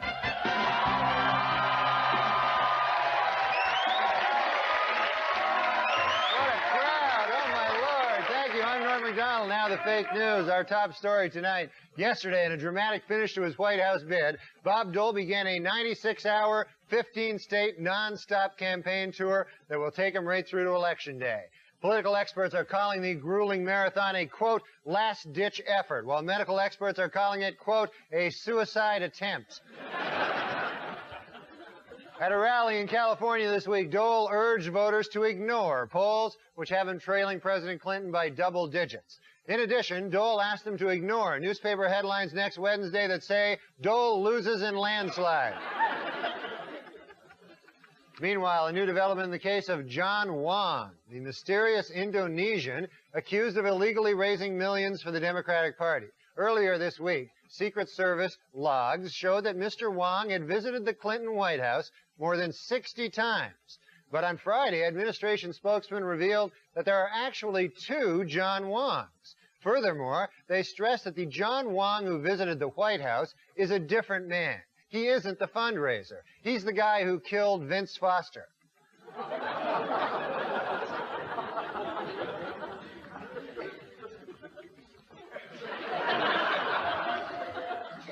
Well, the New York Yankees are the 1996 World Series.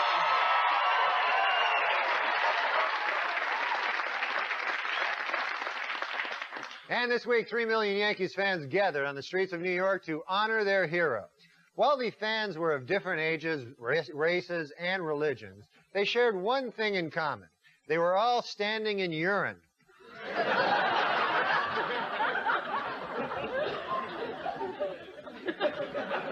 The giant ticker tape parade for the Yankees left nearly 4 tons of confetti on Manhattan's streets and sidewalks. But New York officials do have a plan for dealing with the confetti, leaving it there to soak up all that urine.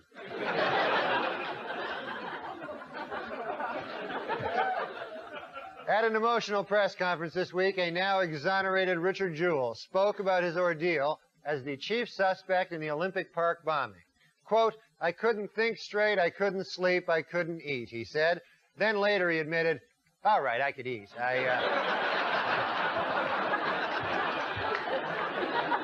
I couldn't sleep, though. I had trouble.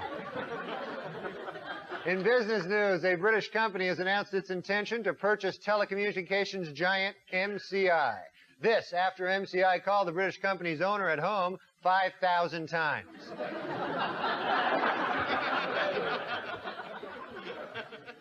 Ballots will be mailed out next week in the election for president of the Teamsters Union, with incumbent Ron Carey squaring off against Jimmy Hoffa Jr. Hoffa is eager to follow in his father's footsteps, except for that last footstep where he disappeared forever. That's the footstep he wants to avoid, just that last one. Otherwise, he's right there. Now that John F. Kennedy Jr. is a married man, who is the world's most eligible bachelor? Well, when reporters asked JFK Jr. himself who he thinks is the world's most eligible bachelor, he said, actually, it's still me.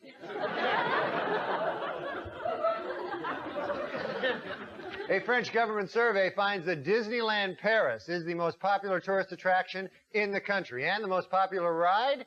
Women who don't shave their armpits of the Caribbean.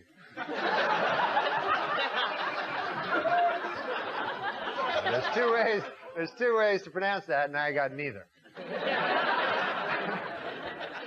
At the Simpsons civil trial this week, O.J. and Fred Goldman got into an explosive shouting match. Mr. Goldman bellowed at O.J., "Don't give me that damn look," while O.J. shouted back, "I wasn't even looking at you. You're just mad because I killed your son."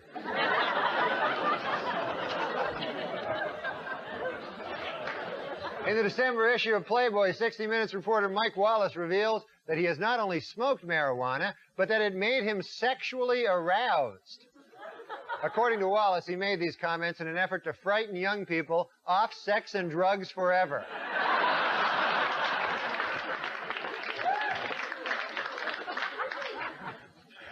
In an interview this week, Bob Dole said he is strong enough to handle the pain of losing the presidential election, although he did admit that the shock of winning would give him a giant heart attack. In Detroit, under a new prison rehabilitation program called Fresh Start, employers will get a tax break if they hire an ex-convict. Employers who hire more than one ex-convict will get robbed and killed.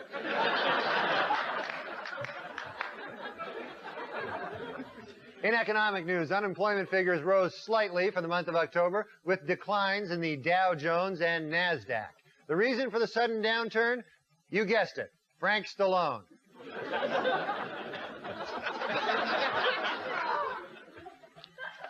Finally, psychiatrist Kurt Freund, one of the world's leading experts on the study of deviant sexual arousal, passed away last week at the age of 82.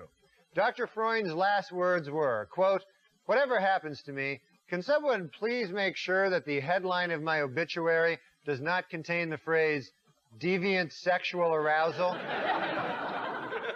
Would that be too much to ask from you, you dirty bastards? Could you just... Okay. And that's it. Hey, vote for Bob Dole. Thanks, folks. Good night.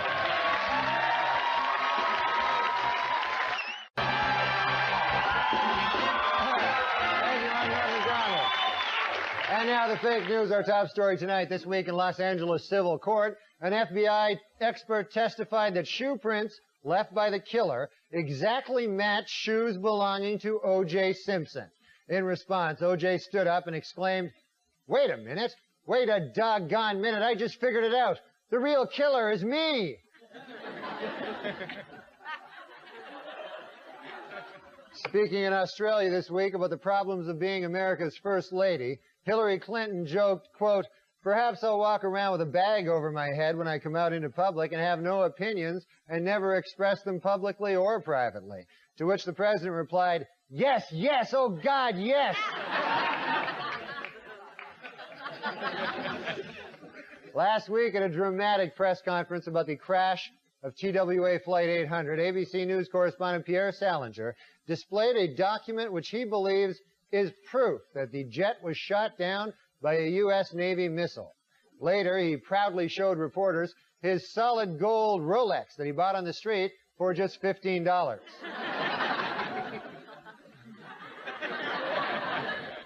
That's one ugly bastard, isn't it? On Tuesday, the Space Shuttle Columbia began a 16-day mission with a crew that includes astronaut Story Musgrove, at 61, the oldest person ever in space. NASA Command Center spotted the shuttle circling the Earth at 15 miles an hour with the left blinker on. That's not a good one. John Hinckley is reportedly confused and upset that prison officials won't give him weekend furloughs. In an angry letter this week, Hinckley wrote, quote, "Give me one good reason why, and don't tell me it's because of that one time I shot the president."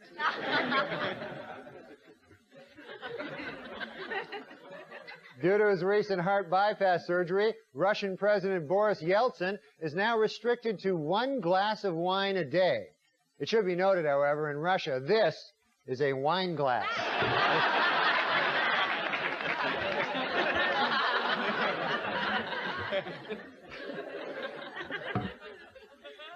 Like a joke from the old Dean Martin show. Well, it's finally official. In a race marred by charges of voter fraud, California Congressman Bob Dornan has lost his seat to Democratic challenger Loretta Sanchez by just 665 votes. Ms. Sanchez credits her victory to hard work, determination, and the fact that she voted 665 times. Baywatch star Pamela Anderson filed for divorce this week from Tommy Lee, telling friends that even though they had sex almost constantly, it was not enough to keep Tommy Lee from sleeping with other women.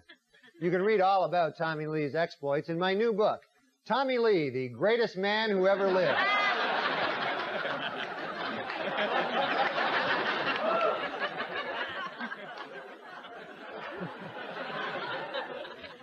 After Space Jam's smash opening last weekend, Michael Jordan's promoters have good reason to turn him into a movie star. Apparently, there is still some money in the world that he hasn't got yet.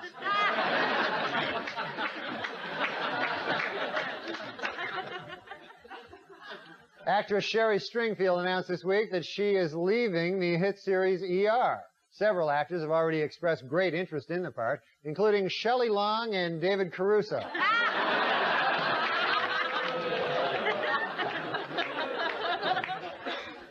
In order to cut down on in-flight fatalities, American Airlines has decided to upgrade the medical kits on all its planes. Each kit will now contain common life-saving drugs, a heart defibrillator, and a spare plane.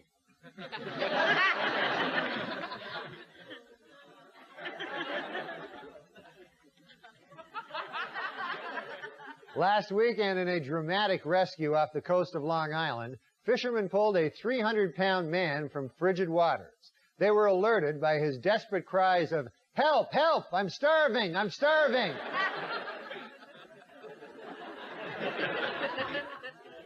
Big fat guy. Entertainment Weekly's list of the 101 most powerful people in show business is out. At number 1, Fox CEO Robert Murdoch. And at number 2, you guessed it, Frank Stallone.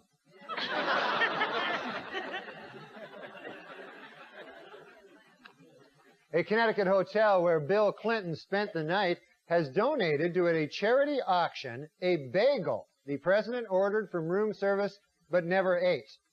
Though potential bidders should be advised, while the president never actually ate the bagel, he did have, quote, relations with it.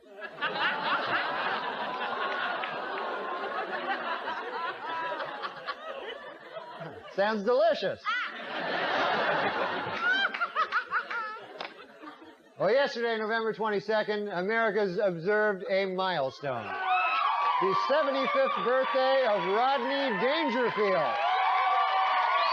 Here's Rodney Dangerfield, folks. What a crowd, what a crowd. Well, what a crowd. Thank you very much. How about that? They love you. Hey, Rodney, now you just turned 75. You just turned 75. And tell me now, has your attitude toward girls changed? Norm, when you turn 75, your attitude towards girls does not change. It's when you turn gay, then your attitude goes change. But I'll tell you, Norm, even though I'm getting older, with girls I can hold my own, you know. Is that right? Which is usually what they tell me to do. And the idea you get older is not to be lonely. Loneliness is the worst thing in the world. You know, I'm a lonely guy. I've always been lonely, very lonely. Give you an idea how lonely I am. The other day in traffic, a guy gave me the finger, and I enjoyed it. But I'm not as lonely as I used to be. Now, I got married 3 years ago, and I'm not lonely too much now anymore. And I got a good woman, I tell you. I got a woman who loves me for my money and my fame and not for what I am.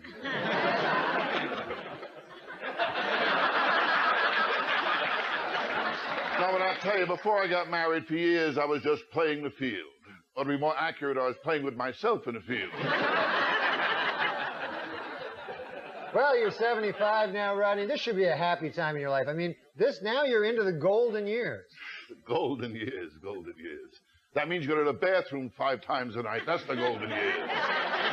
When your toes outnumber your teeth, that's the golden years. When a daily double is prune juice and enema, that's the golden years.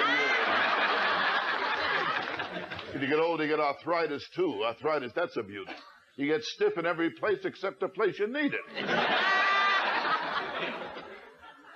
You know when you're really old? When your family talks about you in front of you. Ever see those families? The guy's sitting right there. What do you want to do with Pop? Pop can't stay here. And Pop just sits there dribbling. Harry, put Pop in the garage. We got company coming. Okay, that's when you're old. Now, Rodney, I understand you got a new movie coming out. Oh, yes. You know about that movie. Yeah. Got a new movie coming out. It opens in January. It's called Meet Wally Sparks, and it's funny. In fact, it's freaking funny. Freaking funny. Freaking funny. That's that. I cleaned that one up nice, too, didn't I? Okay, baby, all right. And I got a good deal with this movie, too. My lawyer, Nicky Pumpanese, took care of it for me. Nicky's a great lawyer. Had a rape charge reduced to tailgating. Well, Norm, I really have to run along. I have so many important things to do. I got nothing to do. I think I'll go backstage and hang out with the debris. Maybe I'll stand outside the ladies' room for a while. Hey, honey, you know me? But before I go, I want to leave you with one last thought. One last thought. Every man has his tale of woe. Unfortunately, in life, there's more woe than tale. Oh, sad comment. All right. Rodney My Dangerfield. pleasure seeing you, baby. Thank you so much. All right, baby. Okay. Yes,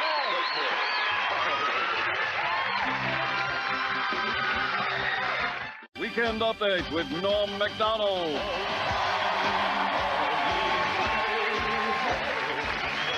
Thank you, folks. I'm Norm MacDonald, and now the fake news. Our top story tonight comes from the O.J. Simpson civil trial, where this week it was revealed that in his first interview with police, Simpson had refused to take a lie detector test. His reason? It detects lies. Meanwhile, Simpson defense attorney Robert Baker argued that a dark spot in a crime scene photo was a, quote, mystery shoe print, suggesting that there were actually 2 killers. O.J. hopes this will support his theory that he did not act alone.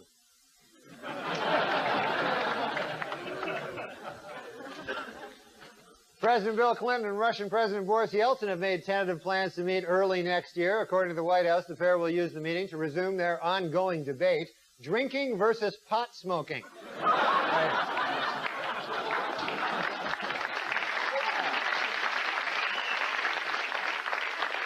The FDA has approved a drug used for antidepressant to help people quit smoking cigarettes. Although it should be noted, the drug is crack. So... A top aviation watchdog group warned this week that the nation's airlines are vulnerable to terrorist attack. The biggest problem, apparently, watchdog groups pointing out to terrorists that airlines are vulnerable to attack. That's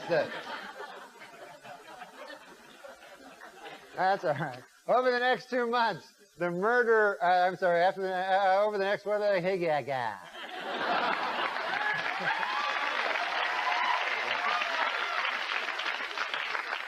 Over the next 2 months, the number of Border Patrol agents in Tucson, Arizona will double to 49. Meanwhile, the number of illegal aliens sneaking into the country will hold steady at 100 million billion. Did I screw something else up or something? Famed anthropologist Mary Leakey died this Monday at the age of 83. Leakey was buried near her home, where she will rest in peace until some nosy anthropologist digs her up in a couple of...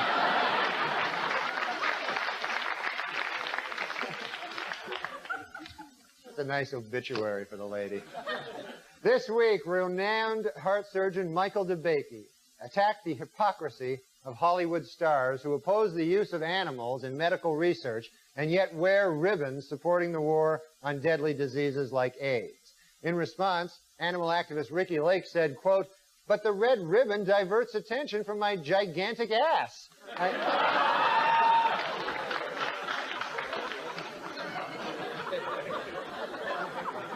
If it wasn't for the red ribbon, people would notice my gigantic ass more.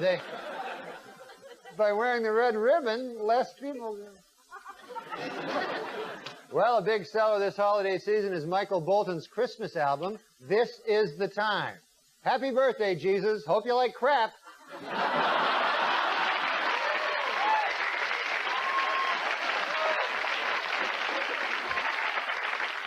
This week, security guard Richard Jewell, who had sued NBC over comments by Tom Brokaw suggesting that he was the Olympic Park bomber, settled out of court with the network for an undisclosed sum. Meanwhile, the FBI has a new 800 number for tips on the case. And curiously, the first call was from Mr. Jewell, who suggested that they check out Tom Brokaw. This week, the chairman of the board, Frank Sinatra, turned 81 years old, and he was honored by having the Empire State Building lit in blue. Also in Mr. Sinatra's honor, the Empire State Building had the Twin Towers rough up the Chrysler Building.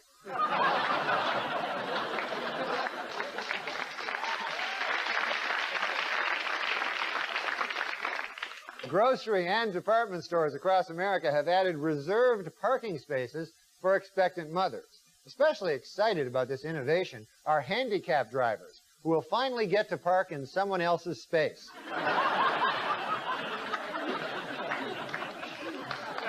In a recent interview, actress Goldie Hawn says that she does not mind if the man she's married to cheats on her, explaining, quote, "Sexual experimentation is a basic need of all men." You can read more about Goldie Hawn's personal philosophy in my new book, Goldie Hawn, the Greatest Woman Who Ever Lived.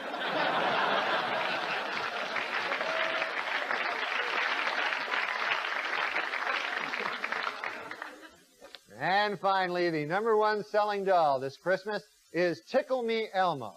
And the least popular selling doll? You guessed it, Tickle Me Frank Stallone.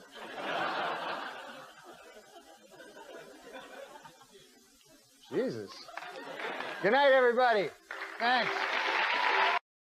Thank you. I'm Norm MacDonald, and now the fake news, our top story tonight. This Monday, the Supreme Court will begin hearing arguments over whether Paula Jones' sexual harassment suit against President Clinton may proceed.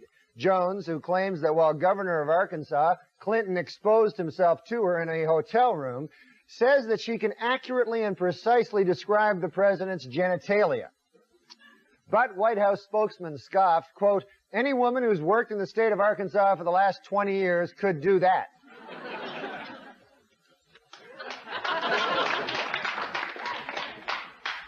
This week at the O.J. Simpson civil trial, the focus shifted from the defendant to the alleged character flaws of Nicole Brown Simpson. Attorney for O.J. hammered away at her lifestyle, citing sexual promiscuity, drug use, and the fact that she married a double murderer.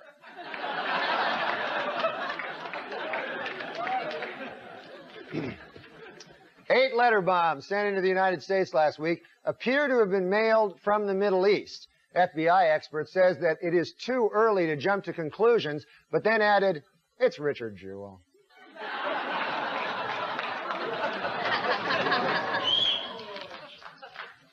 Russian President Boris Yeltsin was hospitalized for pneumonia this week, triggering new worries about his health.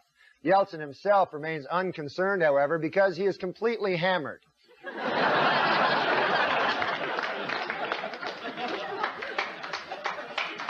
As of next week, ValueJet Airlines says it will discontinue service to Mobile, Alabama. According to airline executives, this cost-cutting measure is expected to save the company over $200.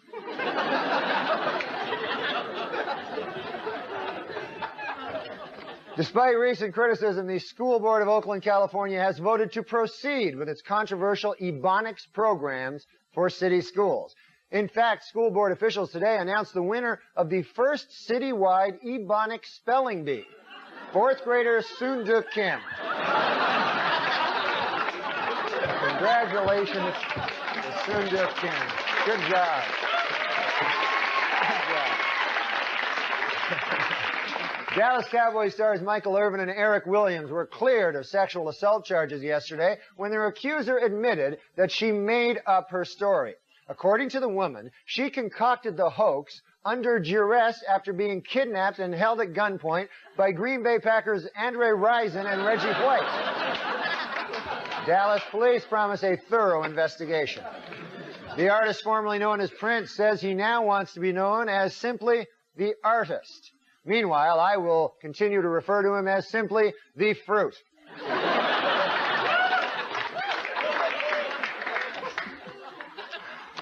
In other music news, several major acts are on tour this month, including the Counting Crows, Metallica, and the Fruit. The FBI, still pursuing its investigation of the Olympic Park bombing, has decided to launch an internet web page. Net users can log on to view crime scene photos, leave tips, and try to guess Richard Jewell's weight.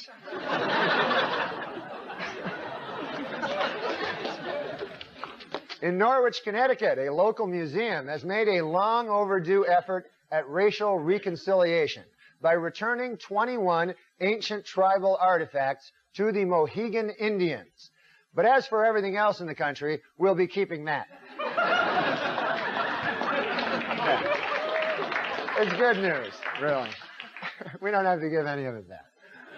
And in medical news, a new test can now detect prostate trouble months earlier than any previous test.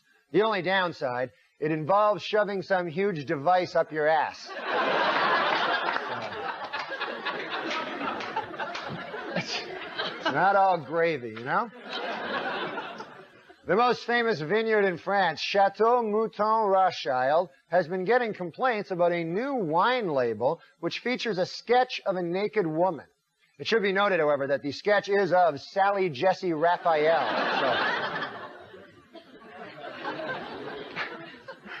So, nobody wants to see that. Finally, after 40 years in California, the Los Angeles Dodgers are for sale. And many New York fans are calling for the team to return to Brooklyn.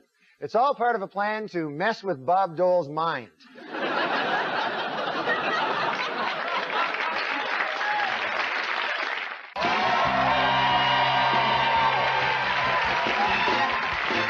evening, I'm Norm MacDonald, and now the fake news. Our top story tonight. Late yesterday, the House subcommittee investigating Newt Gingrich finally issued its long-awaited report, recommending that the Speaker be given a reprimand and a $300,000 fine for minor ethical violations. Gingrich has promised to come up with the money promptly, although he admits it is going to involve giant ethical violations. Meanwhile, with President Clinton's second inaugural approaching, attention has turned to what the women will be wearing at the festivities. According to the White House, First Lady Hillary Rodham Clinton will wear a gown by Oscar de la Renta. Tipper Gore will appear in a Jennifer George ensemble, and Attorney General Janet Reno will be outfitted by Rochester Big and Tall.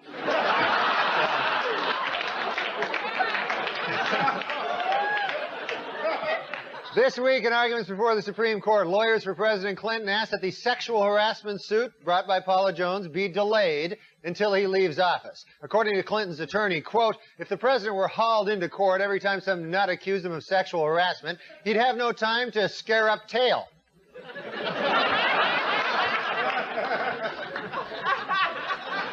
You like scaring up the tail. Okay. In dramatic testimony this week at a civil trial, O.J. Simpson said he didn't commit suicide only because, quote, my mother told me you don't go to heaven if you kill yourself. Oddly, his mother did say, quote, it's okay to kill other people.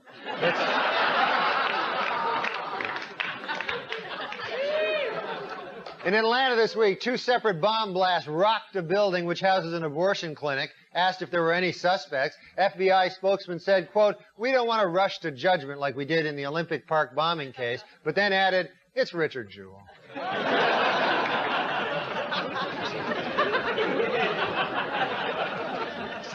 Basketball superstar Michael Jordan has scored a slam dunk with his new men's fragrance, selling 1.5 million bottles of Michael Jordan cologne in the first 2 months. No, the scent does not smell like Michael Jordan after a game. It smells like Patrick Ewing. So it's Smells good. This week, the Reverend Jesse Jackson called for an end to his boycott of automaker Mitsubishi, citing improvements in job opportunities for minorities and also the fact that he couldn't find a word that rhymes with Mitsubishi. In New York, state-of-the-art self-cleaning public toilets may soon appear on city streets. In a survey, New Yorkers expressed their enthusiasm for the outdoor toilets, noting that they are very easy to urinate on. Beginning in March, DC Comics will change Superman's traditional red and blue costume to a new form-fitting bodysuit. The problem with the old costume? Not gay enough.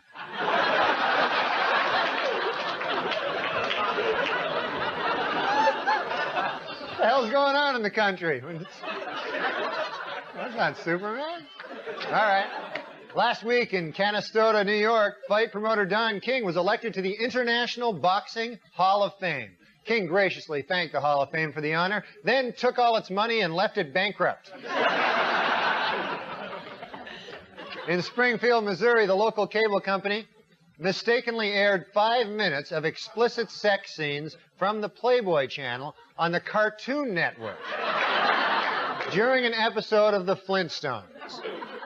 Experts say that children who saw the broadcast called it the greatest Flintstones episode ever.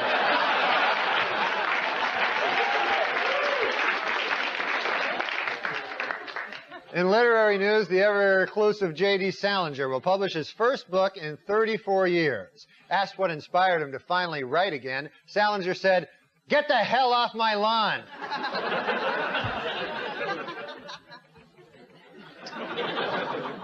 Following the passage of a new city ordinance, strippers are now forbidden to give lap dances in the city of Houston, Texas, or as I refer to it, Nazi Germany.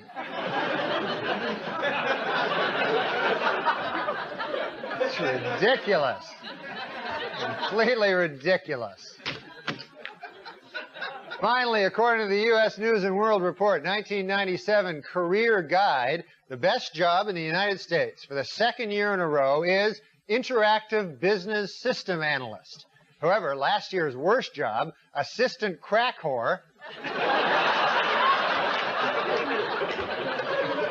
has been replaced by a new worst job, Crack Whore Trainee. And that's the way it is. Good night, folks.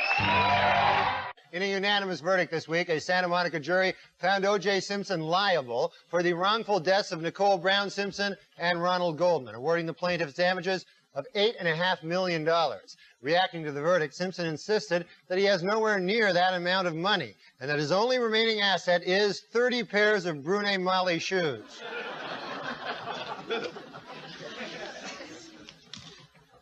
As the jury's decision was announced, Nicole Brown's sister Denise Brown told reporters, quote, "I feel ecstatic," while Johnny Cochran said, quote, "I accept the verdict and now we must move on."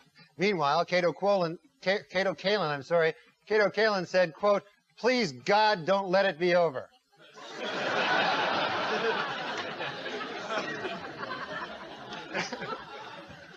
The announcement of the verdict came toward the end of President Clinton's annual State of the Union address, and to many observers, completely overshadowed the event. Even the president was distracted during his speech, waiting to hear exactly how much it costs to kill your wife.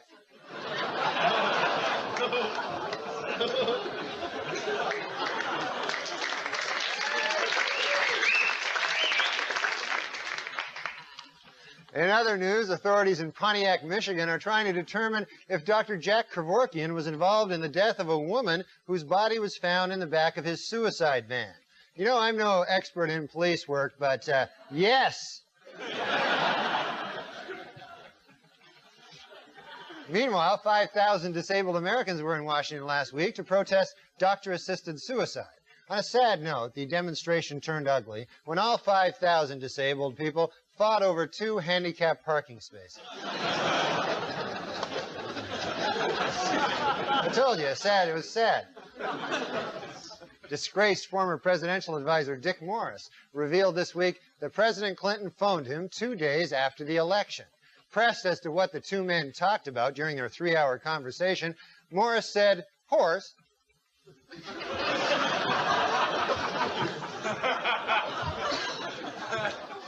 Skater Tanya Harding, banned from competing for the United States because of her part in the Nancy Kerrigan attack, received a setback this week when her request to skate for Norway was also rejected. However, Harding remains optimistic that she'll get the okay to compete for the Republic of White Trashistan.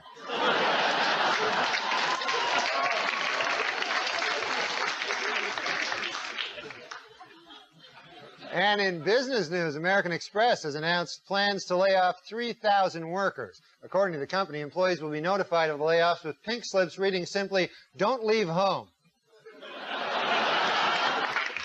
This week, the California Department of Corrections confirmed that Lyle Menendez and model Anna Erickson were married in prison. Following the ceremony, Menendez spent a romantic wedding night being raped by 2 white guys and a big black guy.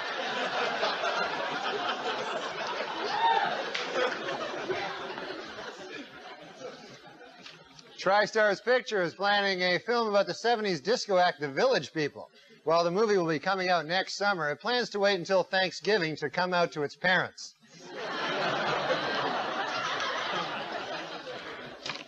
Actor Bruce Willis is filming his next movie, The Broadway Brawler, in Wilmington, Delaware. Meanwhile, his wife, Demi Moore, is taking a break from movie work, saying she wants to spend more time with her huge breasts.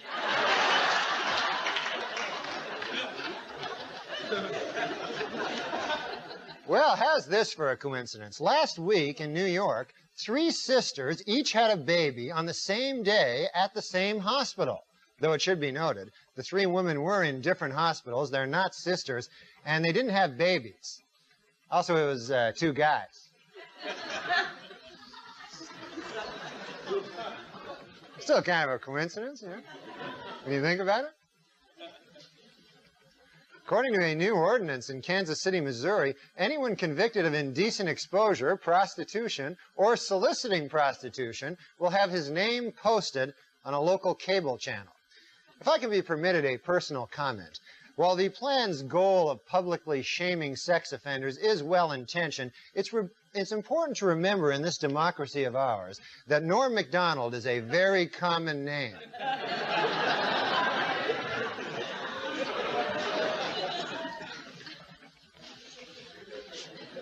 And finally, sources report that Michael Jackson's baby is due February 27th, and it's going to be named Michael Jackson Jr. Michael plans to be with the mother during the delivery, in his words, to make up for not being there for the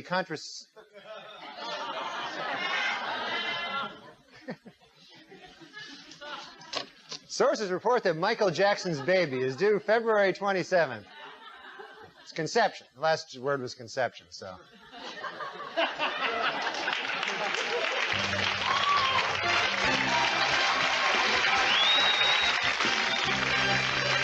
MacDonald.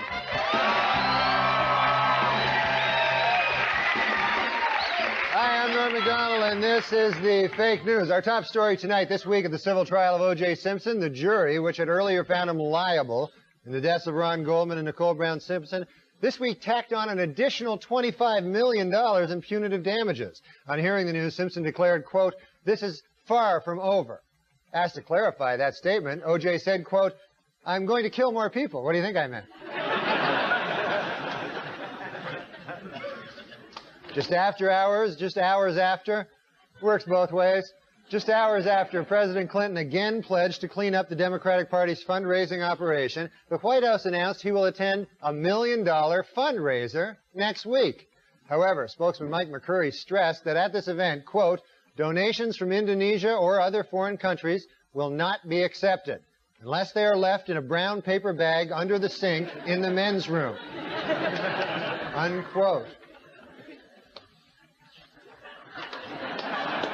More bad news for the president. This week, convicted Whitewater swindler James McDougal claimed that his ex-wife, Susan McDougal, had an affair with Clinton while he was governor of Arkansas. The president denied the charges, adding, quote, "If you really knew me, you'd know that I was always faithful to Jennifer Flowers."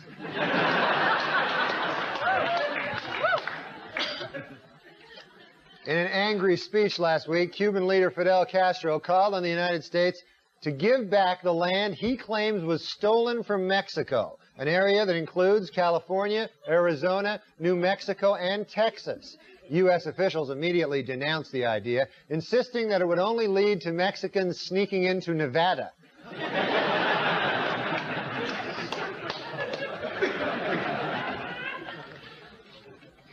At a veterans hospital in the Bronx yesterday, 4 Playboy playmates were on hand to wish the residents a happy Valentine's Day. One veteran who was there called it an afternoon of, quote, hellish, agonizing sexual frustration.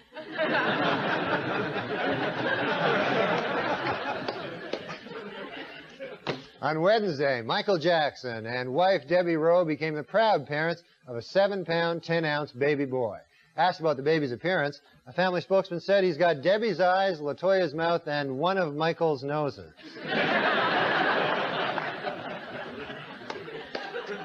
And according to his dad, the 3-day-old boy is a regular chip off the old block. In fact, he's already molested a 1-day-old boy.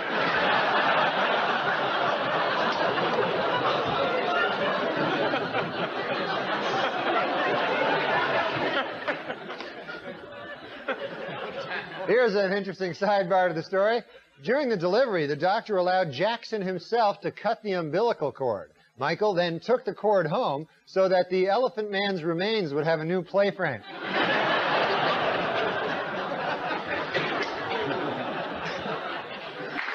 The Irish rock band U2 kicked off their new tour in New York City yesterday, making a surprise appearance at a downtown Kmart. Fellow Irish performer Sinead O'Connor was also on hand, but she works there.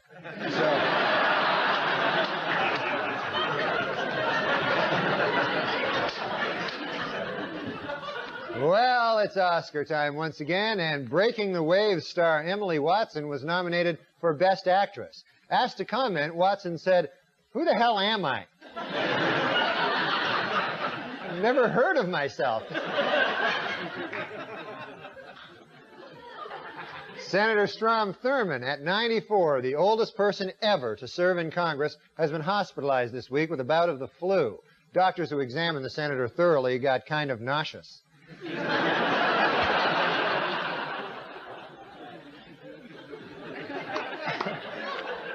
Prince, the black Labrador from New Hampshire, sentenced to death for killing a rooster, won a reprieve this week. But although Prince is now officially off the hook with local authorities, he still must face the family of the rooster in the civil trial. So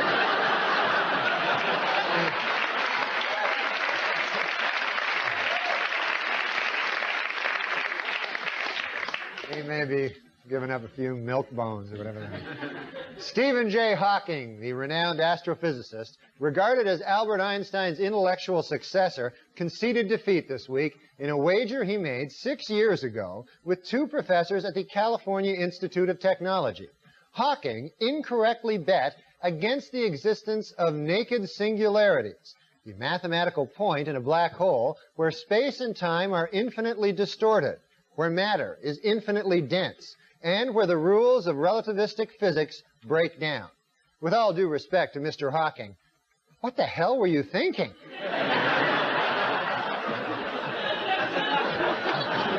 I would have taken that bet, made a quick $20. In northern Florida, refuse from a paper mill has caused female fish to develop male sex organs. And in a related story, Attorney General Janet Reno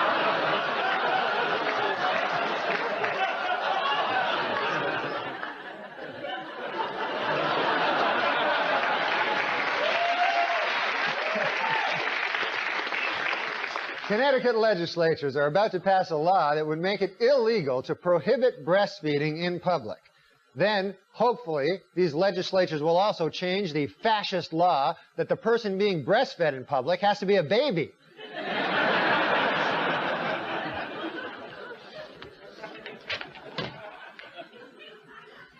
Well, here's a sign of the times. This summer, for the first time ever, you'll need a reservation to get into Yosemite National Park. Officials say those hit hardest by the new regulations will be the squirrels.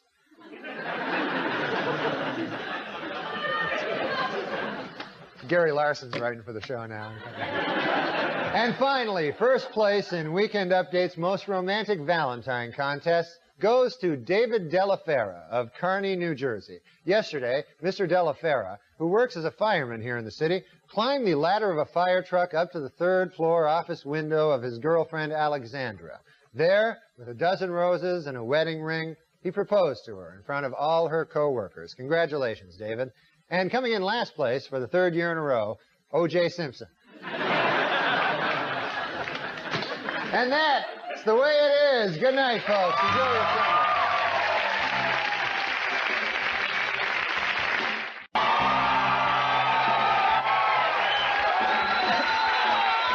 Thank you. I'm Norm MacDonald, and now the fake news. Our top story tonight, in a startling reversal, Kenneth Starr announced yesterday that he would not resign as Whitewater special prosecutor, and that now he intends to stay on until the investigation is completed. This new development apparently did not trouble a confident President Clinton, who still plans to resume making conjugal visits to Susan McDougal. This week in Moscow, Secretary of State Madeleine Albright and Russian President Boris Yeltsin sat down to discuss the delicate issue of NATO expansion. On emerging from what was described as a tense meeting, Ms. Albright said, quote, "For this, I traveled 5,000 miles to meet with some drunken Meshuggah. On my worst enemy, I wouldn't wish this." Meanwhile, the Indogate scandal continues to widen. Internal Democratic National Committee records now show that fundraiser John Wong was responsible for bringing two Chinese businessmen to the White House for a $180,000 coffee with the president. That works out to $90,000 for a cup of coffee. Although in the president's defense, the coffee was Starbucks. So Starbucks is a little pricey. Also this week in Washington, several prominent Democrats joined Republicans in pleading with Attorney General Janet Reno to investigate fundraising abuses and also to shave.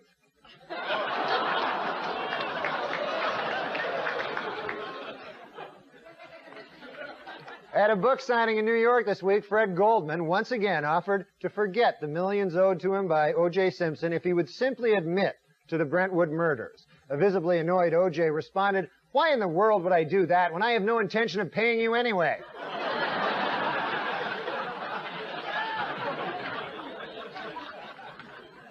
After American Airlines decided this week to cut fares by 50%, the four other major airlines said they would match the bargain ticket prices. Also fighting to stay competitive, discount carrier ValueJet announced that it will now accept stolen credit cards and bad checks.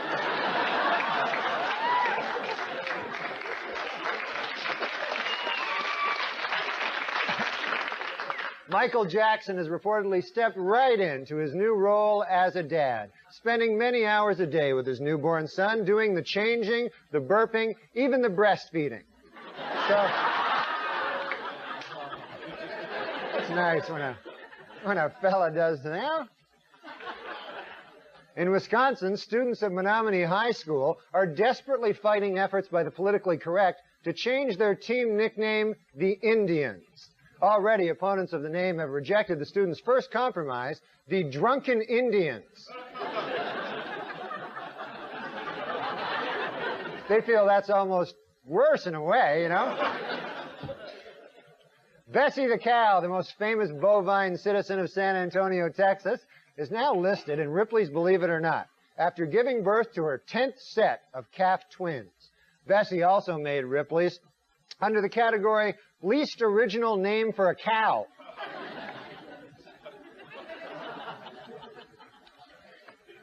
And finally, in medical news, there are reports that suicide doctor Jack Kevorkian is considering retirement. As Kevorkian put it, "I always said I'd quit the day it stopped being fun." I'm Norm MacDonald, and now the fake news. Our top story tonight. Yesterday, President Clinton underwent a 2-hour operation to repair damage to his knee, suffered in a fall while visiting in Florida at the home of professional golfer Greg Norman. Many were surprised to hear that the two were on friendly terms, since Greg Norman had once threatened that if he ever caught Clinton with his wife again, he'd smash his kneecap with a 5-iron.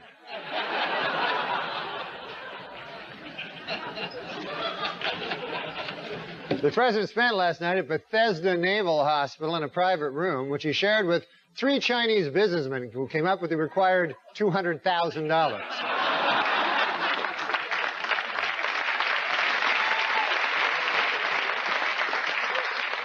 More bad news for O.J. This week, HarperCollins reached an agreement with the Brown family to publish his late wife's diary. Especially troublesome to Simpson is this final entry. Dear Diary, I have to run now because O.J. is here to murder me. And also the guy who returned my glasses. I think he might murder him, too. In North Carolina, a legislative panel has agreed on a bill which guarantees a murder victim's family 2 front-row seats to watch the execution. The ruling has angered both North Carolina's death penalty opponents and death penalty season ticket holders.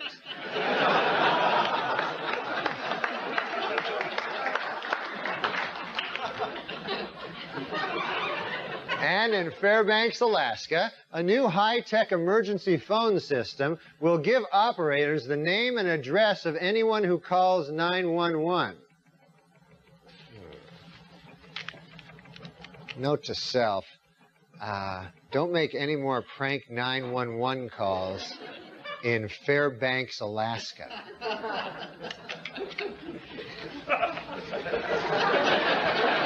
I know I have a pocket here somewhere. President Clinton this week declined an offer by Republicans to form a bipartisan commission to scale back annual increases in Social Security. Asked why he rejected the proposals, the president said, quote, personally, I like the idea of a bipartisan commission. However, the 2 Chinese guys who gave me $1 million, they didn't go for it. They just didn't like the idea. And in financial news, H.J. Heinz has announced plans to lay off 3,000 workers. According to company spokesman, employees who refuse to budge will be turned over and shaken vigorously until they slide out.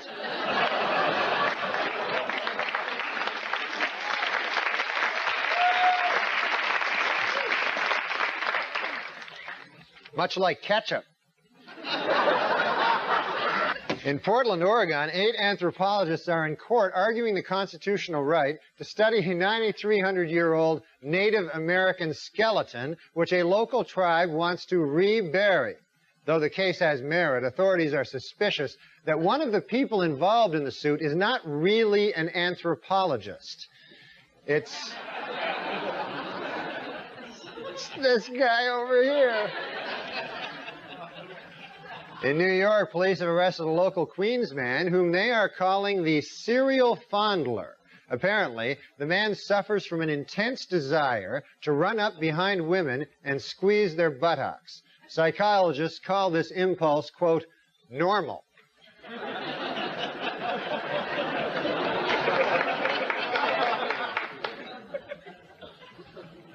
This week, the White House asked Congress to authorize $175 billion in funds for highway construction, mass transit, and other transportation projects. The president's plan has significant support in Congress, but many Washington insiders are wondering how exactly this benefits China.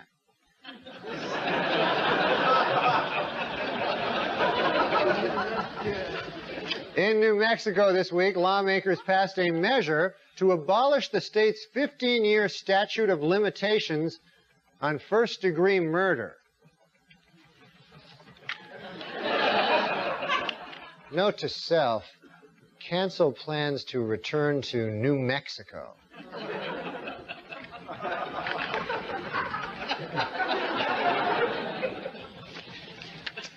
Asked recently what will set his new Batman film apart from its predecessors, Batman and Robin director Joel Schumacher said, quote, in this one, all the costumes will have nipples.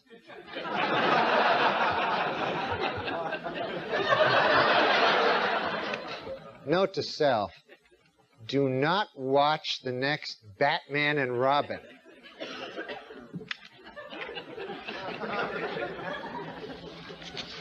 In Duluth, Minnesota, authorities suspect arson was to blame for a fire that destroyed a mobile home and killed 73 cats. The chief suspect so far, this dog.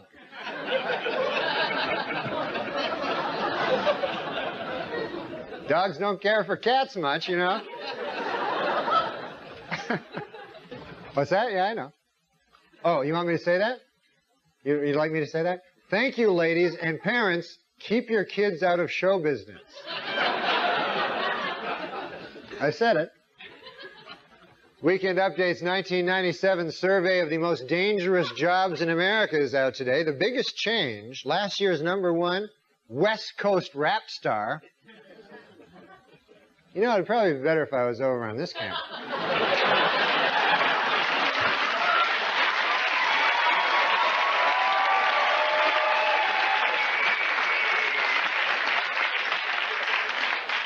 Okay, well, now that I'm over on this camera, it'd probably be better if you put the cards over here.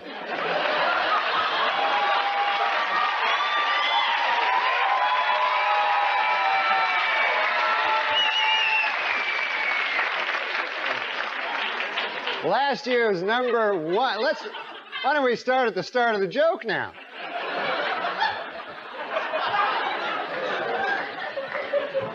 Okay, no, that's all right. I'll just make it up.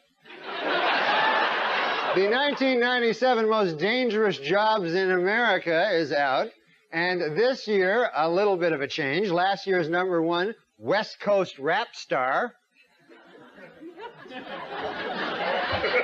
has been knocked out of the top spot by the new most dangerous job in America, East Coast rap star. Imagine if it had all gone well.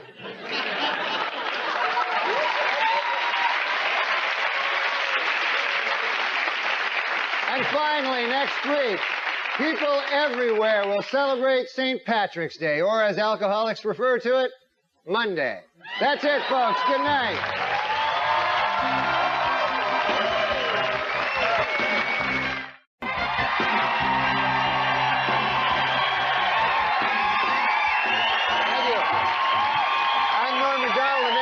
Fake news, our top story tonight. Late this week, President Clinton and Russian President Boris Yeltsin met in Helsinki to discuss the sensitive topic of NATO expansion. For his part, Yeltsin stood firm, saying he must do what is right for Russia, while Clinton also stood firm, saying he must do what is right for China. On Thursday, in a stunning admission, the Liggett Group, makers of Chesterfield, Lark, and L&M cigarettes, acknowledged publicly that their cigarettes are addictive and do cause cancer. Hours later, the 4 other major tobacco makers, Reynolds, Philip Morris, Lorillard, and Brown & Williamson, issued a joint statement saying, quote, "Today's announcement comes as no surprise. Everyone knows Liggett cigarettes cause cancer." Also this week, a California newspaper revealed that O.J. Simpson was awarded custody of his children mainly because a court-ordered psychological test showed that he is a loving father. It should be noted, however, that the same test also showed that he was a loving husband.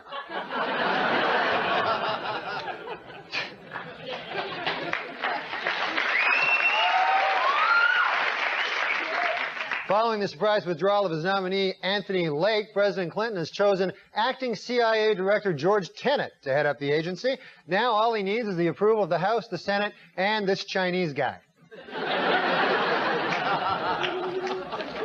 In Washington this week, the Supreme Court is having arguments on whether or not pornography should be banned from the Internet. According to veteran court watchers, 8 justices are leaning toward a ban, with 1 against. Gee, I wonder which one would be against a ban on pornography. Let me see now. There wouldn't be none. Meanwhile, at the University of Nebraska, computer scientists have developed a version of the Internet that is up to 100 times faster than the current system. According to analysts, those using the new system to log on to America Online will now be disconnected in 3/1000th of a second.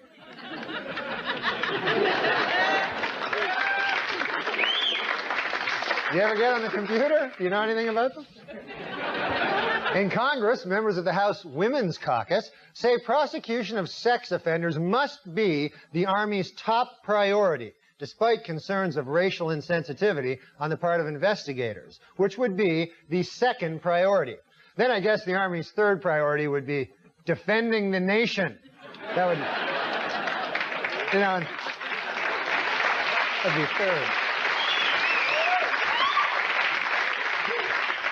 Well, this coming Monday is Oscar night, and 3 films, The English Patient, Secrets and Lies, and Shine, are locked in a tight race in the category Best Picture There's Not a Chance in Hell I Will Ever See.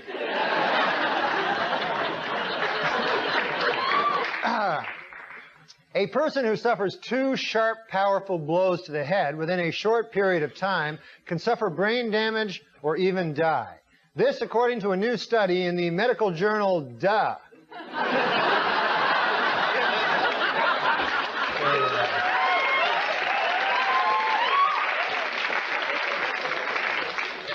This week, a London tabloid published the first exclusive pictures of Michael Jackson's baby, secretly taken by a guest at the King of Pop's Neverland Ranch. Upon seeing the pictures, Michael said, "This is not my baby." Then quickly added, "I'm not saying he isn't hot. He's hot. It's just not my kid." I'm not saying he's a very sexy infant. It's just not mine. I would love to have sex with him. He's just not my child, is all I'm saying.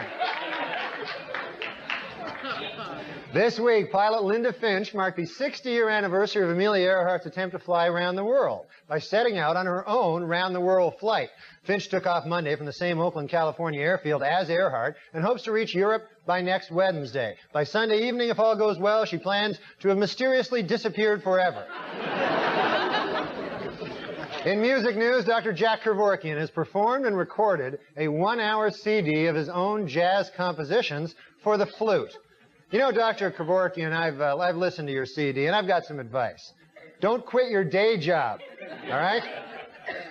You know, murdering old people, stick with that. Stay away from the flute and stick with the murdering old people. This is my advice. A report by Assistant Treasury Secretary Jim Johnson shows that the arrest rate for church arsons is more than twice the national average for arsons in general. Note to self, start setting fire to something other than churches.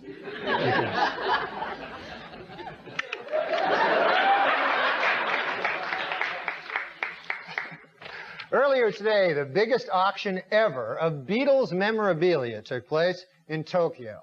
Among the one-of-a-kind items on the block were Paul McCartney's birth certificate, a white Mercedes-Benz owned by John Lennon, and rarest of all, a photo of George Harrison not looking haggard. Have you ever seen one when you think about it? And the British Sunday Times is reporting that Belgian doctors have accidentally cloned a human being. The human being? You guessed it, Frank Stallone.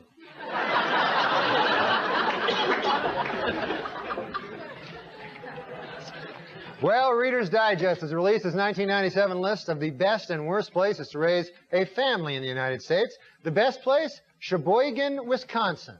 While the worst place in America to raise a family? The Neverland Ranch.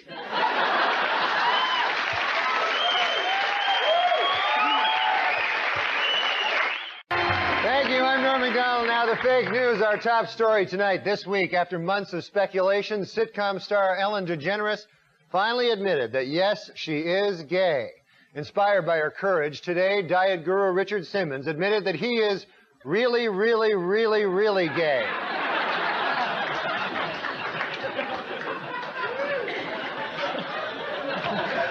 In a radio interview this week, First Lady Hillary Clinton scoffed at conspiracy nuts, as she called them, obsessed with Whitewater, and compared them to cult figures, or cult groups rather, fascinated by UFOs and the Hale-Bopp comet.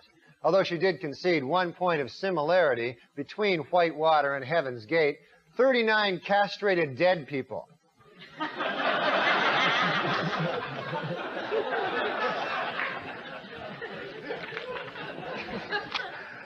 Two professors of medicine at Rutgers University say they are developing a pill which can give women orgasms without having sex. Read all about this revolutionary discovery in my new book, The World's Most Dangerous Drug.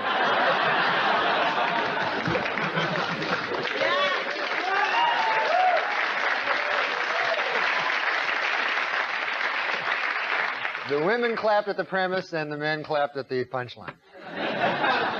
The White House says that surviving relatives of those who died in a 40-year-old federal study which allowed men infected with syphilis to go untreated will get an official apology from President Clinton. According to the president, quote, "If not for the sacrifices of these brave men, I would not be alive today."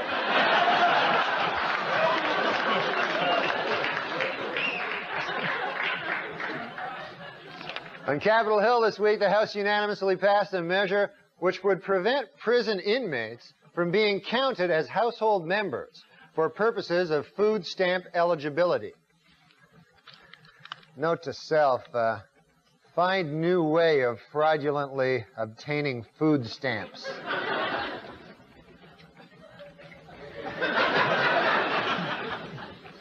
Recently, a group of Orthodox rabbis declared that other branches of Judaism are, quote, not Judaism at all, thus challenging the religious status of millions of American Jews.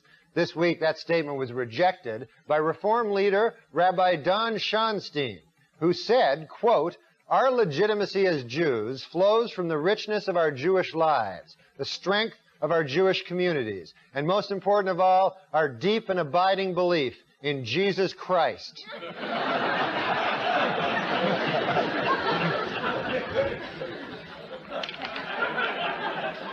Recent photos sent from the Galileo space probe orbiting Jupiter's moon Europa suggests that it meets the conditions necessary to support a primitive life form. Just what kind of life form? You guessed it, Frank Stallone.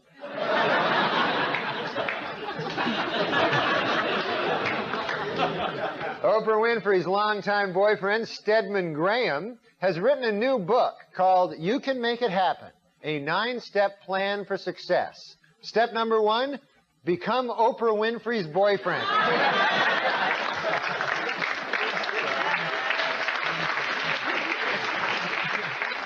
Then the other 8 are just hang around. Last weekend in Washington, a new museum dedicated to broadcast What the fuck was that? Last weekend in Washington, a new museum.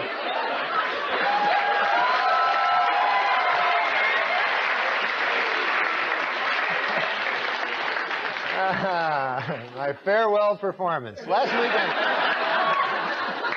weekend in Washington, a new museum dedicated to broadcast journalism opened, where visitors can appear on camera and pretend they are news anchors. So far, the museum has been visited more than 200 times by Tabitha Soren.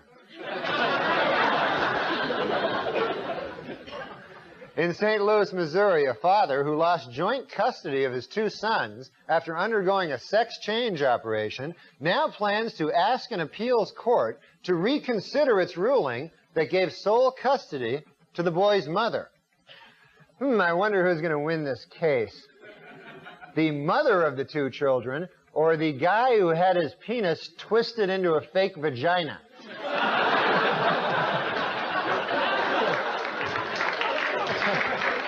It's a tough call. You got the guy who fashioned a vagina-like thing, and then you got the mother. In Michigan, State Historical Commission officials say they will not interfere with the building of a new major sports stadium, even if construction unearths historical artifacts. However, state Indian Affairs officials say that if relics from a Native American tribe are found, they would like to have the land set aside and designated as a sacred tribal burial ground / giant casino.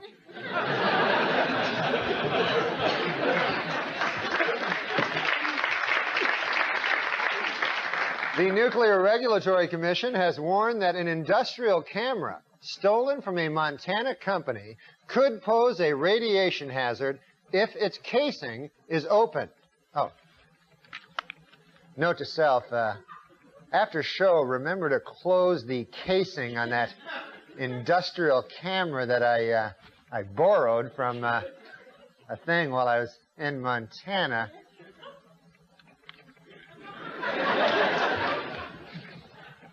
And finally, in California.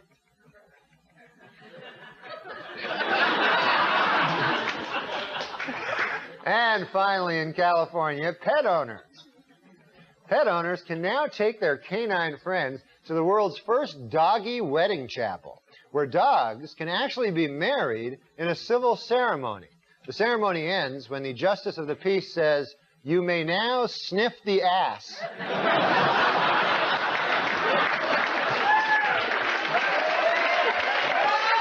right, folks.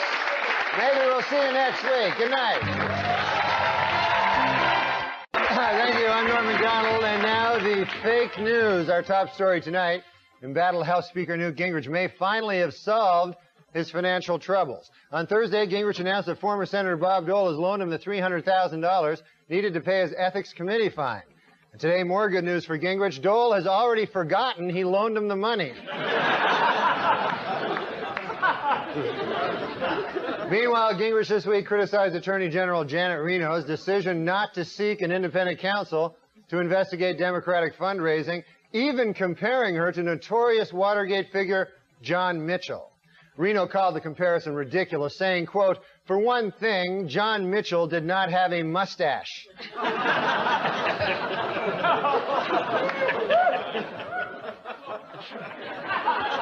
In an interview this week with Diane Sawyer, Mafia turncoat Sammy the Bull Gravano revealed that John Gotti once considered trying to buy a presidential pardon for $5 million. According to Gravano, however, he and Gotti were too afraid to get involved with, quote, "those kinds of people."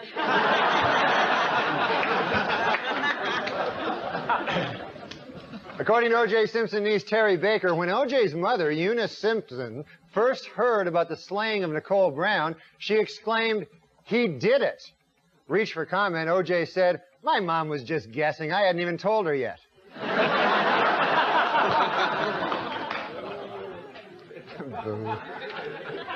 Secretary of State Madeleine Albright has announced that she will represent the United States this summer at ceremonies marking the transfer of British Hong Kong to Chinese rule. President Clinton also plans to attend the event, but he will be representing China. So...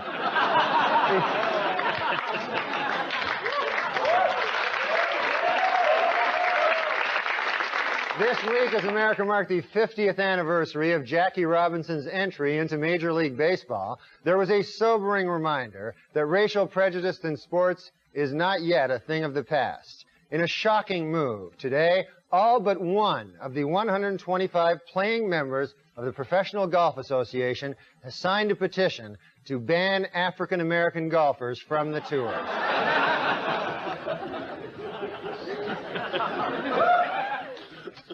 In Los Angeles this week, actor Arnold Schwarzenegger underwent heart surgery to repair a faulty heart valve. Doctors were concerned because during a routine examination of Schwarzenegger, they got a little turned on. They became concerned, you know, and something like that will happen, you know. Let's pause for thought for whatever. In Indiana, the state legislature has approved a law requiring professional hypnotists to be trained at accredited institutions and certified by the State Medical Licensing Board.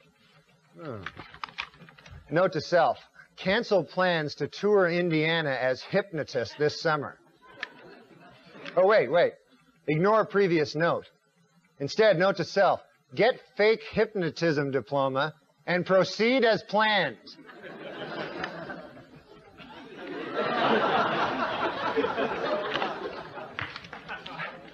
According to a survey in the new issue of Men's Health magazine, men are more likely to procrastinate than women, except when it comes to having orgasms.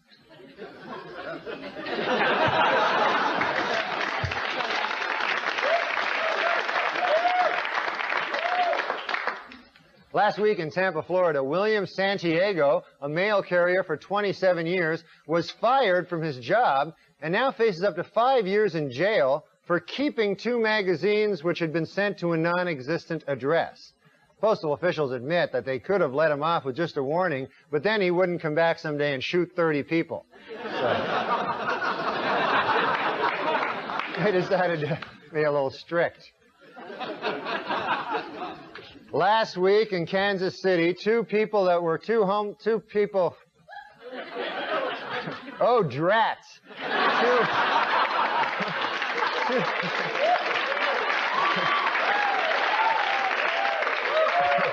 Two homeless people who met at a soup kitchen were married in front of homeless guests at the very same soup kitchen. For those who want to give the couple a wedding gift, they are registered at Kansas City's District 5 recycling pen.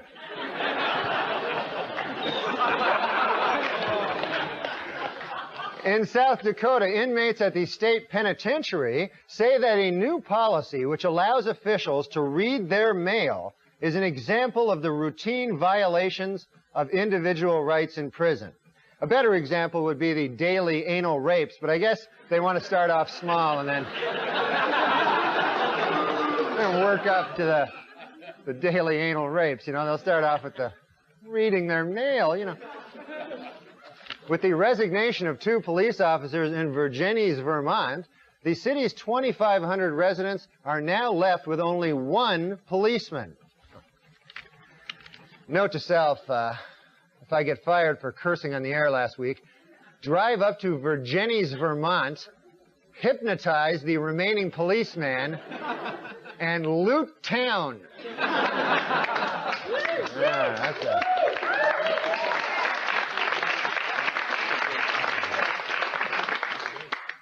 And finally, the votes are in.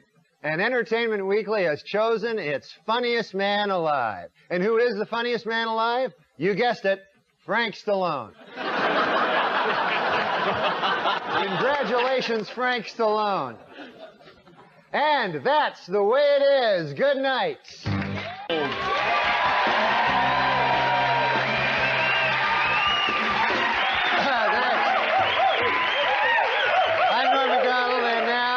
Fake news, our top story tonight. In court documents made public this week, independent counsel Kenneth Starr told a federal judge that Hillary Clinton is now a, quote, central figure in the Whitewater criminal probe. Reacting to the news, President Clinton called the investigation a partisan witch hunt, vowing, quote, if the First Lady is somehow convicted and has to go to jail, I will do everything in my power to wait 2 weeks to start dating.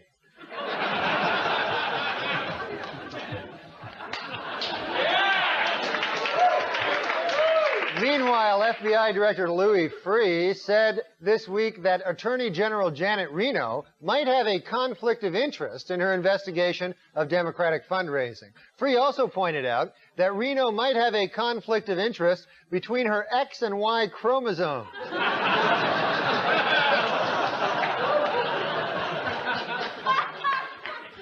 There was some good news for Michael Kennedy this week when the parents of the teenage babysitter with whom he had a 5-year affair decided not to pursue criminal charges. However, a lawyer for the babysitter's family called Kennedy a, quote, sick, pathetic individual, while the county district attorney described him as a, quote, alcoholic cradle robber. The only kind words came from his uncle, Senator Ted Kennedy, who called him, quote, an inspiration.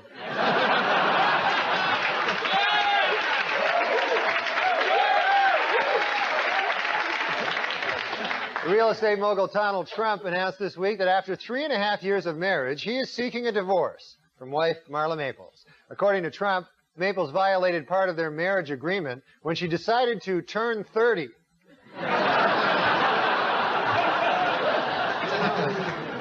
Unacceptable.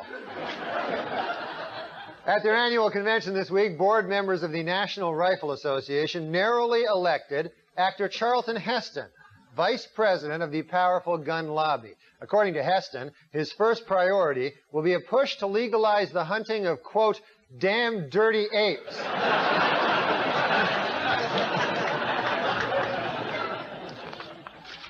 In Alabama, a new state law will dramatically increase the penalty for bouncing a check. Note to self, cancel summer vacation plans in Alabama. Find state more accommodating to the NORM MACDONALD lifestyle.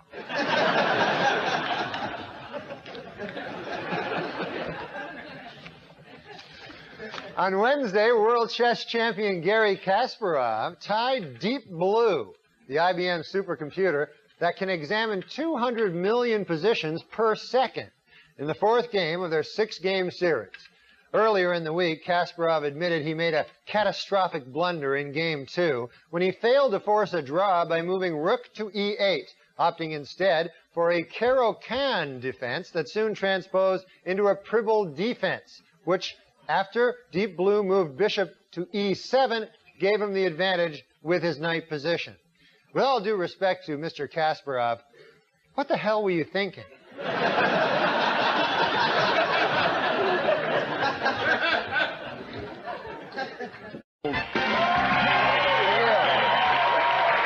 Thank you.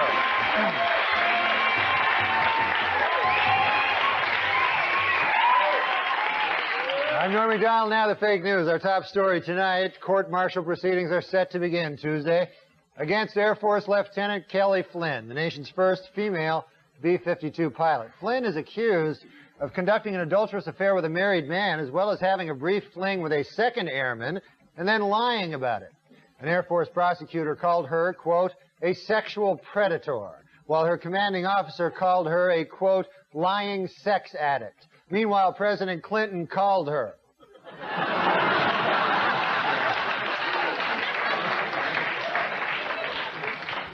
Earlier this year, the Liga Group paid out more than $750 million in a court settlement when it was admitted that its cigarettes are addictive. And this week, the tobacco company unveiled its new warning label. It reads, warning, don't try to sue us, we don't have any money left.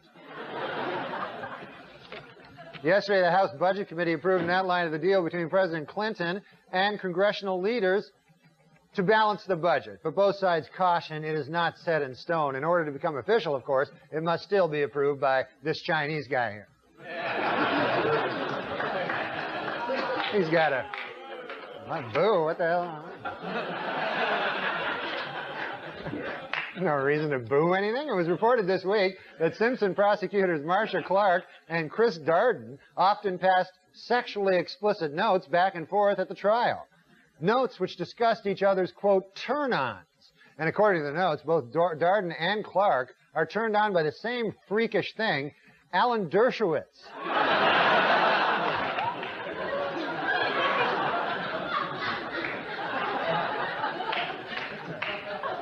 Meanwhile, O.J. himself may have some explaining to do. For months, he has denied hiding financial assets, including valuable sports mementos, from the Brown and Goldman families. But earlier today, Simpson pal A.C. Cowlings was stopped as he tried to leave the country. In the backseat of his Bronco, police found O.J.'s Heisman Trophy, disguised with a tiny fake beard.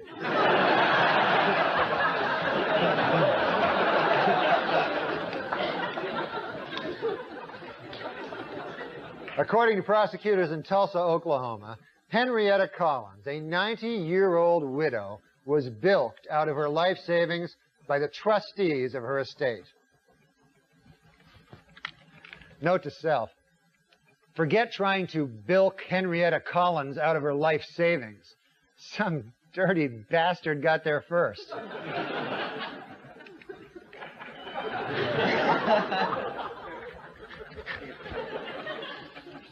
This week, talk show host Kathy Lee Gifford addressed published reports that her husband had an extramarital affair, saying, quote, Frank did and always does what is right. Kathy Lee's statement has been widely interpreted as a public admission that her husband beats her.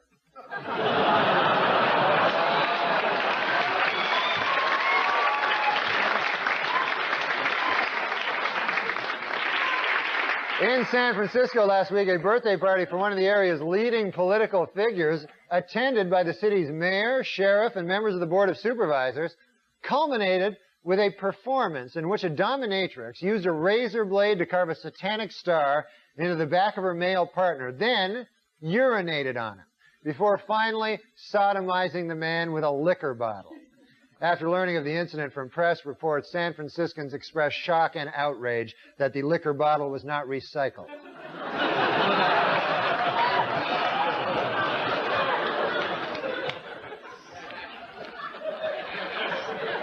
In his new film, Legionnaire, action star Jean-Claude Van Damme will join the French Foreign Legion.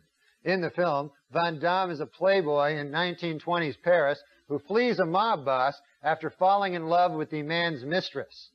Also, although it doesn't say anything here about it, I'll bet there's plenty of kicking.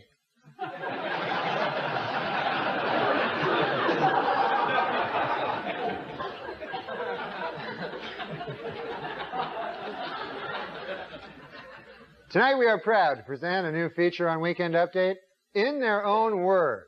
As you remember last month in the televised town meeting on kids and drugs, President Clinton moved Peter Jennings and the audience as well when he said, quote, "I've received many letters from 5-year-old kids around the country telling me that they are frightened and asking for my help."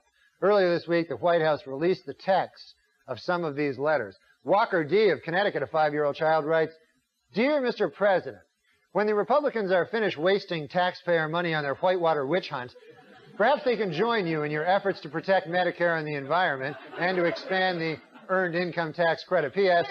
Paula Jones was asking for it." Here's one from Elizabeth A. of Long Island, who wrote, "Dear President Clinton, Newt Gingrich is a bad, bad man." Also, Paula Jones was asking for it. In their own words. Under a new law passed by the State Assembly, effective next year, Michigan will set aside an allotment of hunting licenses for blind people. This after years of relentless lobbying by deer.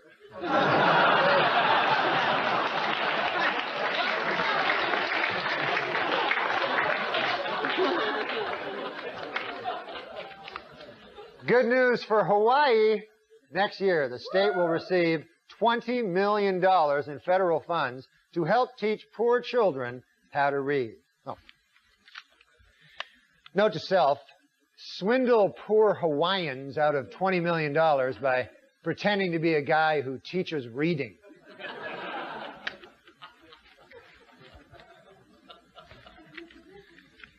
Note to self, before I start, also learn to read. That will help give the scam what we like to call credibility.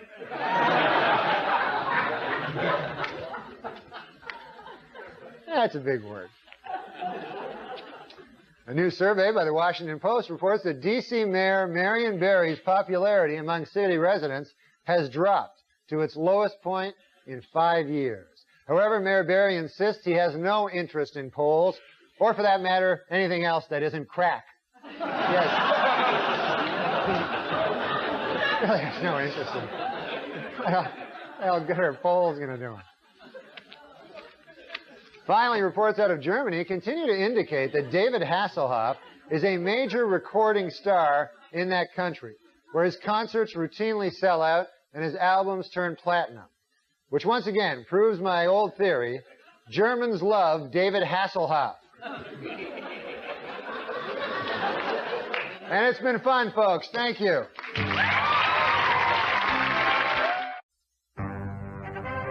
Weekend Update with Norm MacDonald.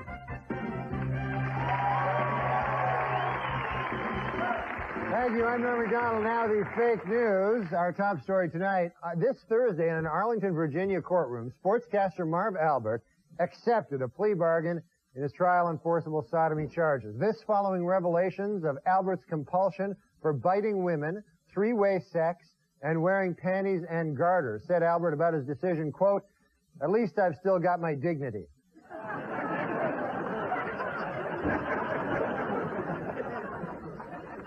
Attorney General Janet Reno said this week that she is fed up with Republicans complaining to the press that she has not named an independent counsel to investigate President Clinton's fundraising. Said Reno, quote, "If these people don't like the way I'm doing my job, let them come talk to me man to man." Well, the White House is an empty nest this week following Chelsea Clinton's departure to begin studies at Stanford University. A wistful President Clinton says that while it's difficult to see his daughter grow up, at least now he'll feel less guilty about hitting on her friends.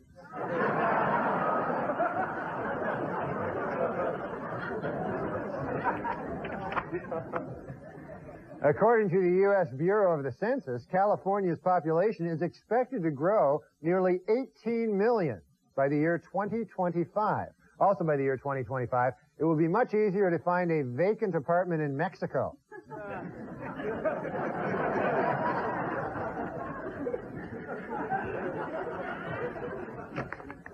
In international news, French President Jacques Chirac met this week with NATO Secretary General Javier Solana. During their meeting at the Élysée Palace, the two discussed possible reasons why Marv Albert would dress up in lingerie and bite women on the back while another guy watched.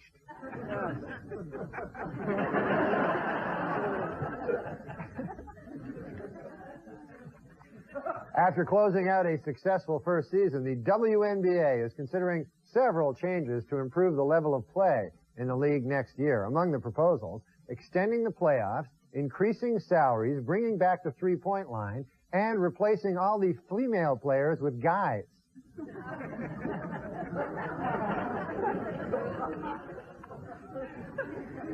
Well, as you're no doubt aware, Elton John's musical tribute to Princess Diana, Candle in the Wind 97, has become the fastest-selling CD in history. Well, in Dayton, Ohio, a local music chain had a wonderful idea to donate all its profits from the single to a local AIDS group. However, in a tragic piece of irony, Weekend Update has learned that the local AIDS group now plans to spend all of the money on landmines.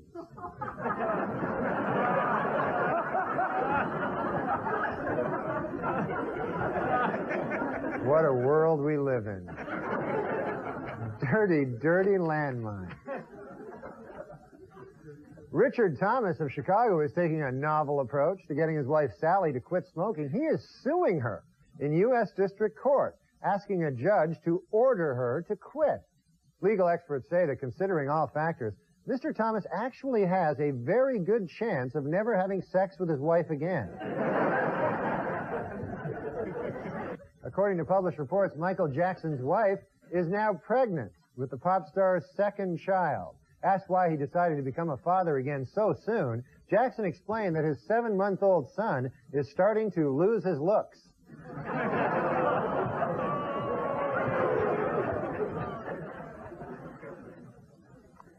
Next month, the U.S. Postal Service will begin issuing stamps depicting Dracula, the Mummy, and Frankenstein's monster.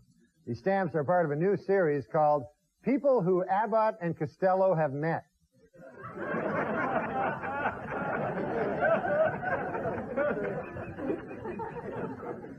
According to new medical research, crack babies are as happy and healthy as normal children.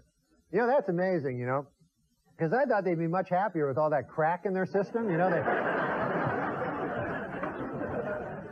it's crazy. Former President Ronald Reagan is selling his Santa Barbara ranch to the federal government, which will turn it into a California state park. In what can best be described as a sweetheart deal for Reagan, he will get $5 million for the 700-acre ranch, and he will still think he owns it.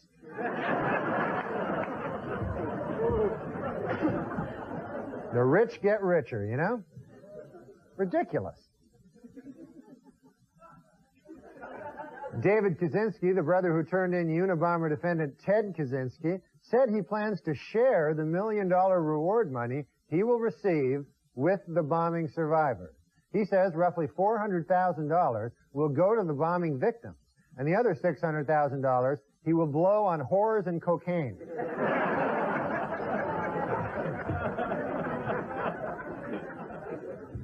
And in Central California, investigators have convened at the Tulane Canal to find out what killed 1,600 birds and over 1 million fish. Experts say ammonia poisoning is the probable cause, but if you ask me, what really killed them was the paparazzi.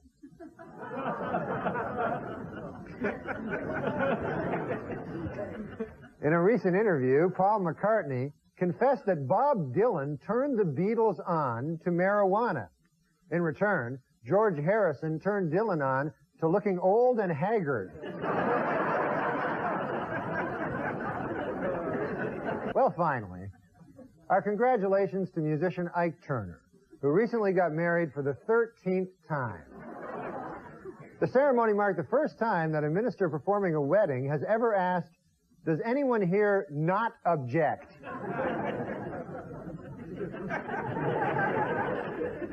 And that's the news, folks. Good night. I'm Norm MacDonald, now the fake news. Our top story tonight, just yesterday, in a letter to Congress, Attorney General Janet Reno absolved President Clinton of almost all charges of campaign finance reform. According to Reno, there is no evidence he misused his office to raise money, improperly allowed contributors to stay overnight at the White House, or sought contributions in exchange for political favors. You know, it's hard for me to believe this, but for Janet Reno to send this letter, I guess it must be true. The president's sleeping with her, too. It's beyond comprehension, but earlier today, some 600,000 members of the Promise Keepers, the evangelical men's group, convened in Washington, D.C. for a day of prayer and repentance. Oh, no, I promised to go to that thing, and I forgot. Damn it to hell! It's my wife's fault. She didn't remind me, that dirty... Oh, well. More bad news for O.J. Simpson. This week, a Los Angeles court ordered him to turn over his Heisman Trophy to the Goldman family. In addition, the same court may order Simpson to surrender a coffee mug inscribed, "World's Greatest Husband."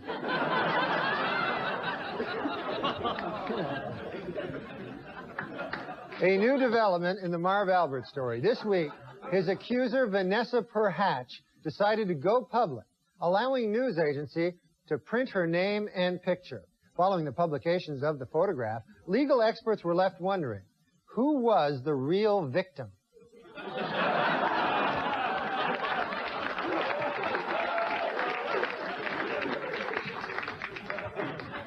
Not easy on the eye.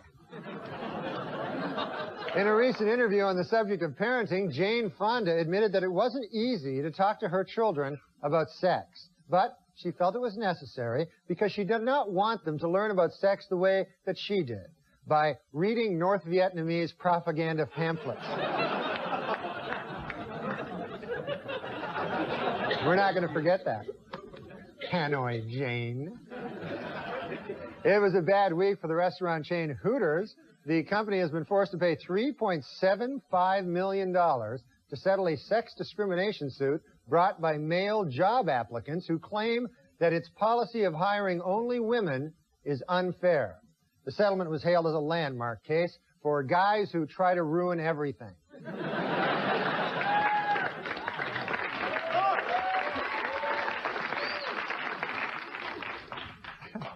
You want to go to Hooters and a dude shows up at your table, you know? Action star Arnold Schwarzenegger is reportedly planning to appear in an upcoming production of the Broadway musical The King and I. Schwarzenegger says that in contrast to other actors' portrayals of the King of Siam, his will be really, really horrible.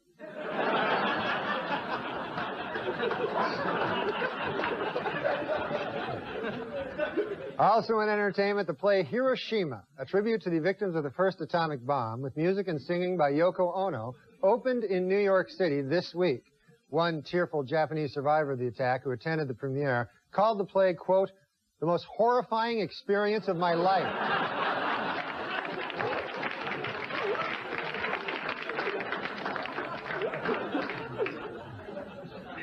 And in entertainment news, Ellen DeGeneres and lover Anne Hesh have announced that they want to have a baby.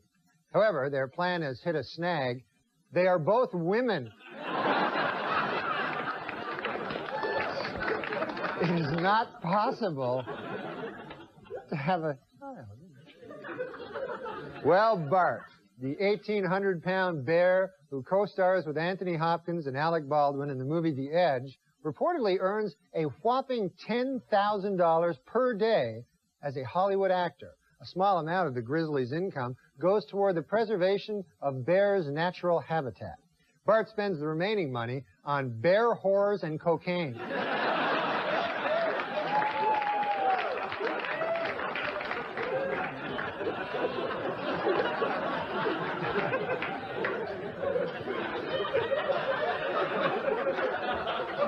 And on a happier note, in Massachusetts, the 119-acre Dunn Pond State Park has the state's first nature trail designed for the handicapped. Along the trail, you will find a rich variety of birds, lizards, and insects, all of them handicapped. So it's not really a very good trail, you know?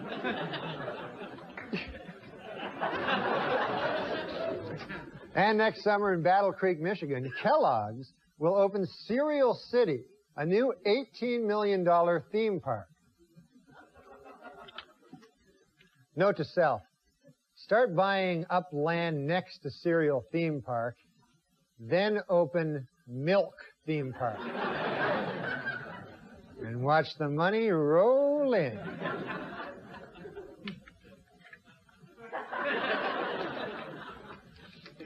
Well, finally, the Guinness Book of World Records announced this week that Gul Mohammed of New Delhi, at 22.8 inches tall, is the shortest man in the world to have Eddie Murphy's head.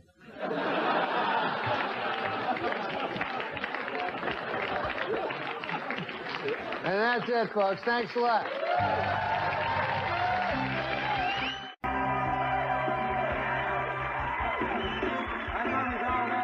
Our top story tonight, does President Clinton have a bent penis? Well, according to a doctor who examined him last week, the president's genitals are, quote, completely 100% normal. It should be noted, however, that the doctor who examined him also has a bent penis. So, that may color his findings a little.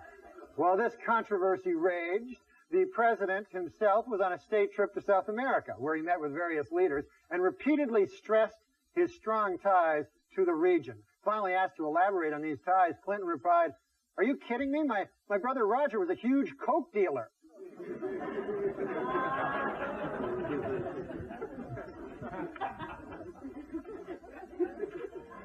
As his last stop on the trip, the president met in Buenos Aires Thursday with Argentinian President Carlos Menem. During the meeting, Clinton asked Menem to continue with economic reform and protect democratic freedoms. Menem, in turn, asked Clinton to show him his bent penis.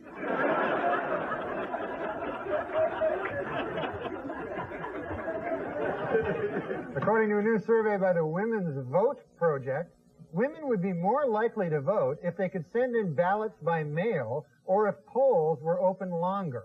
Also, more women would vote if you were permitted to bake your vote.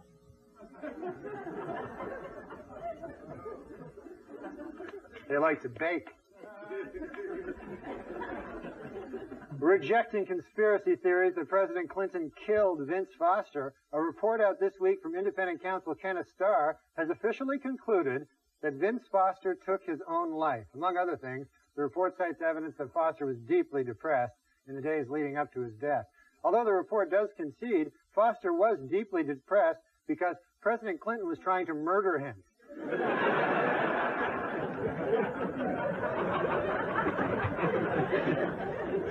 Visitors to Yellowstone National Park are being advised to carry pepper spray to defend themselves against bears.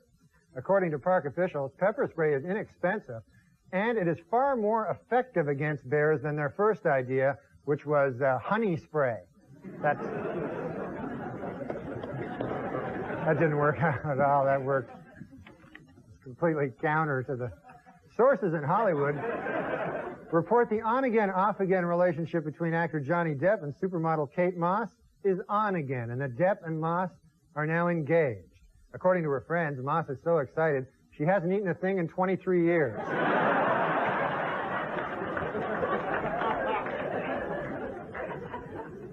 In other entertainment news, a religious group in Chile is trying to ban a new Claudia Schiffer film which features explicit lesbian sex scenes.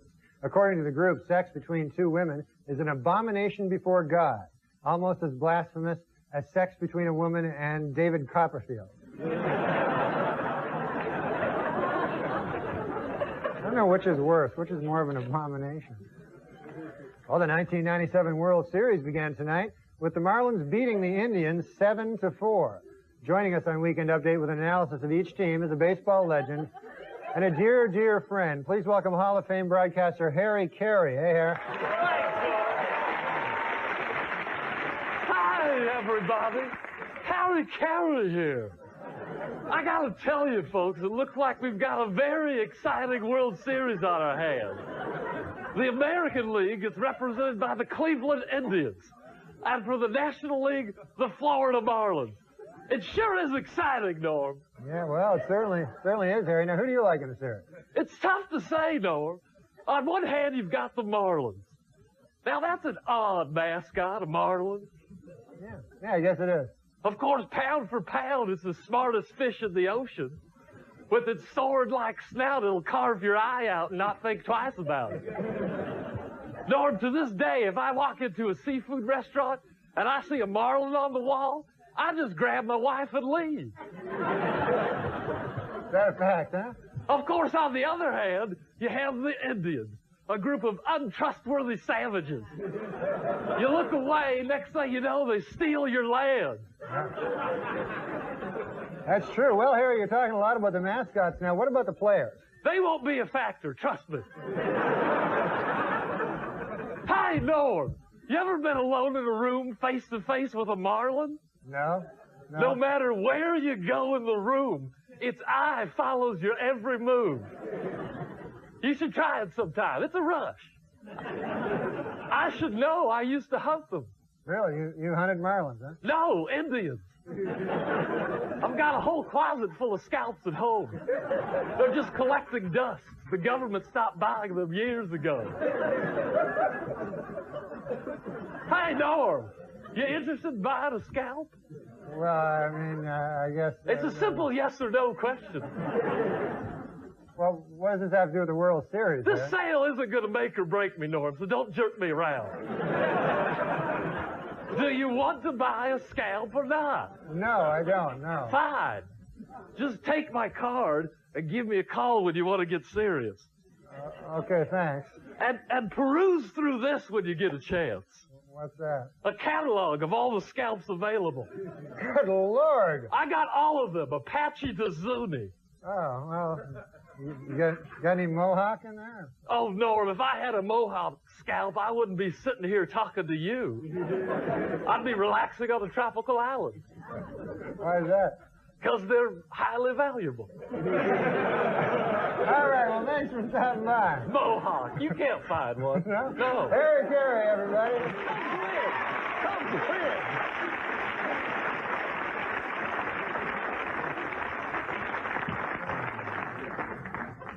Exotic dancers say a city ordinance requiring them to keep 4 feet away from their customers will put them out of business in Shoreline, Washington. Or, as I now refer to it, Nazi Germany. Quite a world we live in. And in Oklahoma, prison officials are considering an interactive video system for parole board hearings, which would eliminate the need for inmates to travel to hearings from prison. Inmates say they will go along with the video idea, but they will not rule out raping the camera guy. And in Idaho, a $5 million project to fix cracks in the Dworshak Dam has been a huge success, according to officials from the Army Corps of Engineers. However, the dam could easily have been fixed at a far more reasonable price tag, according to this beaver.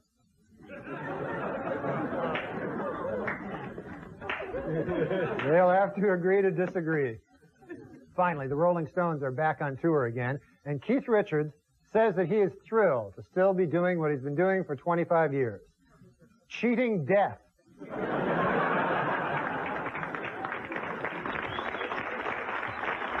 the news. Weekend Update with Norm MacDonald. Thank you. Thank you. I'm Norm MacDonald. Now the fake news. Our top story tonight. Tomorrow, Chinese President Jiang Zemin begins a week-long visit that could define U.S. relations with China for years to come. President Clinton plans to ask Jiang for several things, including human rights reform, trade expansion, and a Chinese herb said to have the power to straighten a bent penis. Well, it's official. Sportscaster Marv Albert, convicted last month on assault and battery charges, will serve no jail time. But the big story was outside the courthouse, where the second accuser from his trial, Patricia Maston, showed her face in public for the first time. This new development had legal experts asking once again, who was the real victim here?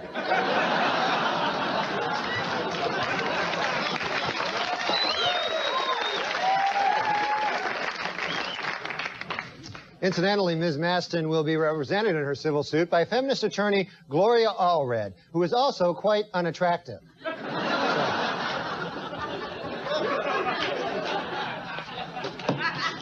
No box of chocolates, that one. Well, this week, Attorney General Janet Reno charged software giant Microsoft with trying to monopolize access to the internet and has asked a federal court to fine the company $1 million per day. Analysts say that at this rate, Microsoft CEO Bill Gates will be broke just 10 years after the Earth crashes into the sun. He's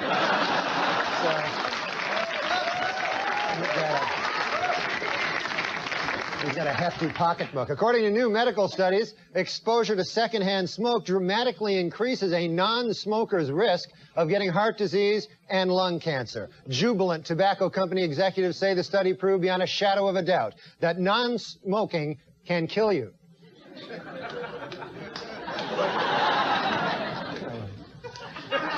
That one wasn't very good, but try to laugh anyway, because it helps Farley have a little rest. Dr. Jack Kevorkian announced this week that he will start to offer organs taken from his suicide patients to people who need transplants. In addition, Kevorkian promised that anyone who does not get a life-saving organ will receive a free murdering.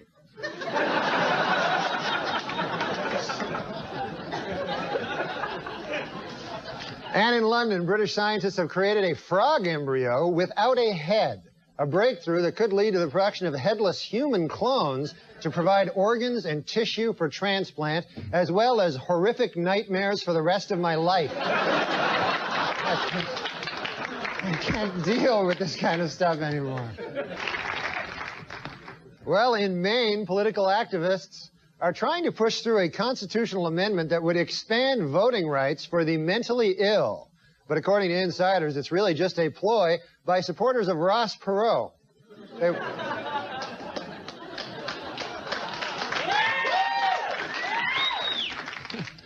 Okay. And in New Orleans this week, Doonesbury creator Gary Trudeau was honored by the Drug Policy Foundation, a group which seeks to legalize marijuana. Also honored this week by the foundation, weed.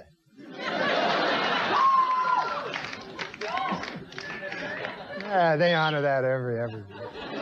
It's a multiple honoree. A Minnesota man is being sued by a woman who claims that he promised to marry her, but called off to the wedding after he convinced her brother to give him a kidney.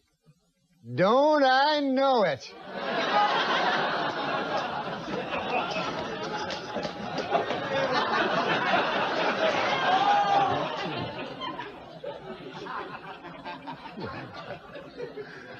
Well, according to fire department officials in Wisconsin,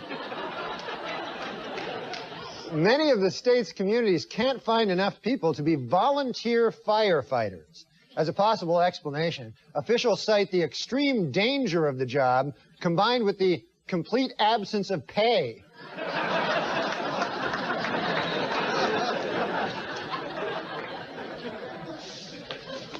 Finally, in Milwaukee, Wisconsin, a man allowed his 8-year-old daughter to take the wheel of his car, and an accident ensued that damaged 7 other cars and injured 6 people, which once again proves my theory: women can't drive.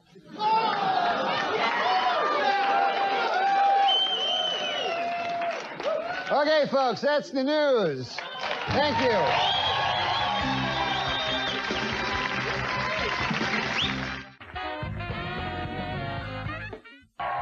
I'm Norm MacDonald. Now the fake news. Our top story tonight. Last night, ex-sportscaster Marv Albert and fiancée Heather Faulkner appeared on 2020 with Barbara Walters in what Albert admitted was an uphill battle to have a really hot three-way.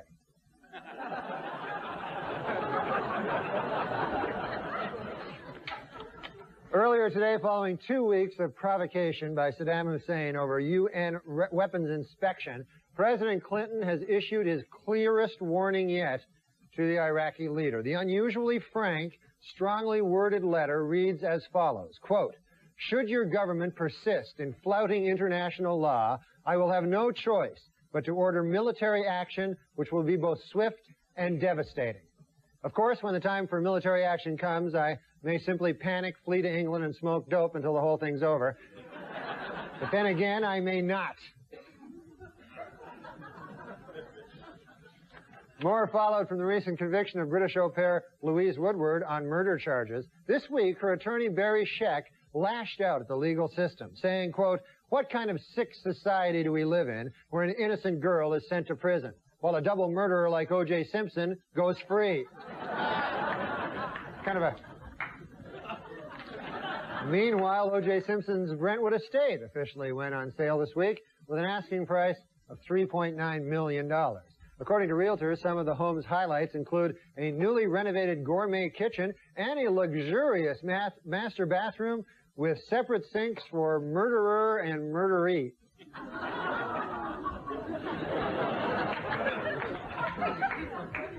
Murderer, murderee. On Capitol Hill this week, 17 Republican congressmen formally asked the House Judiciary Committee whether there is sufficient evidence to begin impeachment proceedings against President Clinton. In response, the president said, quote, "Hey, you know who would have the answer to that question? Vince Foster."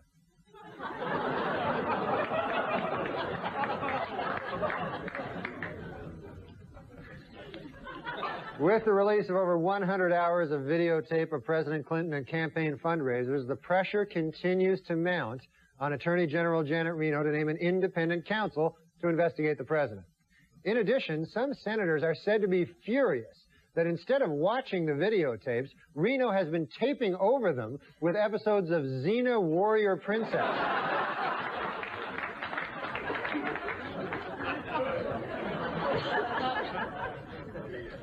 On Tuesday, New York City Mayor Rudolph Giuliani cruised to re-election with 57% of the vote. The mayor credits his victory to strict enforcement of quality of life ordinances, while loser Ruth Messenger blamed her defeat on low voter turnout by aggressive panhandlers and squeegee men. She was expecting them to show up strongly. This week, the crew of the trouble-plagued Russian space station Mir took a much-deserved break, using their onboard computer to do some shopping on the internet. Among the cosmonauts' purchases this week, a VCR, an exercise bike, and a new space station.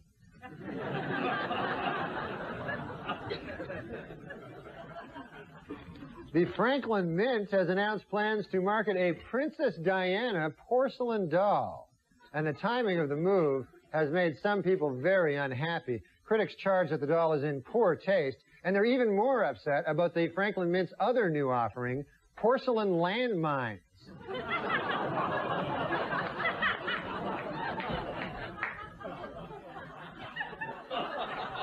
You can play with them together if you want. This week, a milestone in rock music. REM drummer Bill Berry has announced that he is quitting the band. Berry, who has been with REM for 17 years, says the decision to leave was entirely mutual between himself and his giant eyebrow. They talked it over and they decided it was best for both of them. A sad story from the world of entertainment this week. Talk show host Ricki Lake had to get rid of her dog Dudley after the pooch became too aggressive with her 7-month-old son Milo. A clearly saddened Lake said, "It broke my heart to get rid of that dog, but he was delicious."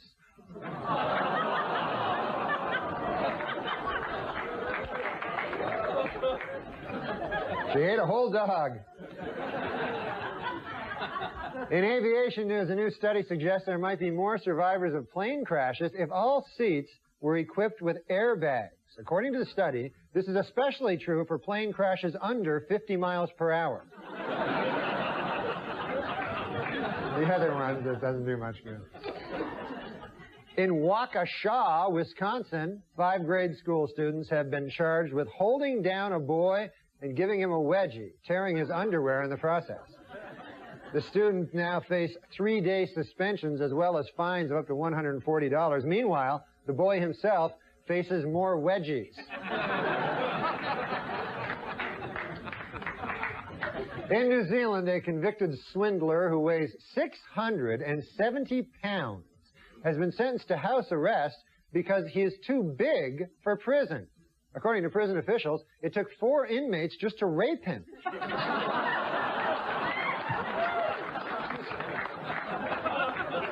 Rude man.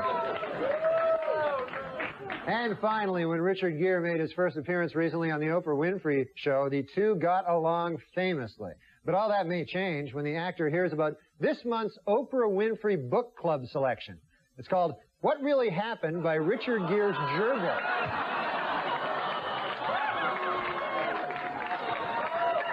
Crazy. Okay, folks, that's the news. Have a good thing. Weekend Update with Norm MacDonald.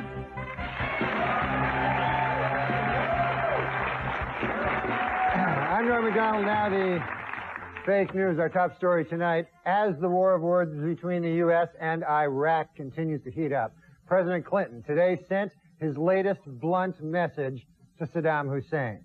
Quote, as our two nations appear headed toward military conflict, let history record that all this could have been avoided with a simple $50,000 contribution to the Democratic National Committee. The blood is on your hands. In Sacramento this week, jury selection began in the trial of accused Unabomber Ted Kaczynski and appears to be moving briskly. In fact, lawyers for the defense had only one question for each prospective juror. What is your mailing address?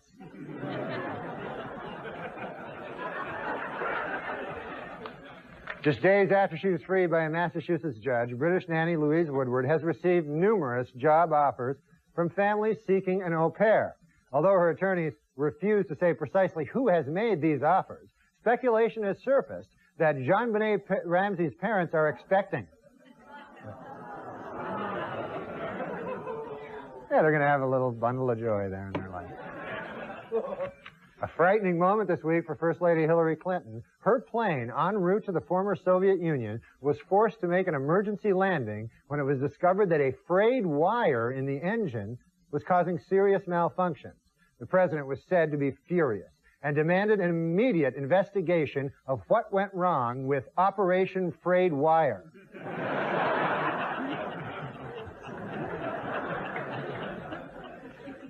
There was outrage in Detroit this week when Dr. Jack Kevorkian helped a woman commit suicide in a local church, leaving her body inside the church building. According to Kevorkian, murdering people in his van has almost completely lost its sense of blasphemy. Hello, how are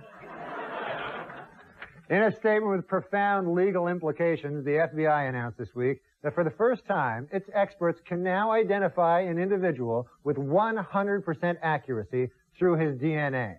And really, when you think about it, the timing could not have been better, said former football great O.J. Simpson. He was good on the gridiron. A celebrated Hollywood cosmetic surgeon whose clients include Michael Jackson, Phyllis Diller, and Joan Rivers has been accused of fondling patients while they were under anesthesia. The case has legal experts wondering, who is the real victim here?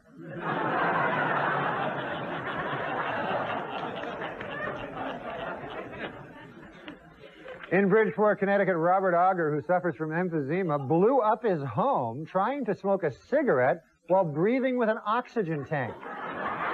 In response, the R.J. Reynolds Company has presented him with its Lifetime Achievement Award. In Washington, D.C., several local activists are trying to gather enough signatures by December to put a medical marijuana initiative on the ballot. Meanwhile, one local activist is trying to do the same thing for medical crack.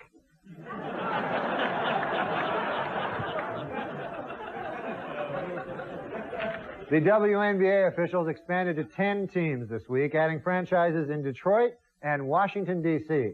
But before you get too excited about the new additions to the league, remember, all of the players are still women. They stink at basketball. That's the problem. Other than that, it'd be a good, good game, but they're all horrible, so it makes for a kind of a boring game.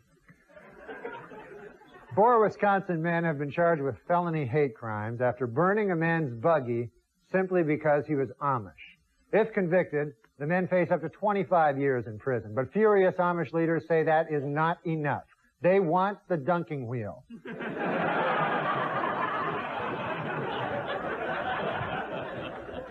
A Tampa businesswoman who bought several of Princess Diana's gowns as a collector is now putting them on display to raise money for charity.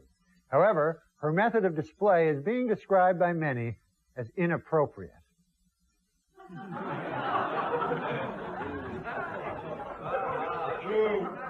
Still, for 4 bits, you know, it's a good deal. According to a recent study published in New Choices magazine, the more household chores a husband does, the more likely his wife is to report having good sex. The article explains that when a man does a substantial amount of housework, it gives his wife some time to go out and find a real man to have sex with.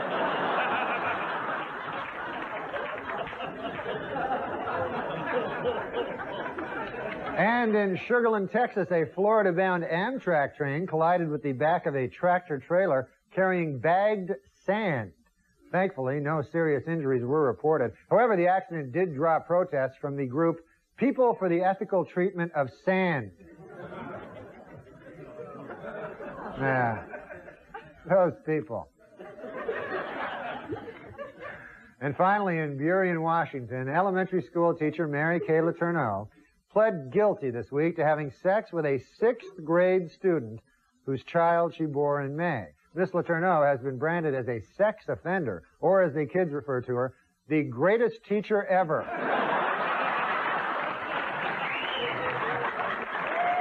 And that's it, folks.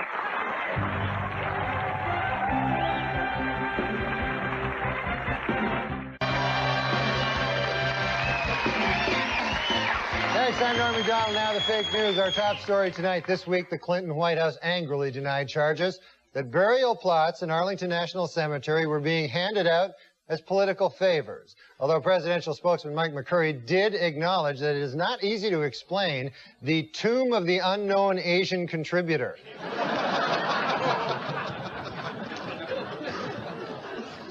This week, an angry President Clinton demanded that Congress stop dragging its feet on something he has long championed, a medical Bill of Rights for U.S. citizens. In all, there are 10 items in the President's Bill of Rights, running from number 1, a rich, satisfying sex life is the foundation of good health, to number 10, a straight penis is not a privilege, it is a right.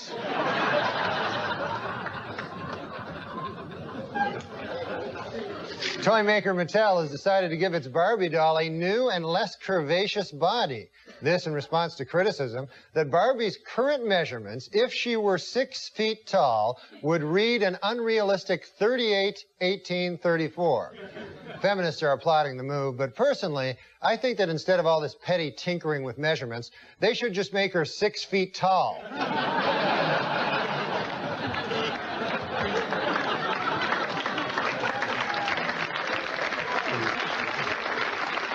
Speaking of toys, this year's survey of the 10 most dangerous toys has been released. Topping the list this year, Tyco's new throat clogger-upper.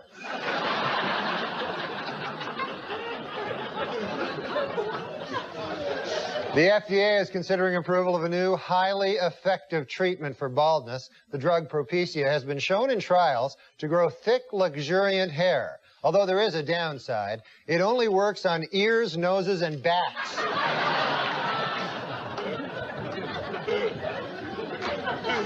In next week's Life magazine, pop star Michael Jackson appears in a pictorial with his infant son. The photos show Jackson changing, feeding, and cradling the baby boy in what Jackson himself promises will be Life magazine's sexiest issue ever.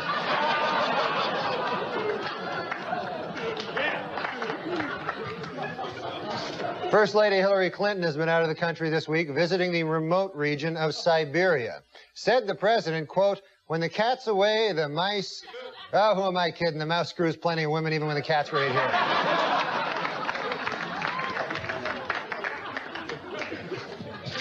Has the lure of the almighty dollar finally made us forget the true meaning of Christmas? Well, in my opinion, the answer is yes. When you consider that it's not even Thanksgiving, but the Christmas issue of Blacktail magazine is already on newsstands.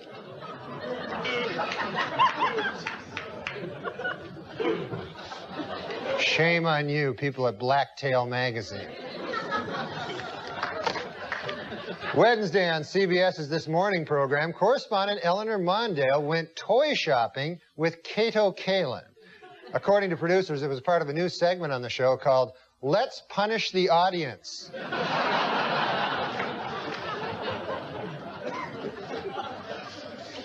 Well, now there is finally a matchmaking service for dogs. At Happy Animals, matchmakers guarantee to find your dog a perfect mate based on height, weight, age, and breed. So far, the dog dating service has had a 100% success rate because, according to its founders, any dog will have sex with any other dog.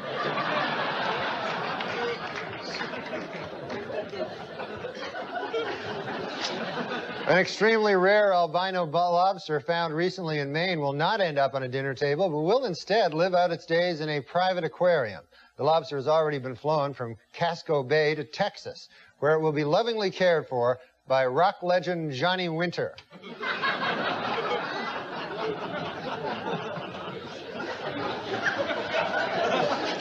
I'd like now to make a correction to a story that we reported earlier tonight. It seems that the Christmas issue of Blacktail is not yet available on newsstands. I'm sorry. So far, it's only gone out to those of us who subscribe. Our apologies to the editors of Blacktail, and keep up the good work, boys. On Wednesday, NASA launched the Space Shuttle Columbia on its 87th voyage. This trip by the shuttle will feature the first spacewalk ever by a Japanese astronaut who will get to take in the unique perspective of Earth from space. Gee, I wonder if there's any chance he'll take a picture.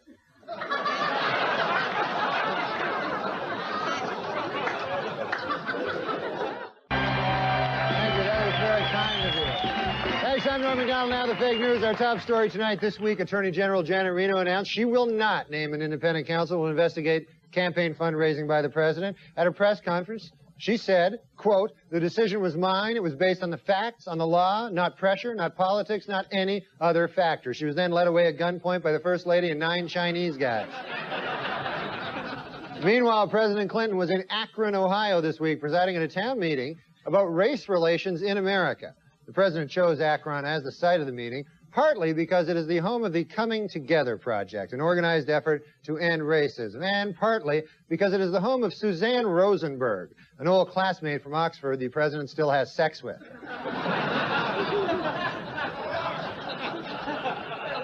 The trial of Unabomber suspect Ted Kaczynski underway. His lawyers are making arrangements now to move their client's 10 by 12-foot shack into the courtroom. After the trial, the cabin will be carefully repacked and moved to Hollywood, where it will serve as home to actor Mickey Rourke.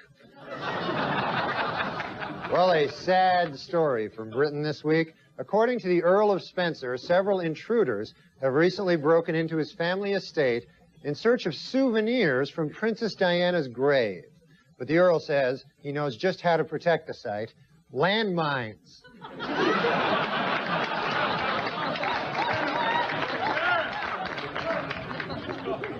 This week in the former Soviet Union, an American engineer for a San Diego-based company was arrested and charged with spying for the United States. Russian authorities say he was caught attempting to smuggle out their secret formula for alcoholism and despair.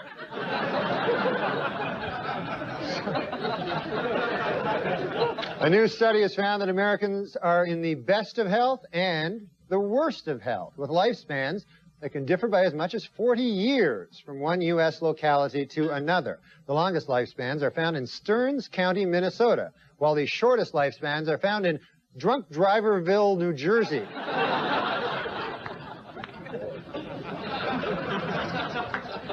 In January, production will begin on the 7th season of MTV's The Real World. The 7 young people appearing in the series will represent different backgrounds, ages, religions, and sexual orientations. However, this year, they will share one trait in common: I will hate them.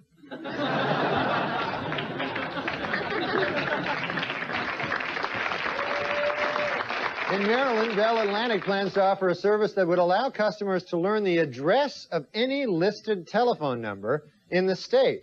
Critics say the service would be an invasion of privacy, while proponents of the plan say it will help them invade people's privacy.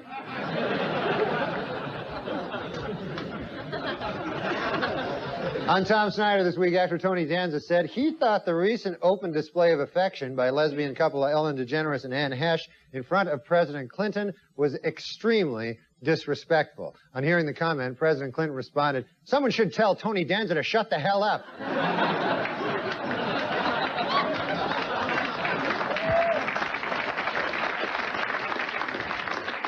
Playing in a music store in New York this week, Kenny G set a world record by holding a saxophone note for 45 minutes. While he did warn spectators that it would be quite boring, it should be noted that it is every bit as boring to hear Kenny G play different saxophone notes for 45 minutes.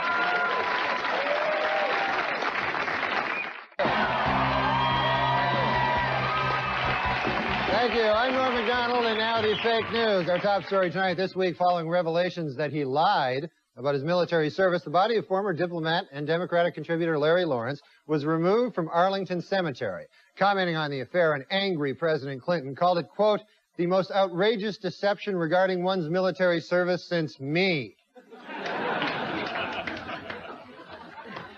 At a press conference this week, FAA officials studying last year's crash of TWA Flight 800 announced that they have pinpointed the cause, a frayed wire leading from the jet's fuel tank. According to the investigators, the wire became frayed when it was struck by a missile.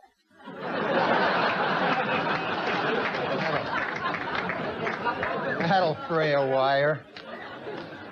Golden State Warrior star Latrell Sprewell, suspended last week for attacking and choking his coach, has hired attorney Johnny Cochran to represent him.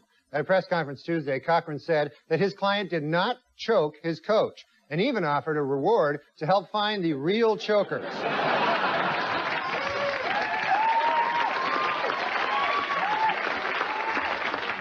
President Clinton met this week with Chinese dissident Wei Jiangxing, a leading advocate of democracy in China who had been imprisoned and tortured for nearly 18 years. However, the meeting had to be abruptly cut short when the president learned that Mr. Jiangxing is broke.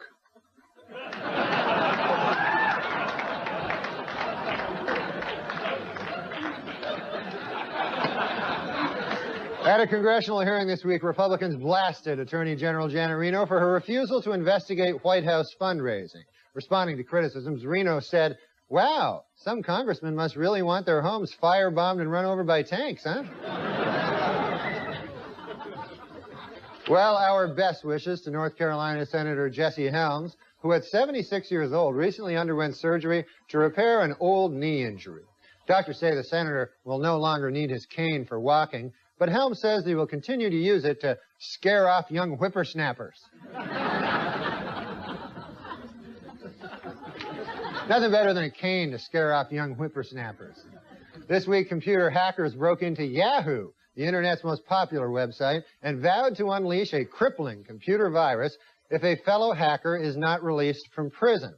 Experts warn that catching these cyber terrorists will not be an easy task and may require the cooperation of both nerds and geeks.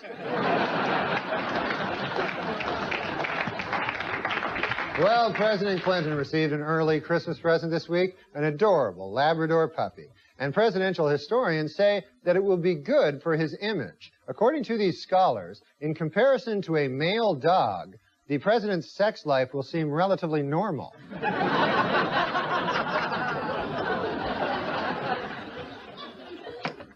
Well, this week, after a Los Angeles restaurant refused to seat him, O.J. Simpson demanded and got $500 in compensation.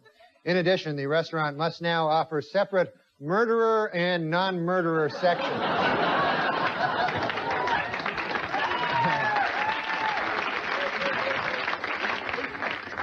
Who are safer drivers, men or women? Well, according to a new survey, 55% of adults feel that women are most responsible for minor fender benders, while 78% blame men for most fatal crashes.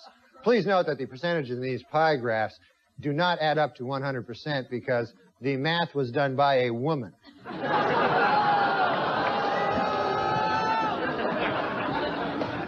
For those of you hissing at that joke, it should be noted that that joke was written by a woman. So now you don't know what the hell to do. No, I'm just kidding. We don't hire women.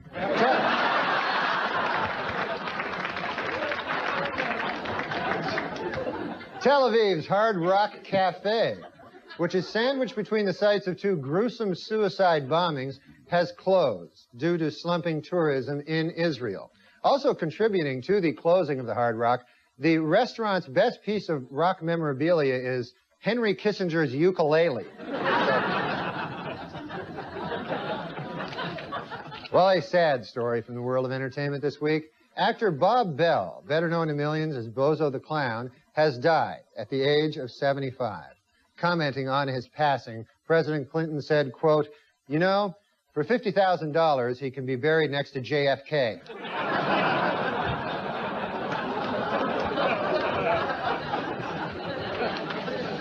Finally, in entertainment news, there are rumors that actor Don Johnson is dating 71-year-old San Francisco socialite Denise Hale.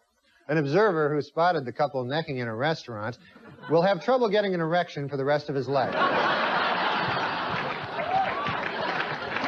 That's the news, folks. Thanks.